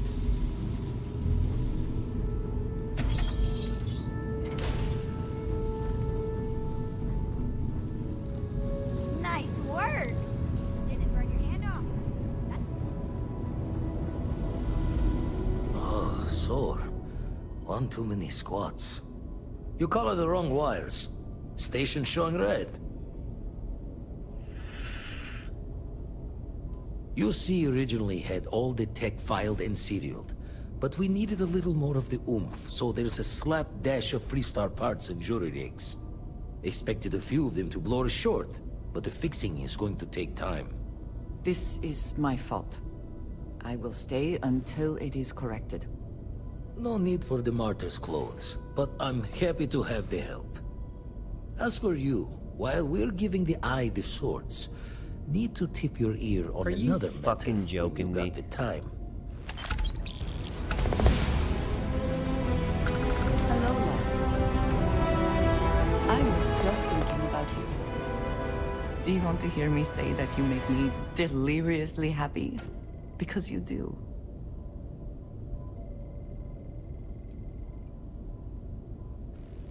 Then I shall be sure and tell you more often, darling. Don't want to worry anyone, but we got more competition. Not Starborn, rival collector. Captain Petrov owns a salvager vessel called the Scow. Runs it like a palace of novelties. And he's got a new prize in his collection.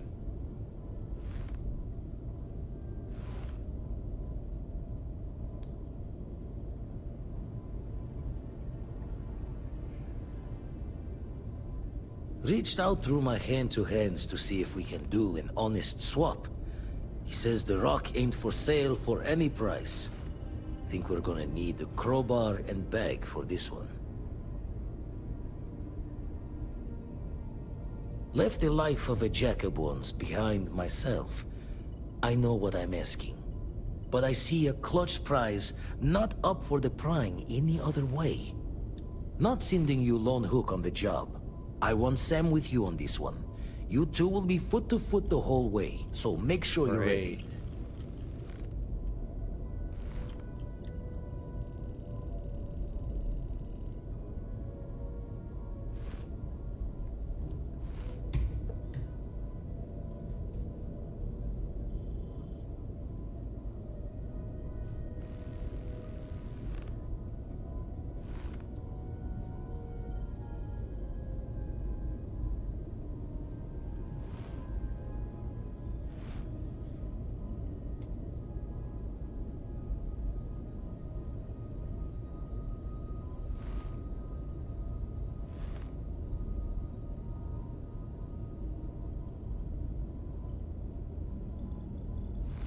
If you don't want to talk, we don't have to.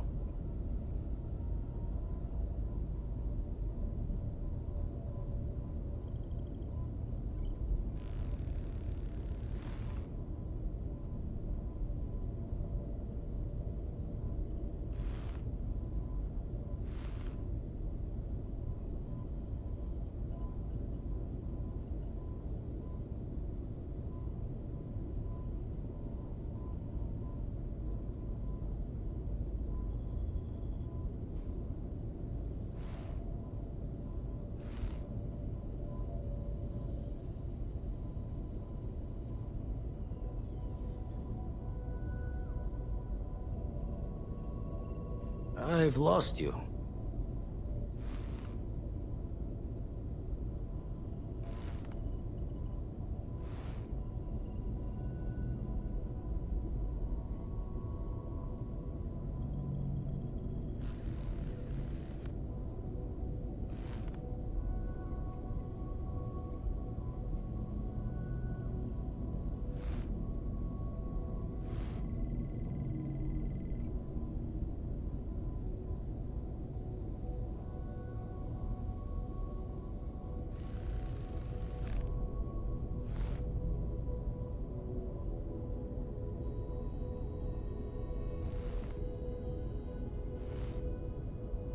Playing the proper thief's chorus? Silence?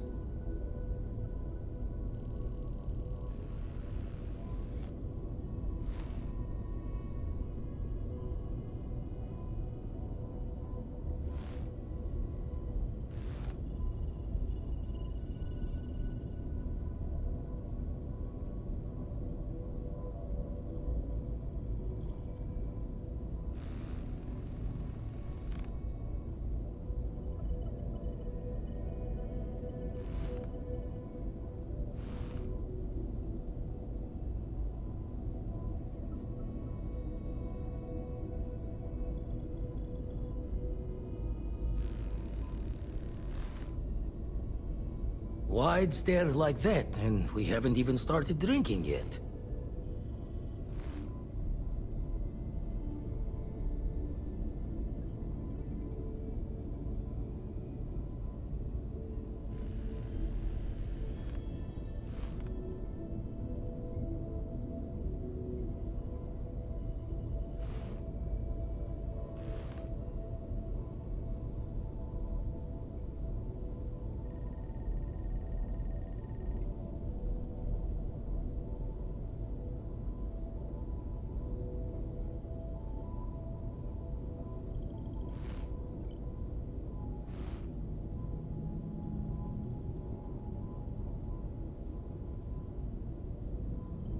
If you don't want to talk, we don't have to.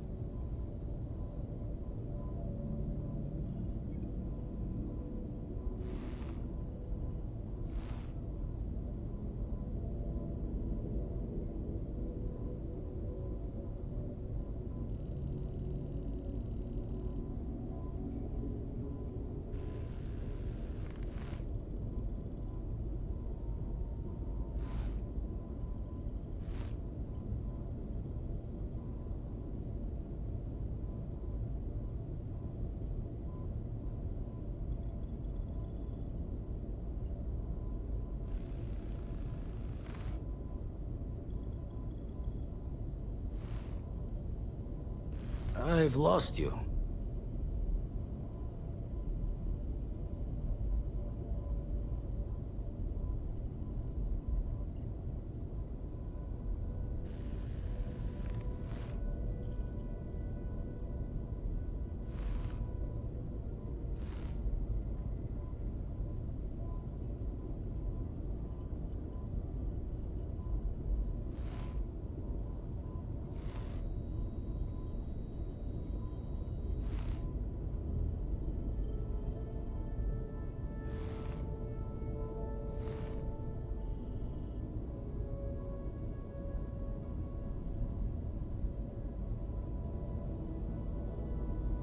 Playing the proper thief's chorus? Silence?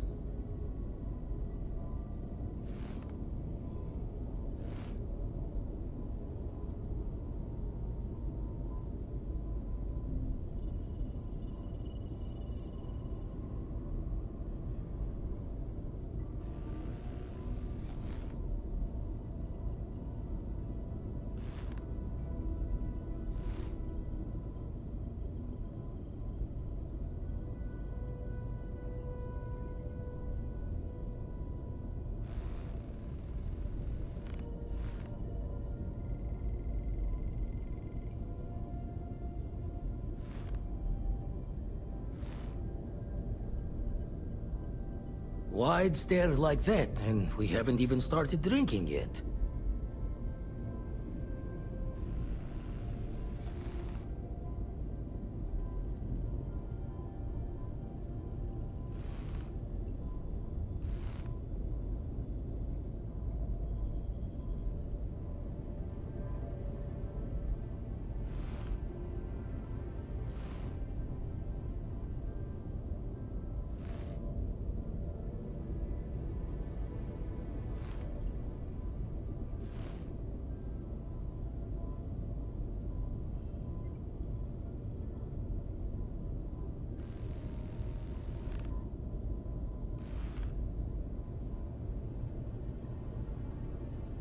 If you don't want to talk, we don't have to.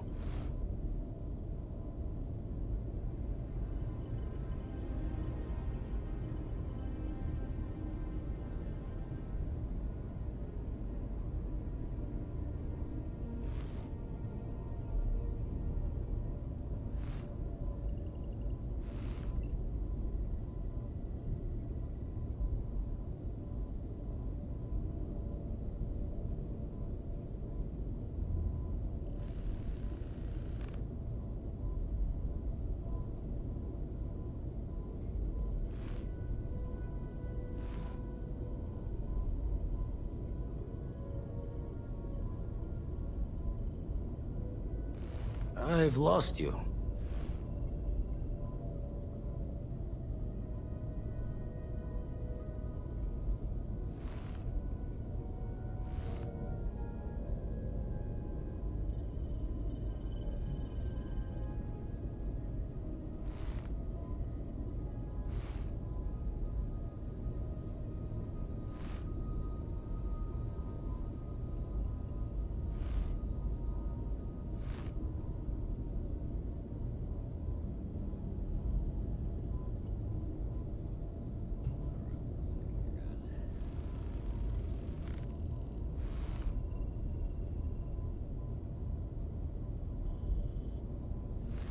Playing the proper thief's chorus? Silence?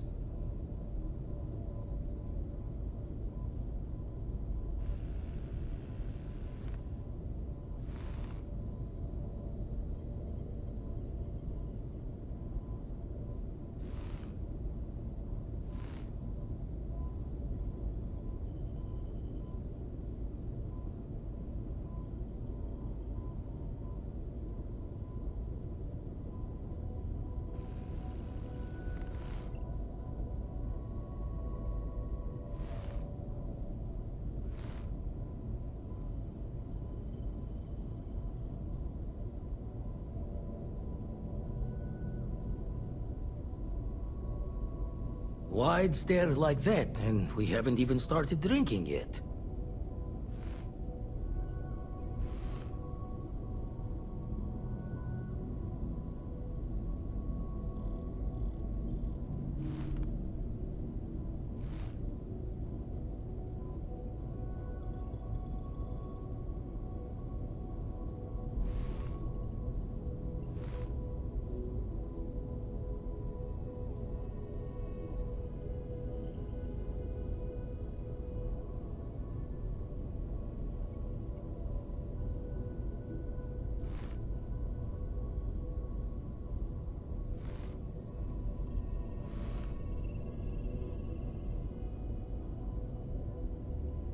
If you don't want to talk, we don't have to.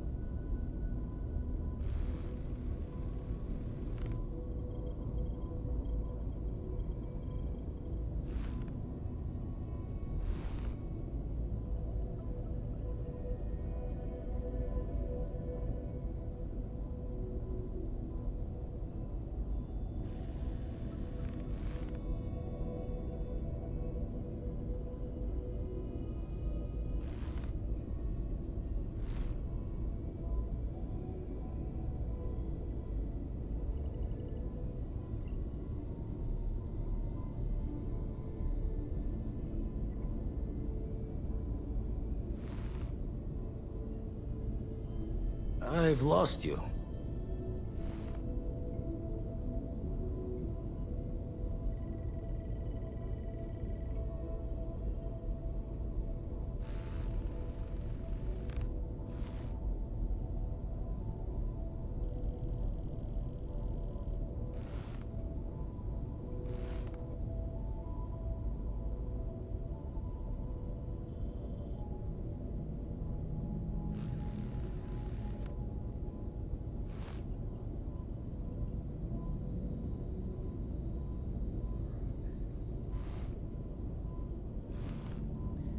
Catch a smile out there. Ready to head out, bitch?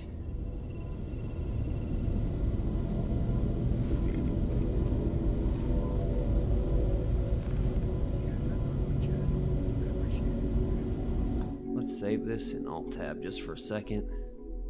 Oh, it's auto-saving? Okay.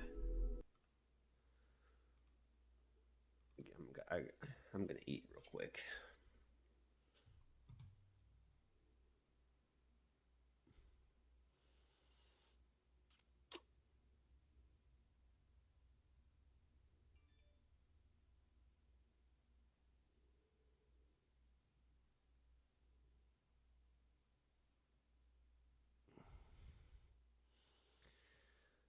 Ugh.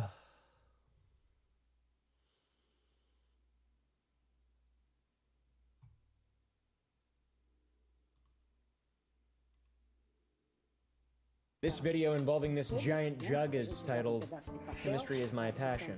What's about to happen? Oh. Oh, look. He's not gonna be able to get his hand back, is he? Oh, I see what's happening. Create a vacuum. Whoop! What the f? That isn't what's supposed to happen.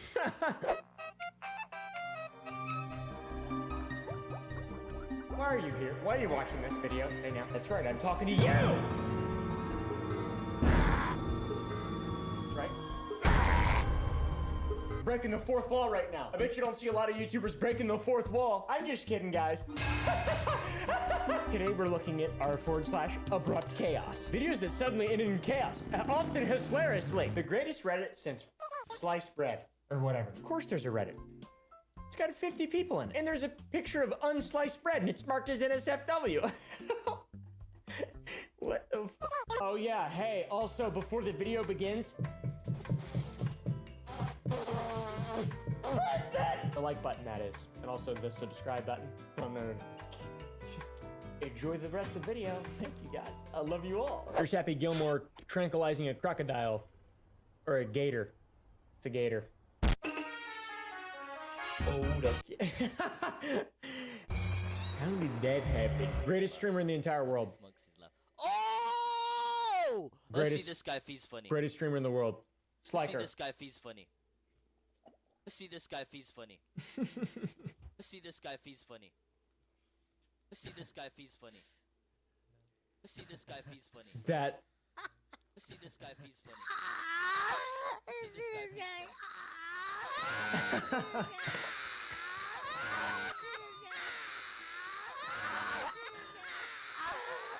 Oh.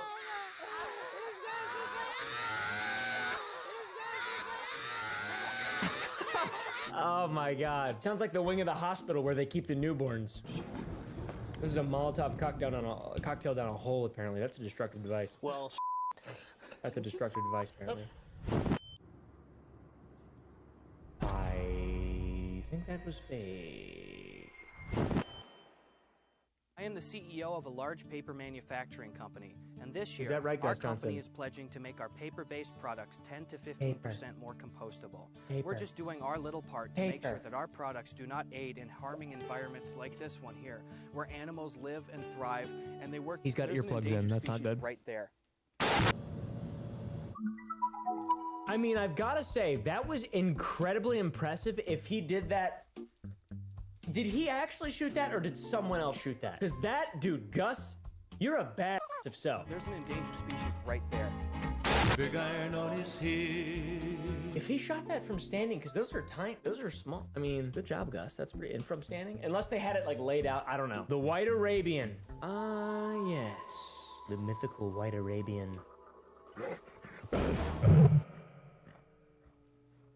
Bear's gonna kill it. Oh no, Moose gonna kill you. What the f? I would lose my mind. There's I recorded it back when I used to be a gaming channel. By the way, I have a gaming channel if you guys want to watch gaming videos. Link down below. I had something similar happen where the great white buffalo killed the white horse as I was trying to get the white horse, and I found the white buffalo. Don't do that. Okay, or do that. That's fine. That's fine. Don't. Oh no, my horse. It was interesting. Who's paying for the ambulance? Hey, look, a caption image. Go ahead and caption it. So I'll read and caption it in the next one. Leave a good caption. Here's the caption image from the last one. And here's my camo pant. These 3 captions are the best ones. And this 4th one's dummy. I don't know why I was put in here. But it says, I grew my own pants. And it's by, I'm gay. Everyone go shame him. I hate these things. Oh, poor cat. I think his head stuck, isn't he? Oh no, okay. I thought it was gonna be way better than that. That was still good though, guys. By the way, Halloween is coming! It's my favorite holiday. My favorite holiday, aside from Christmas, obviously, but that's my, you know, that's the big holiday with the big fat guy upstairs, you know. Not upstairs, you know, like in the North Pole or whatever, which also houses a entrance to the center of the earth. That's why you're not allowed to fly over it. Back to Halloween. We got the guy from Saw, it looks like, on his tiny tricycle. He's looking a bit beefier, though. Play a little game.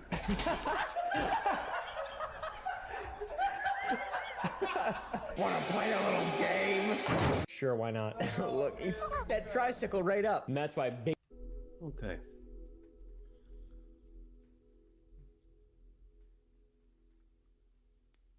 We ain't here to fuck around, boy. I want my old companion back, bitch.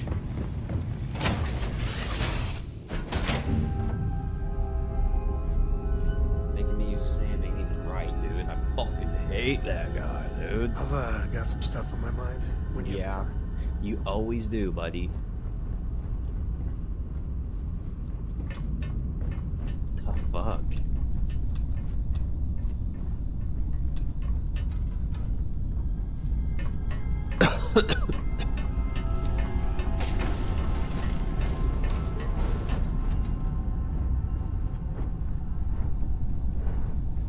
I'm working hard, Captain.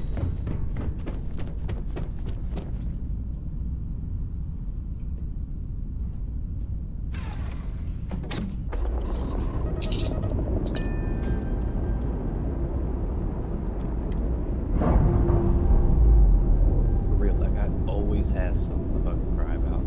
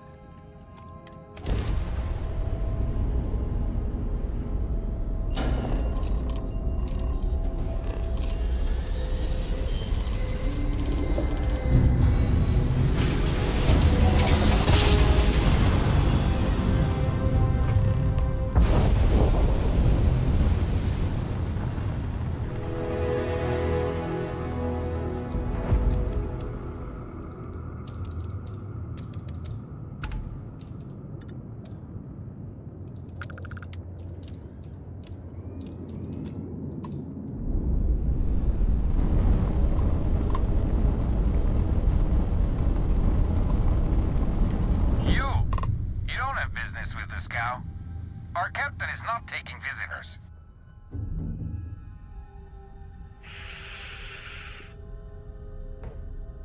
No one uninvited boards the scow. Captain's orders.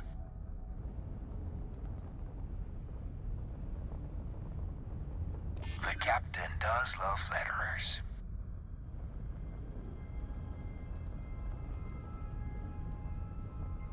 If that's all you're here for, then maybe. All right.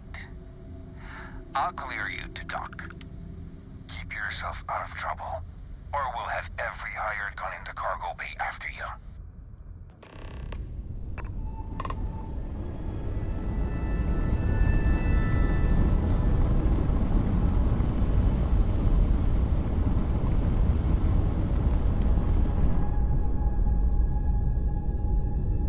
This thing is insane, huh?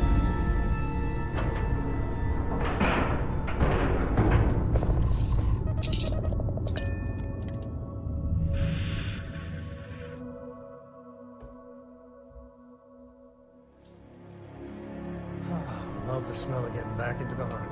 You got time for a quick chat? I'd appreciate it when you're able. I'm sure he would, dude. He's always wanting to fucking cry and cry and cry, dude.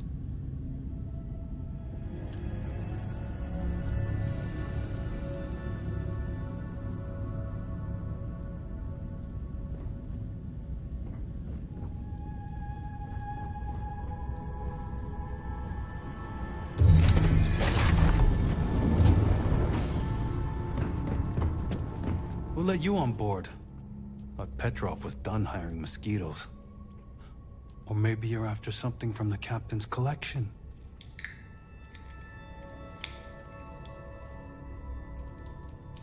Well, he calls us. Some old Earth term. Oh yes, the Rock. He's not selling it. But if you want to hear him laugh in your face personally, go right ahead. You might find we can be really persuasive. About rocks. We just love rocks. Go on then.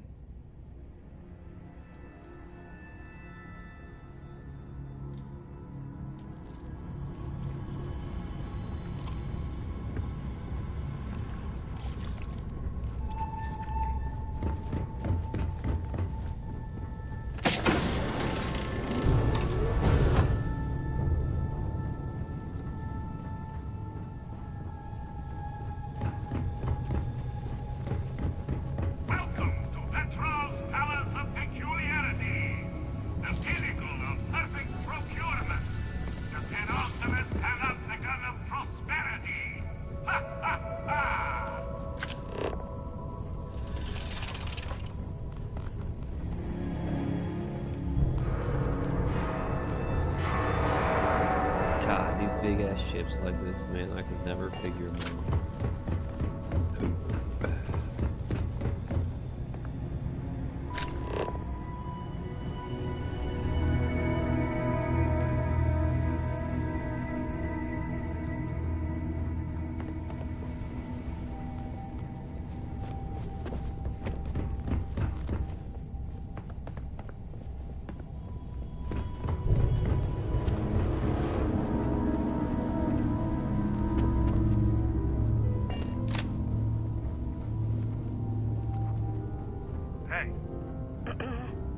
Howdy.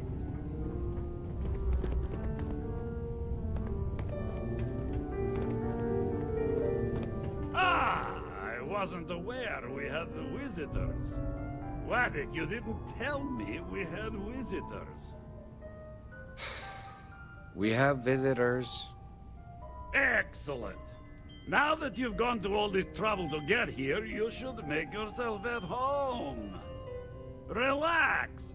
Kick up your feet on the tables. I don't care, they have scorch marks on them anyway. The artifact? Ah, you must mean my latest curio. I have never seen anything like it. Intricate pattern details, a metal that feels soft to the touch, yet bears not one hint of wear or tear. Ah, you are out of luck, my new friend. I cannot part with it. I know, it's a fickle man who falls in love so easily. But what can I say? Mi amore. Tempting. I do love showing off. But my security team will have a heart attack. It would be against all those protocols that I admittedly told them to make. Now, no need to be insulting.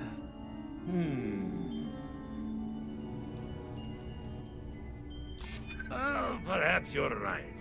What good is a collection no one else sees? Very well. What's a quick look going to hurt, huh? I know. People look at me and say, Petrov, your whole ship is a testament of splendor. Why do you need a special vault?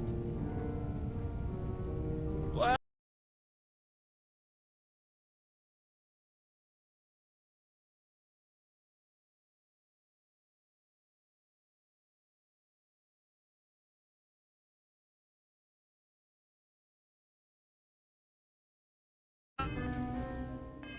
all I can say is that even the greatest collection if it were up needs to me, its own private we viewing wouldn't let area. people on the ship we haven't Plus, vetted between personally. you and me, there are thieves everywhere. So I spared no expense. Every door between me and my treasures is painful, but that is the price of security, huh? Que sera? Just a bit further. This ship and I have been through some adventures, I'll tell you. I once collected salvage from a Deimos Celestial class while it was exploding.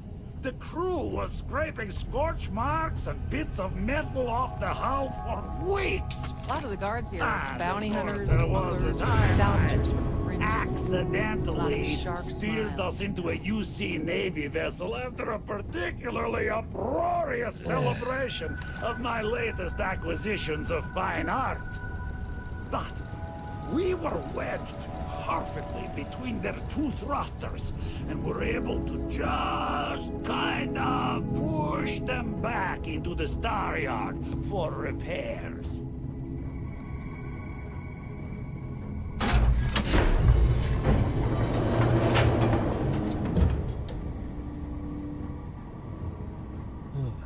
Okay.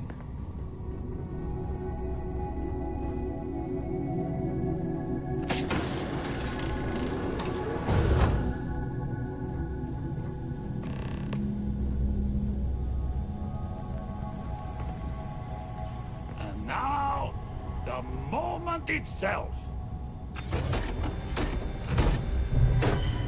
Ah, beautiful, isn't it? The man who sold me this told me that it spoke to him. That holding it for the first time was like drowning in your own soul. Alas, I've held it several times, and my soul is still breathing, devoid of any such enlightenment. Oh, no. No. I can't. This one is mine. And it's only fair to warn you. Hands off. I would hate to sour our new friendship by becoming the victim of piracy. Hey, we're not pirates. Except, well, when we really need something for really, really good reasons. Yeah, that does sound a little piratey, doesn't it?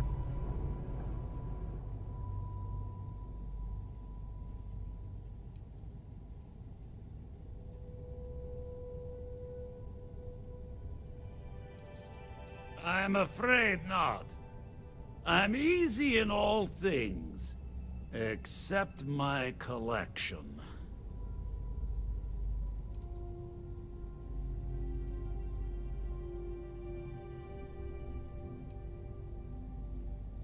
Then I suppose it's just a question whether my immeasurable love for my collection and my crew of hired cutthroats is enough to stop you. Go ahead. make a move for the artifact. Let's see what happens. I don't see any moves we got left here. When you get a moment, can we talk?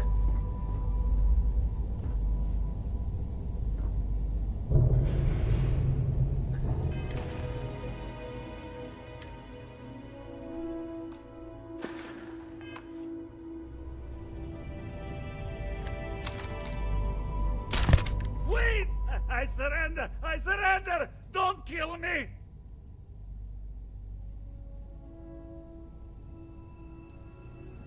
You just don't understand what's at stake. Ah! I see it now. You're in love with the artifact, just as I am. Oh, a cruel fate brings two people of the same kind together. Go then. Leave my ship with your heart's desire. But the United Colonies will know of your descent into petty piracy. C'est la guerre. I could really bend your ear when you got a moment.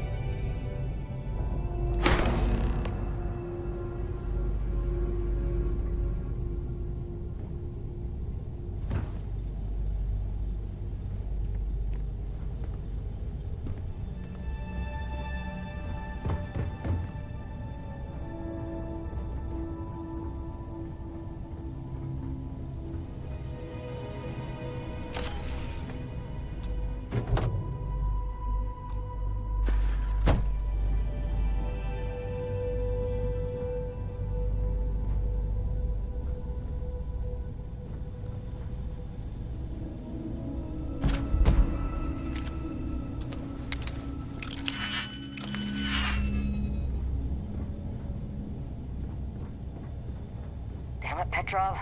I was just getting warmed up.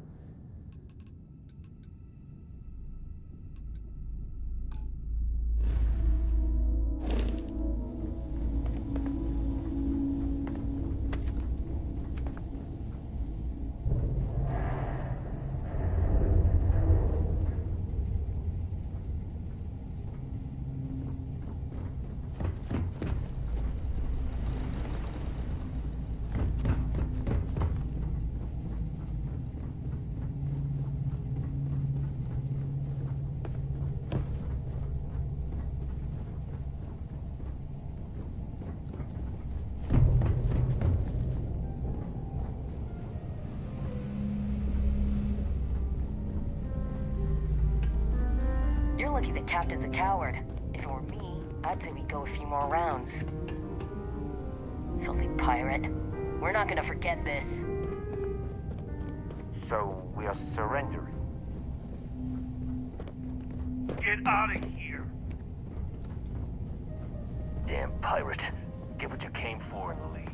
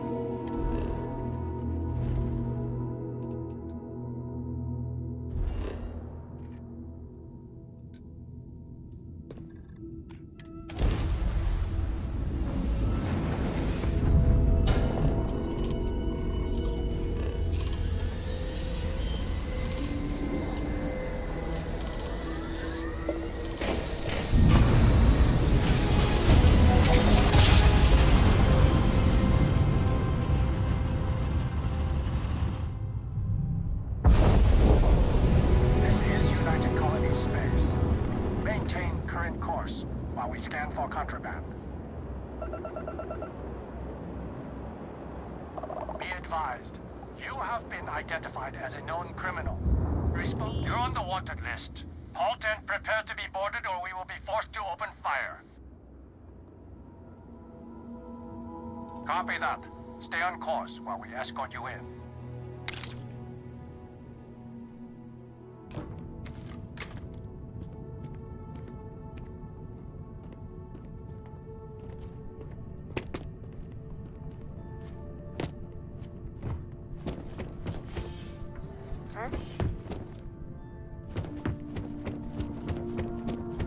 Not sure if those Varun zealots live in space or got separated.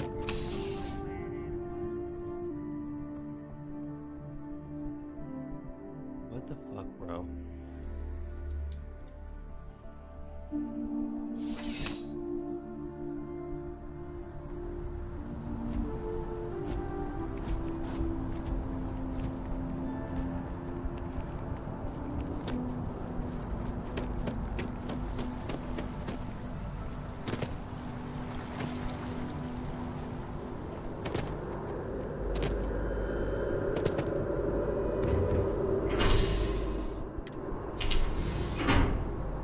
One second. I know, I keep fucking leaving, but shit keeps coming up. It's that time of the day, I guess. Been going for like fucking almost 7 hours. I don't know about you, though. but a fella could do a lot worse in Got Constellation. a little bit of responsibility.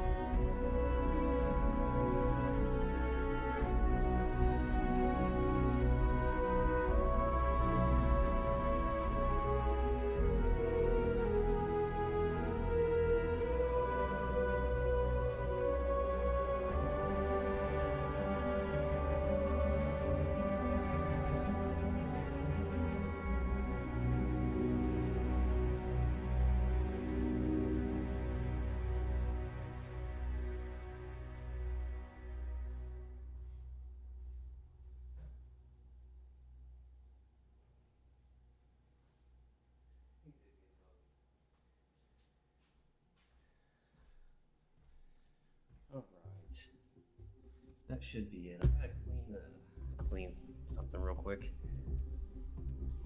Check the fucking mail. That's kind of interesting. I used to drink a lot of G Fuel, and you know, just like a lot of people are switching. It seems like there's a lot of new companies out there now.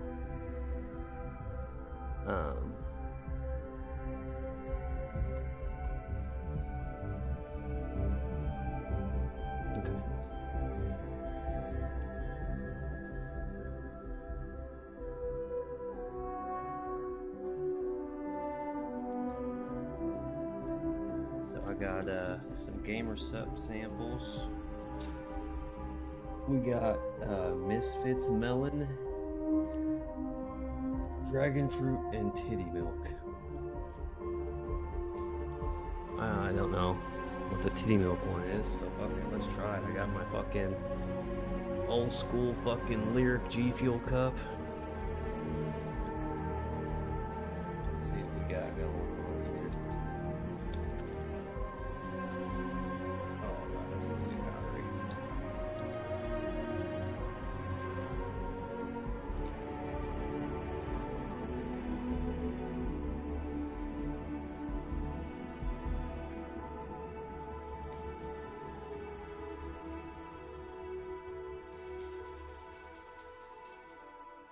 Oh, dude, it's got like a white ass color, bro. What the fuck?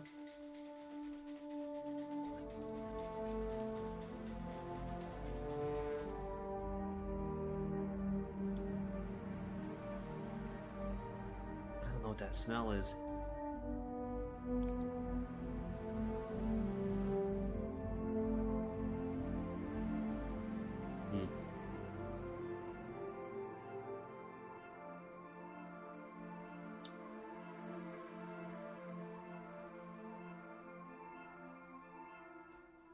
I can't tell what that is.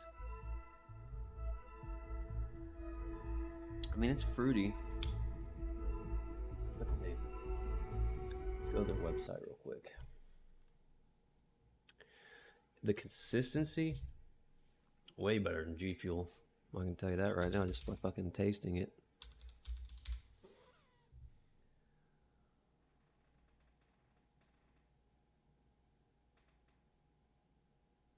Looks like little to no fucking powder at the bottom.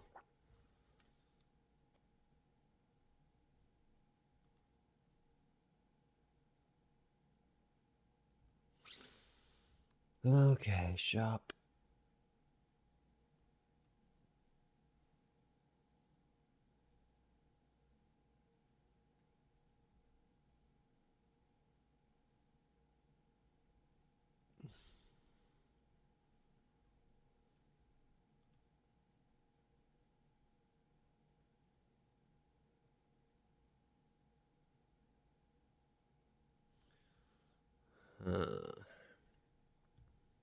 Blue raspberry paired with natural milk flavor. I don't taste any sort of milk flavor,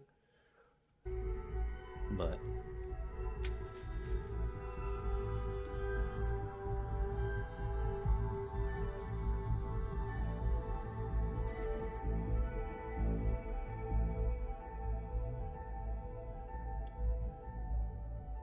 it's been a while since I've had milk, so maybe that's the problem.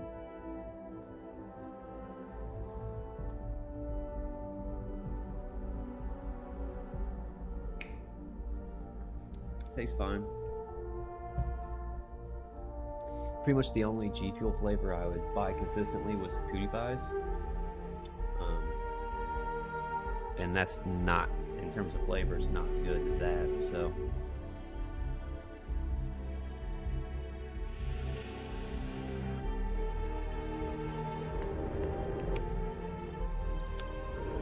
Another day, another credit. Who knows?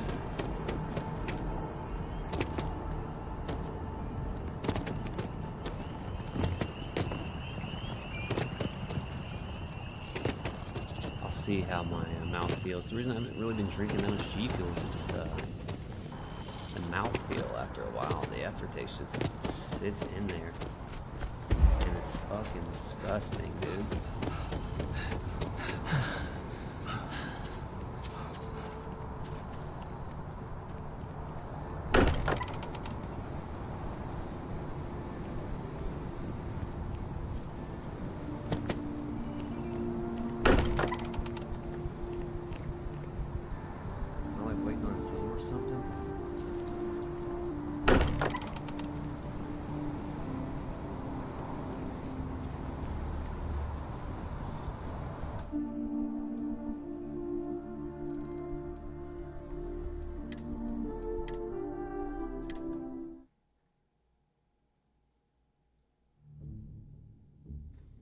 That's the second bug I've seen. Or third.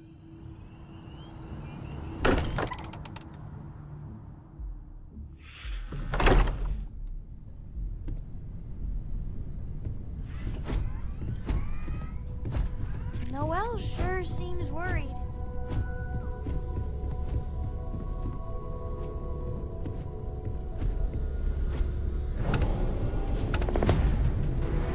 Vladimir! Vlad, come in! Come in!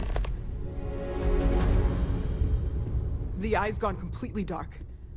I can't reach anyone on the station. Noelle, Starborn, came out of nowhere. Vladimir, get out of there! He already left. Said he was going to the lodge.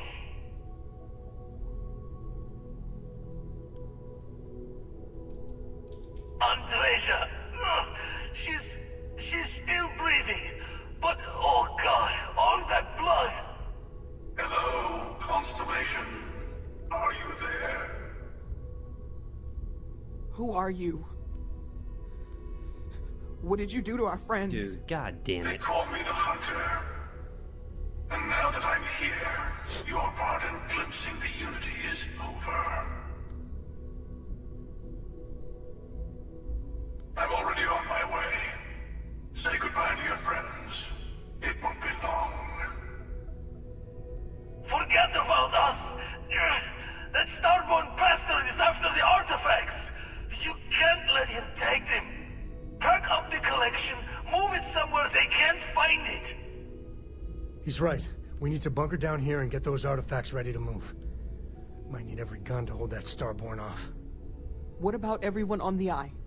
We can't leave them to die up there. Can't blame you, but sure could use your help when that Starborn comes knocking. I don't know how long it's gonna take to pack up the artifacts. I'll get started. Hopefully this will only take a few minutes. If my hands... I'm going to the fucking Eye, dude.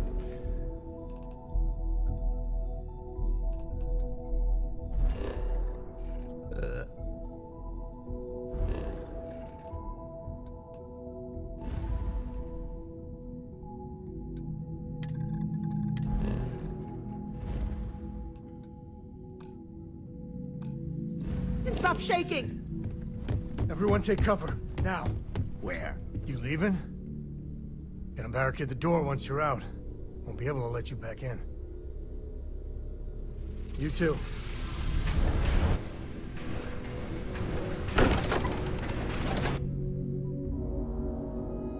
Motherfucker, dude. They would fucking kill the one person I fucking romance in this fucking game.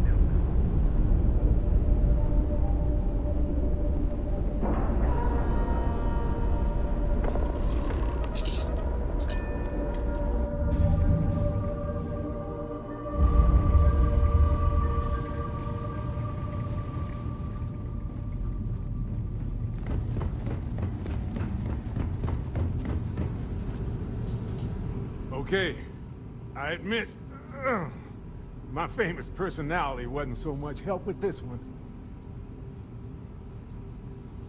I'll be fine. I just need to lie down for a bit longer.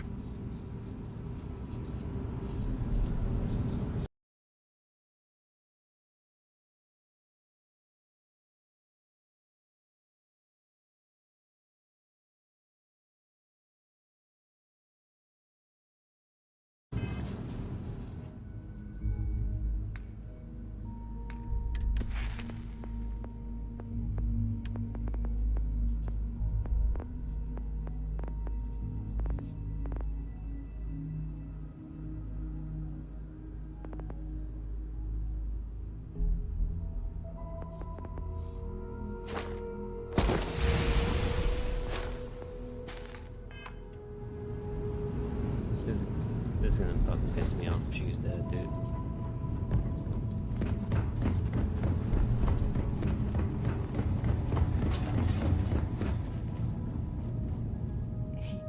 He came out of nowhere.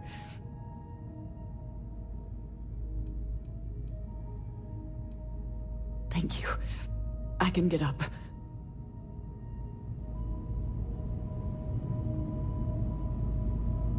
Thank you again. If you had not shown up when you did...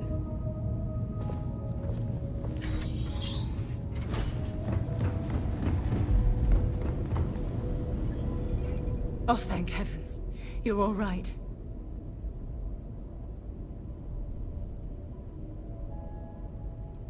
Bad habit. I'll be all right. Go and help the others. You're alive. Krix's ghost can keep waiting. No tears for the old. Got the others to worry about.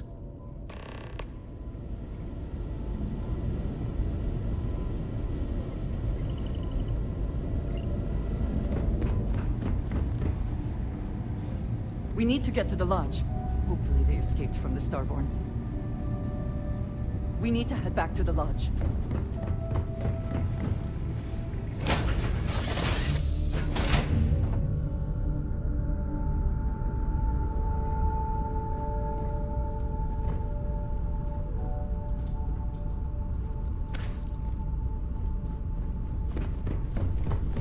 Yeah, here we go, here we go, here we go, here we go, here we go.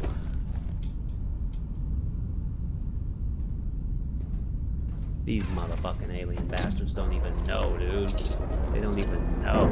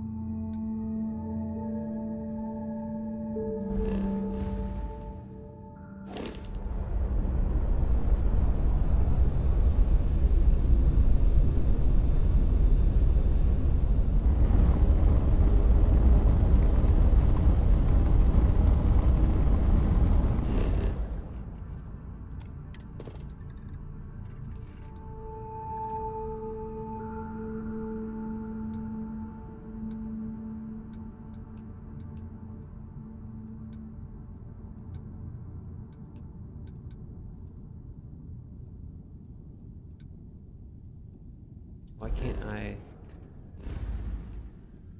What's the log say?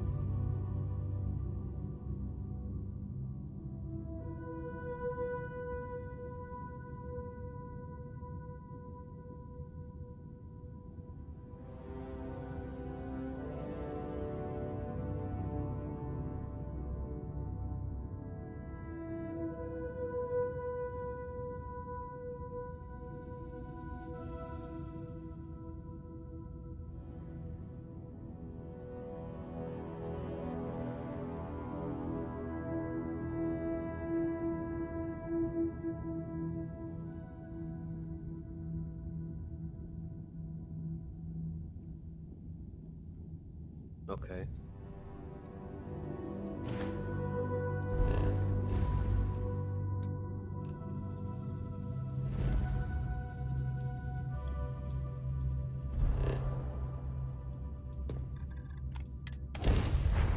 Apparently you gotta jump out of system and jump back in.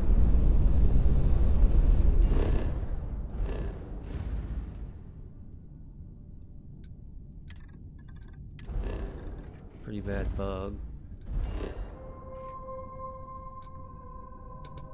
But it's fixed now. So. Man, I didn't have any bugs at all doing like the side missions, and now I'm doing this main storyline. I'm coming across some bugs that there are workarounds for, but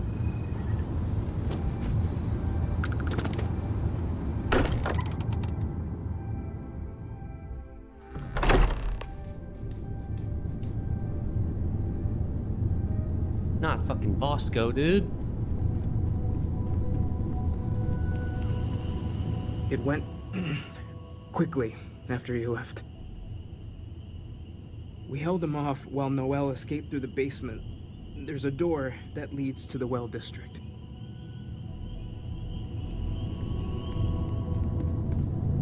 I appear to only be seriously damaged instead of critically damaged. Fortunate. That you are likewise relatively undamaged is also preferable to the alternative.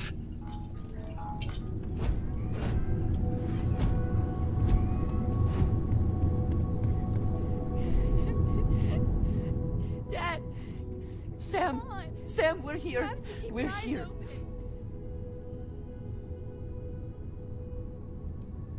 No, you can't. Think about your little girl, Sam. Hold on for her. Dad! Dad, get up! Get up! Please?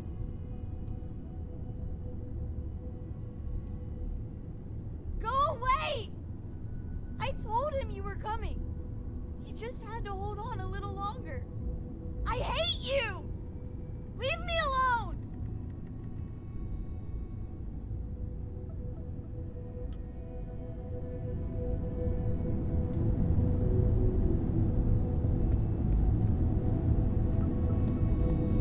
Go away!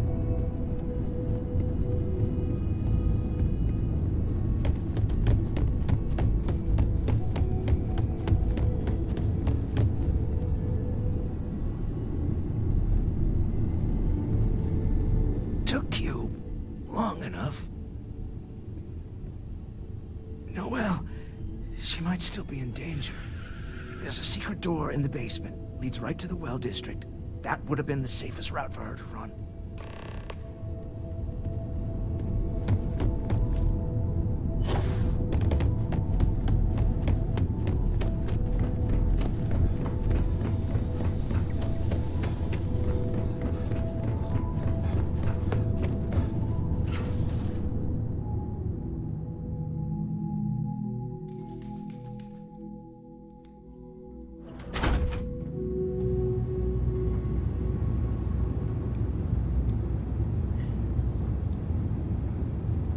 It has been a while since I have felt this empty.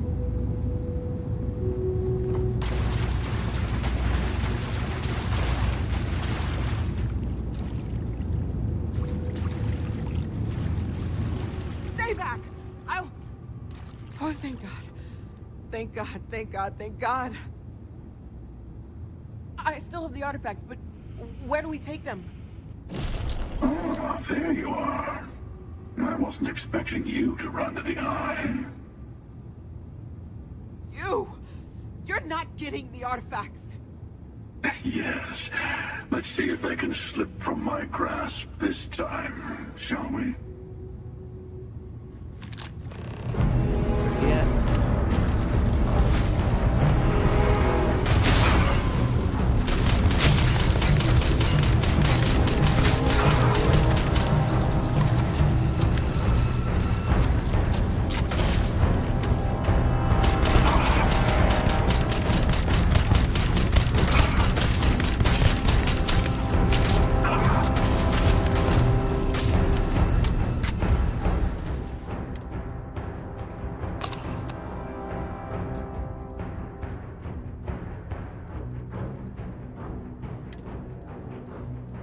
Where's my shotty? Where's my shotty?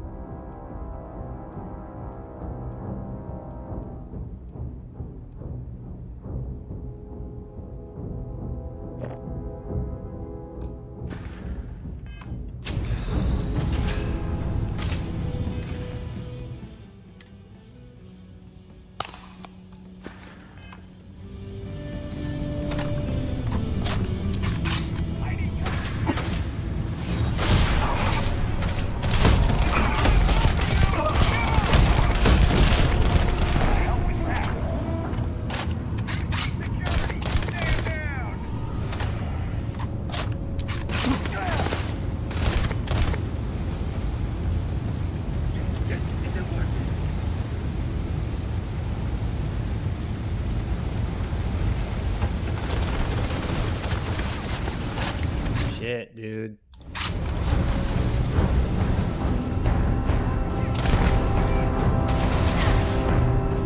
Take him down.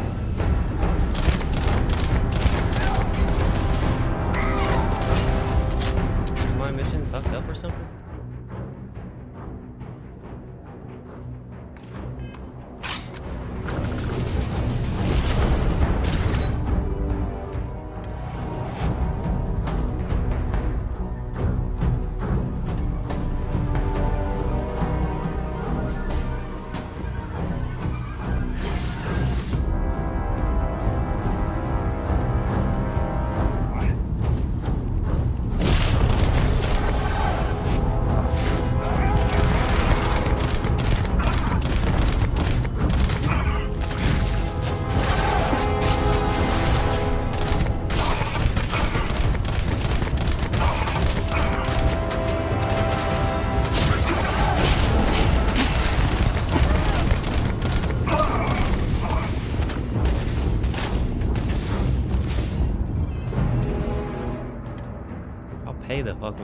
Get me out of here.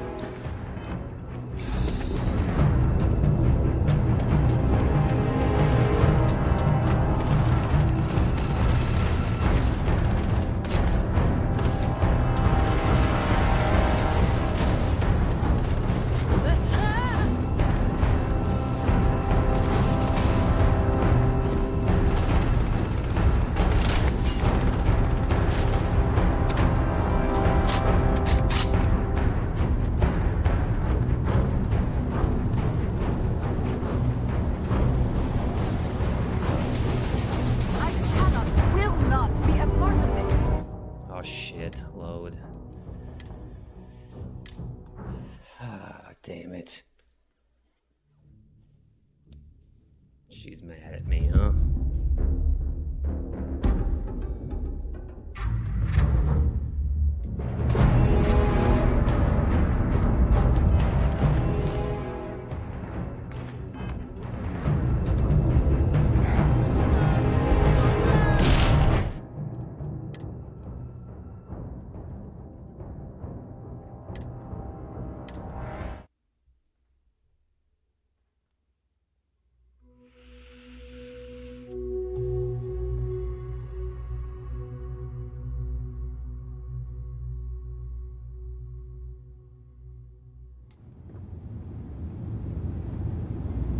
I'm not trying to piss her off here. Aid.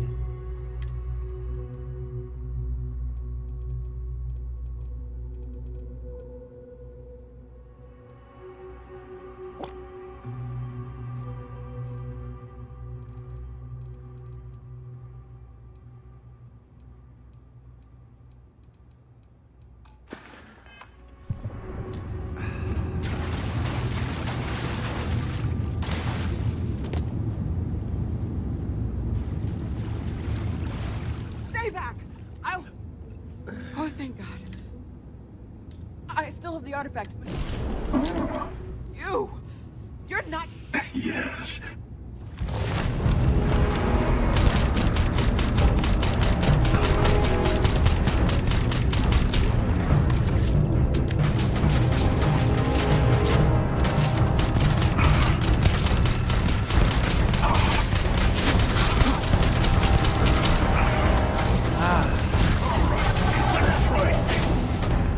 Shit, dude.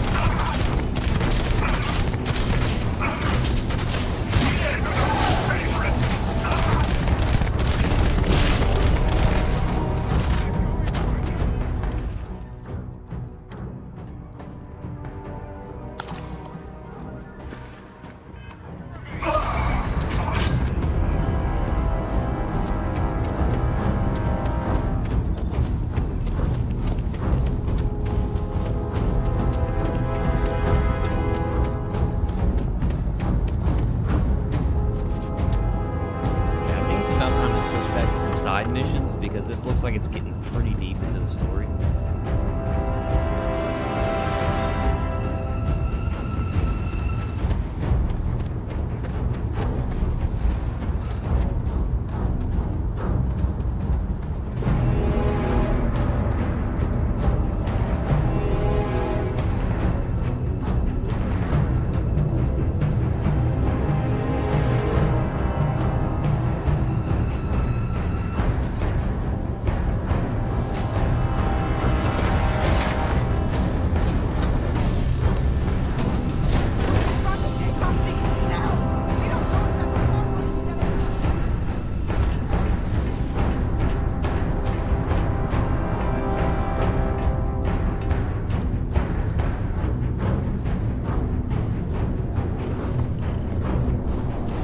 That's a good call. We don't know if he's dead or not, so let's save it right here.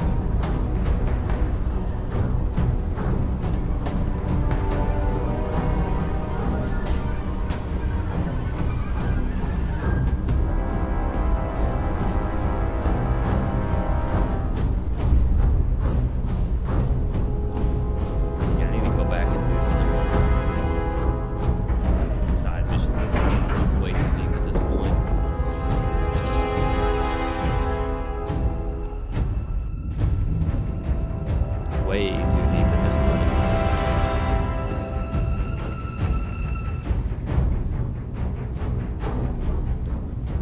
You're back.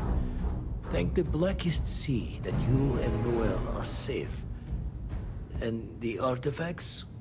The lodge.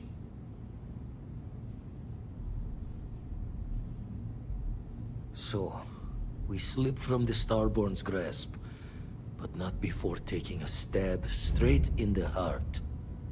We need to talk locks and bolts. Lodge and the Eye are not secure.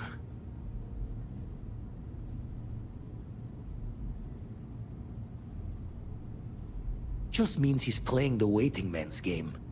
He'll be back once we've done all the work of collecting the other pieces. Hunter, he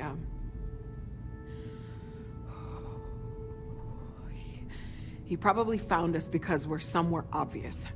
High-populated area, just like how the Starborn found you orbiting Neon the first time. But the fact that they're competing with us to find the artifacts means they can't get them without searching. So we put the artifacts somewhere in the fringe, or on something that can slip from their grasp if they do another strike from the curtain.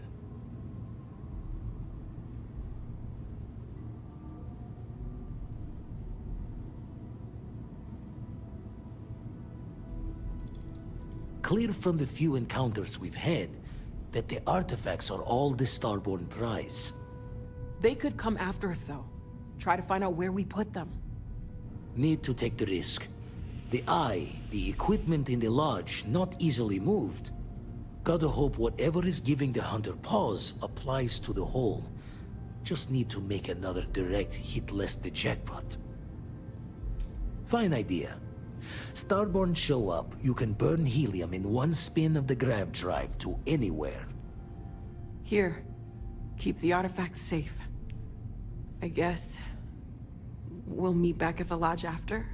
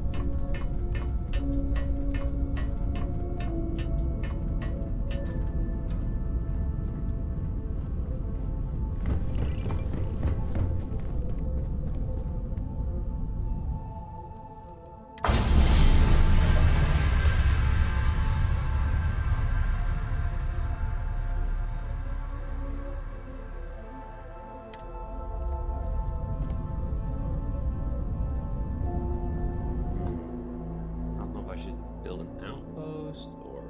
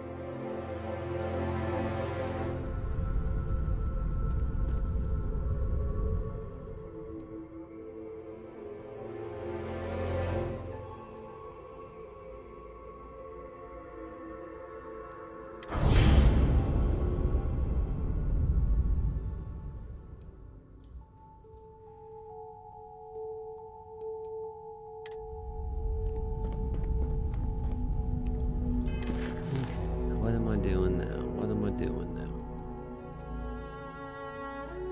Oh, return to lodge. You know what? Let's go. Let's build some.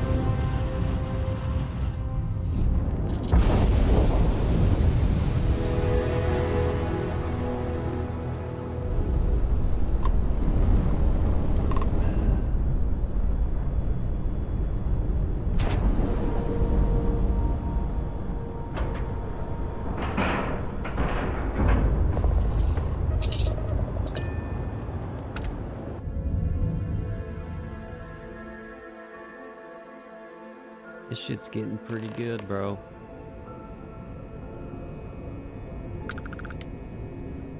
I mean, it's been good the whole time, but...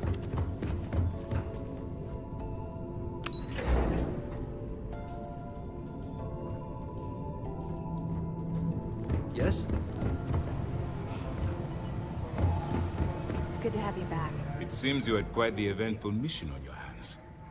You still have the Crimson Fleet's trust, and you were able to spare lives in the process.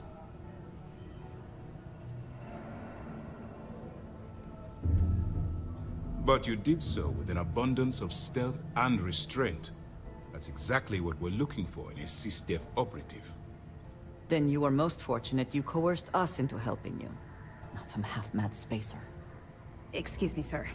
I hate to interrupt, but there's still the matter of the comm spike to discuss. Yes, of course, Lieutenant. Time is short, and we should get to the matter at hand. Please give me your report.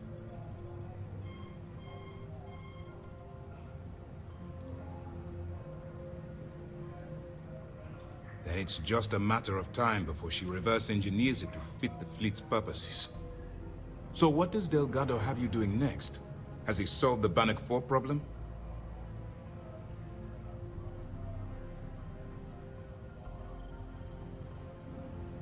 The conduction grid? That's brilliant. But is it actually possible? It's 80-year-old tech. Sorry, sir. The conduction grid is how Neon generates its power. It essentially absorbs lightning strikes and converts it to usable energy. It would take a hell of an engineer to modify the technology to handle Bannock 4's EM field. An engineer, like Jasmine Durand. If that's the case, inform our contacts on Neon that our operative will be touching down there in the near future. Absolutely, sir. And before you depart, I wanted you to know that your efforts are helping us gain interest among my superiors. They're finally beginning to believe that we can take down the Crimson Fleet and make amends for the UC's embarrassing mistake.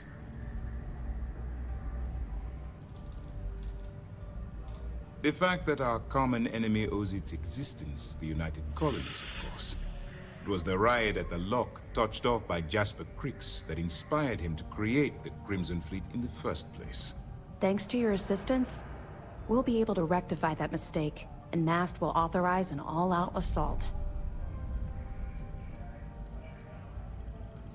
Of course I am, but it's a calculated risk. It's long overdue. All right, I suppose that's all for now. I'll be looking forward to your next report. Good luck.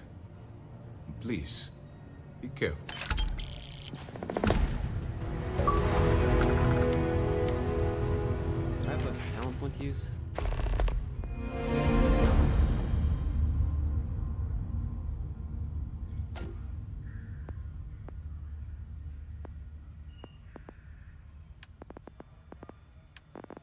It sucks because most of this crafting shit is stuff I want to do, but it's like all fucking...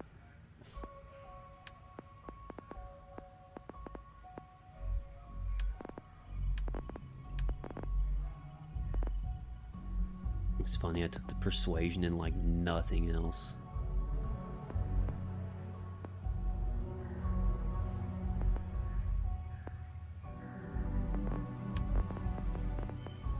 Wellness.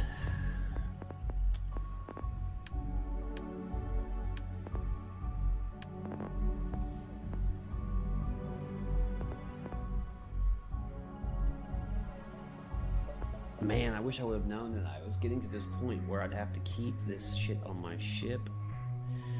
Because now I feel like it makes everything else I have to do much more dangerous.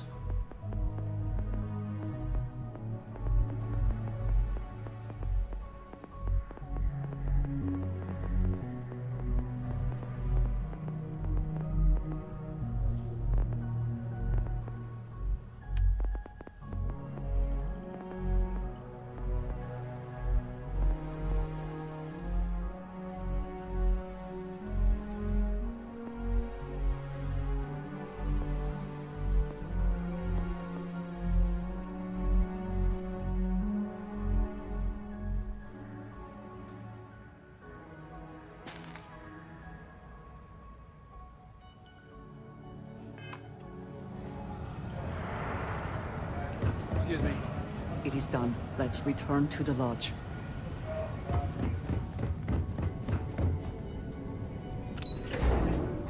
guess I better go to the lodge just to do this.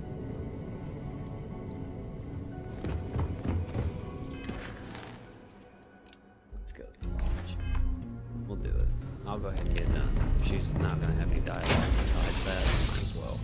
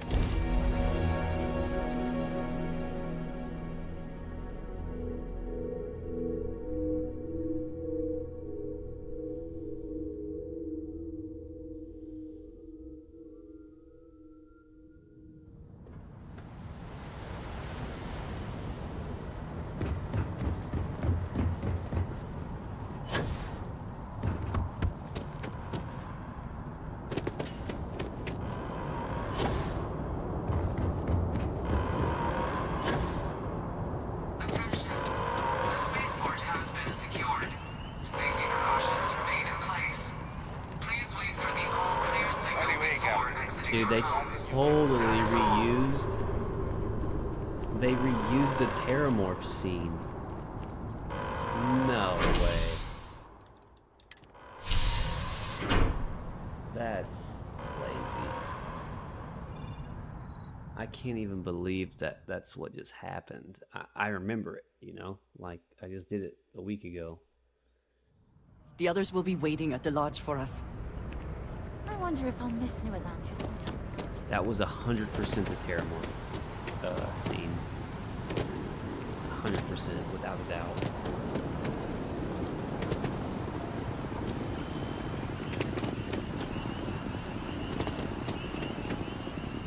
Same exact scene. Honestly, whoever decided to do that should be probably fired. I mean, that was just pure copy and paste laziness. That actually blows my mind considering how crazy this game has been so far. It's almost like they built all the side missions and then they're like, okay guys, we've got to get this game out. And they just blasted it. I will be monitoring everyone's vitals for signs of really continued trauma. I know. Look, we all feel like we've been kicked into the ground 1,000,000 times over, but I think I have something. I'm serious. If I may, I know our encounter with the Hunter is the last thing anyone wants to talk about right now, but he said something that I can't get out of my mind. Unity. Do you remember that? Because he was stopping us, implying that we were getting closer to it. The thing is, I've heard that word before. It's an important concept in Keeper Aquilas' speeches. The priest? Is the Sanctum Universum going to bless our little crusade of discovery? It can't be a coincidence. The Sanctum has always believed that answers are out there in the stars. Look, I know it's the longest of shots and the biggest leap of faith I could ever ask us all to take, but why not talk to him?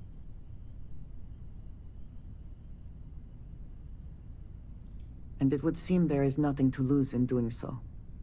Thank you. I know it's not much to go on, but something about this feels right. I'll meet you over there.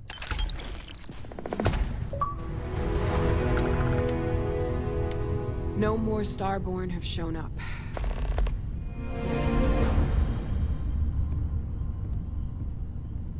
What's that?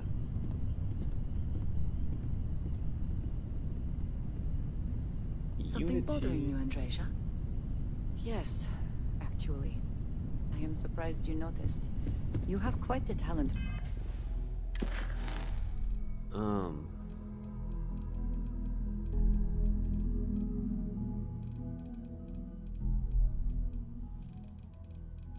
I thought I said retrieve Sam's shit from the basement. Oh no.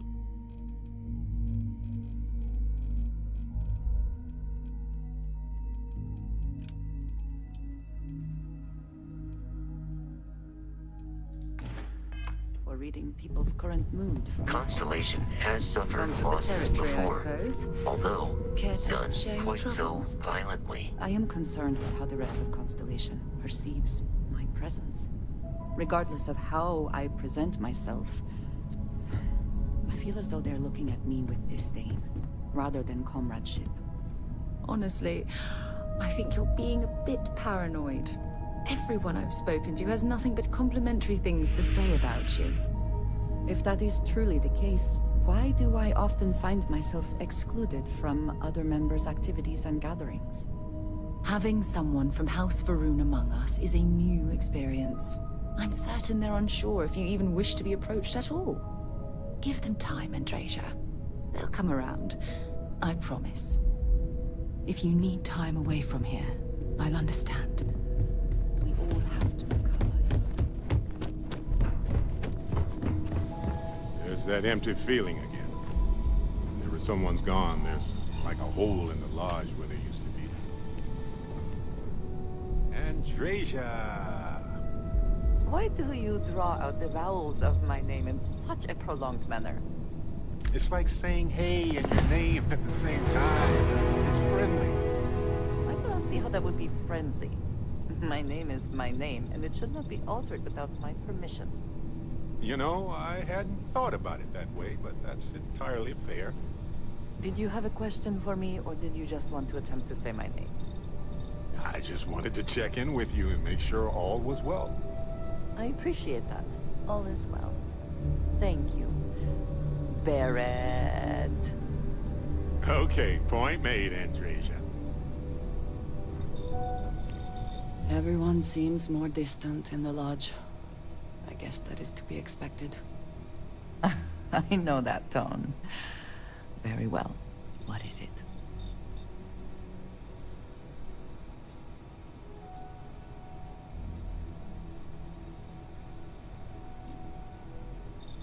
Thank you, dearest. You are not so bad yourself.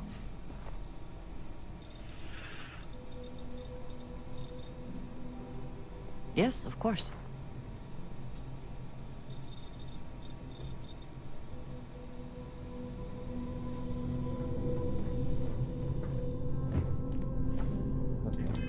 Log.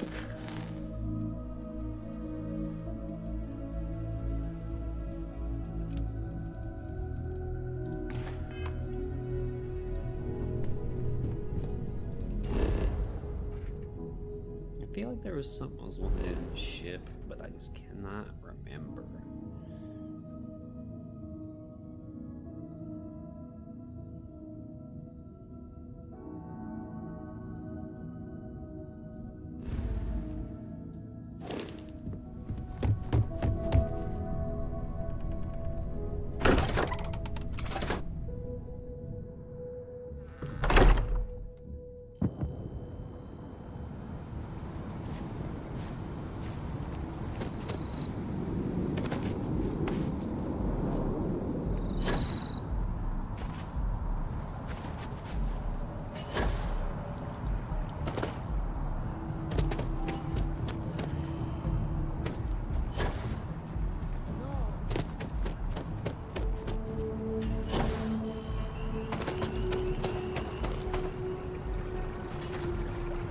Oh yeah. You know, honestly, I think I'm kind of fine with the Class B, but I would like to have the Class C.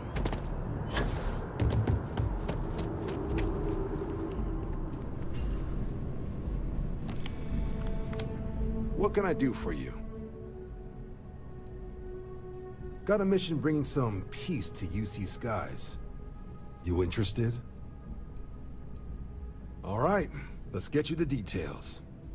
Just getting those coordinates to you.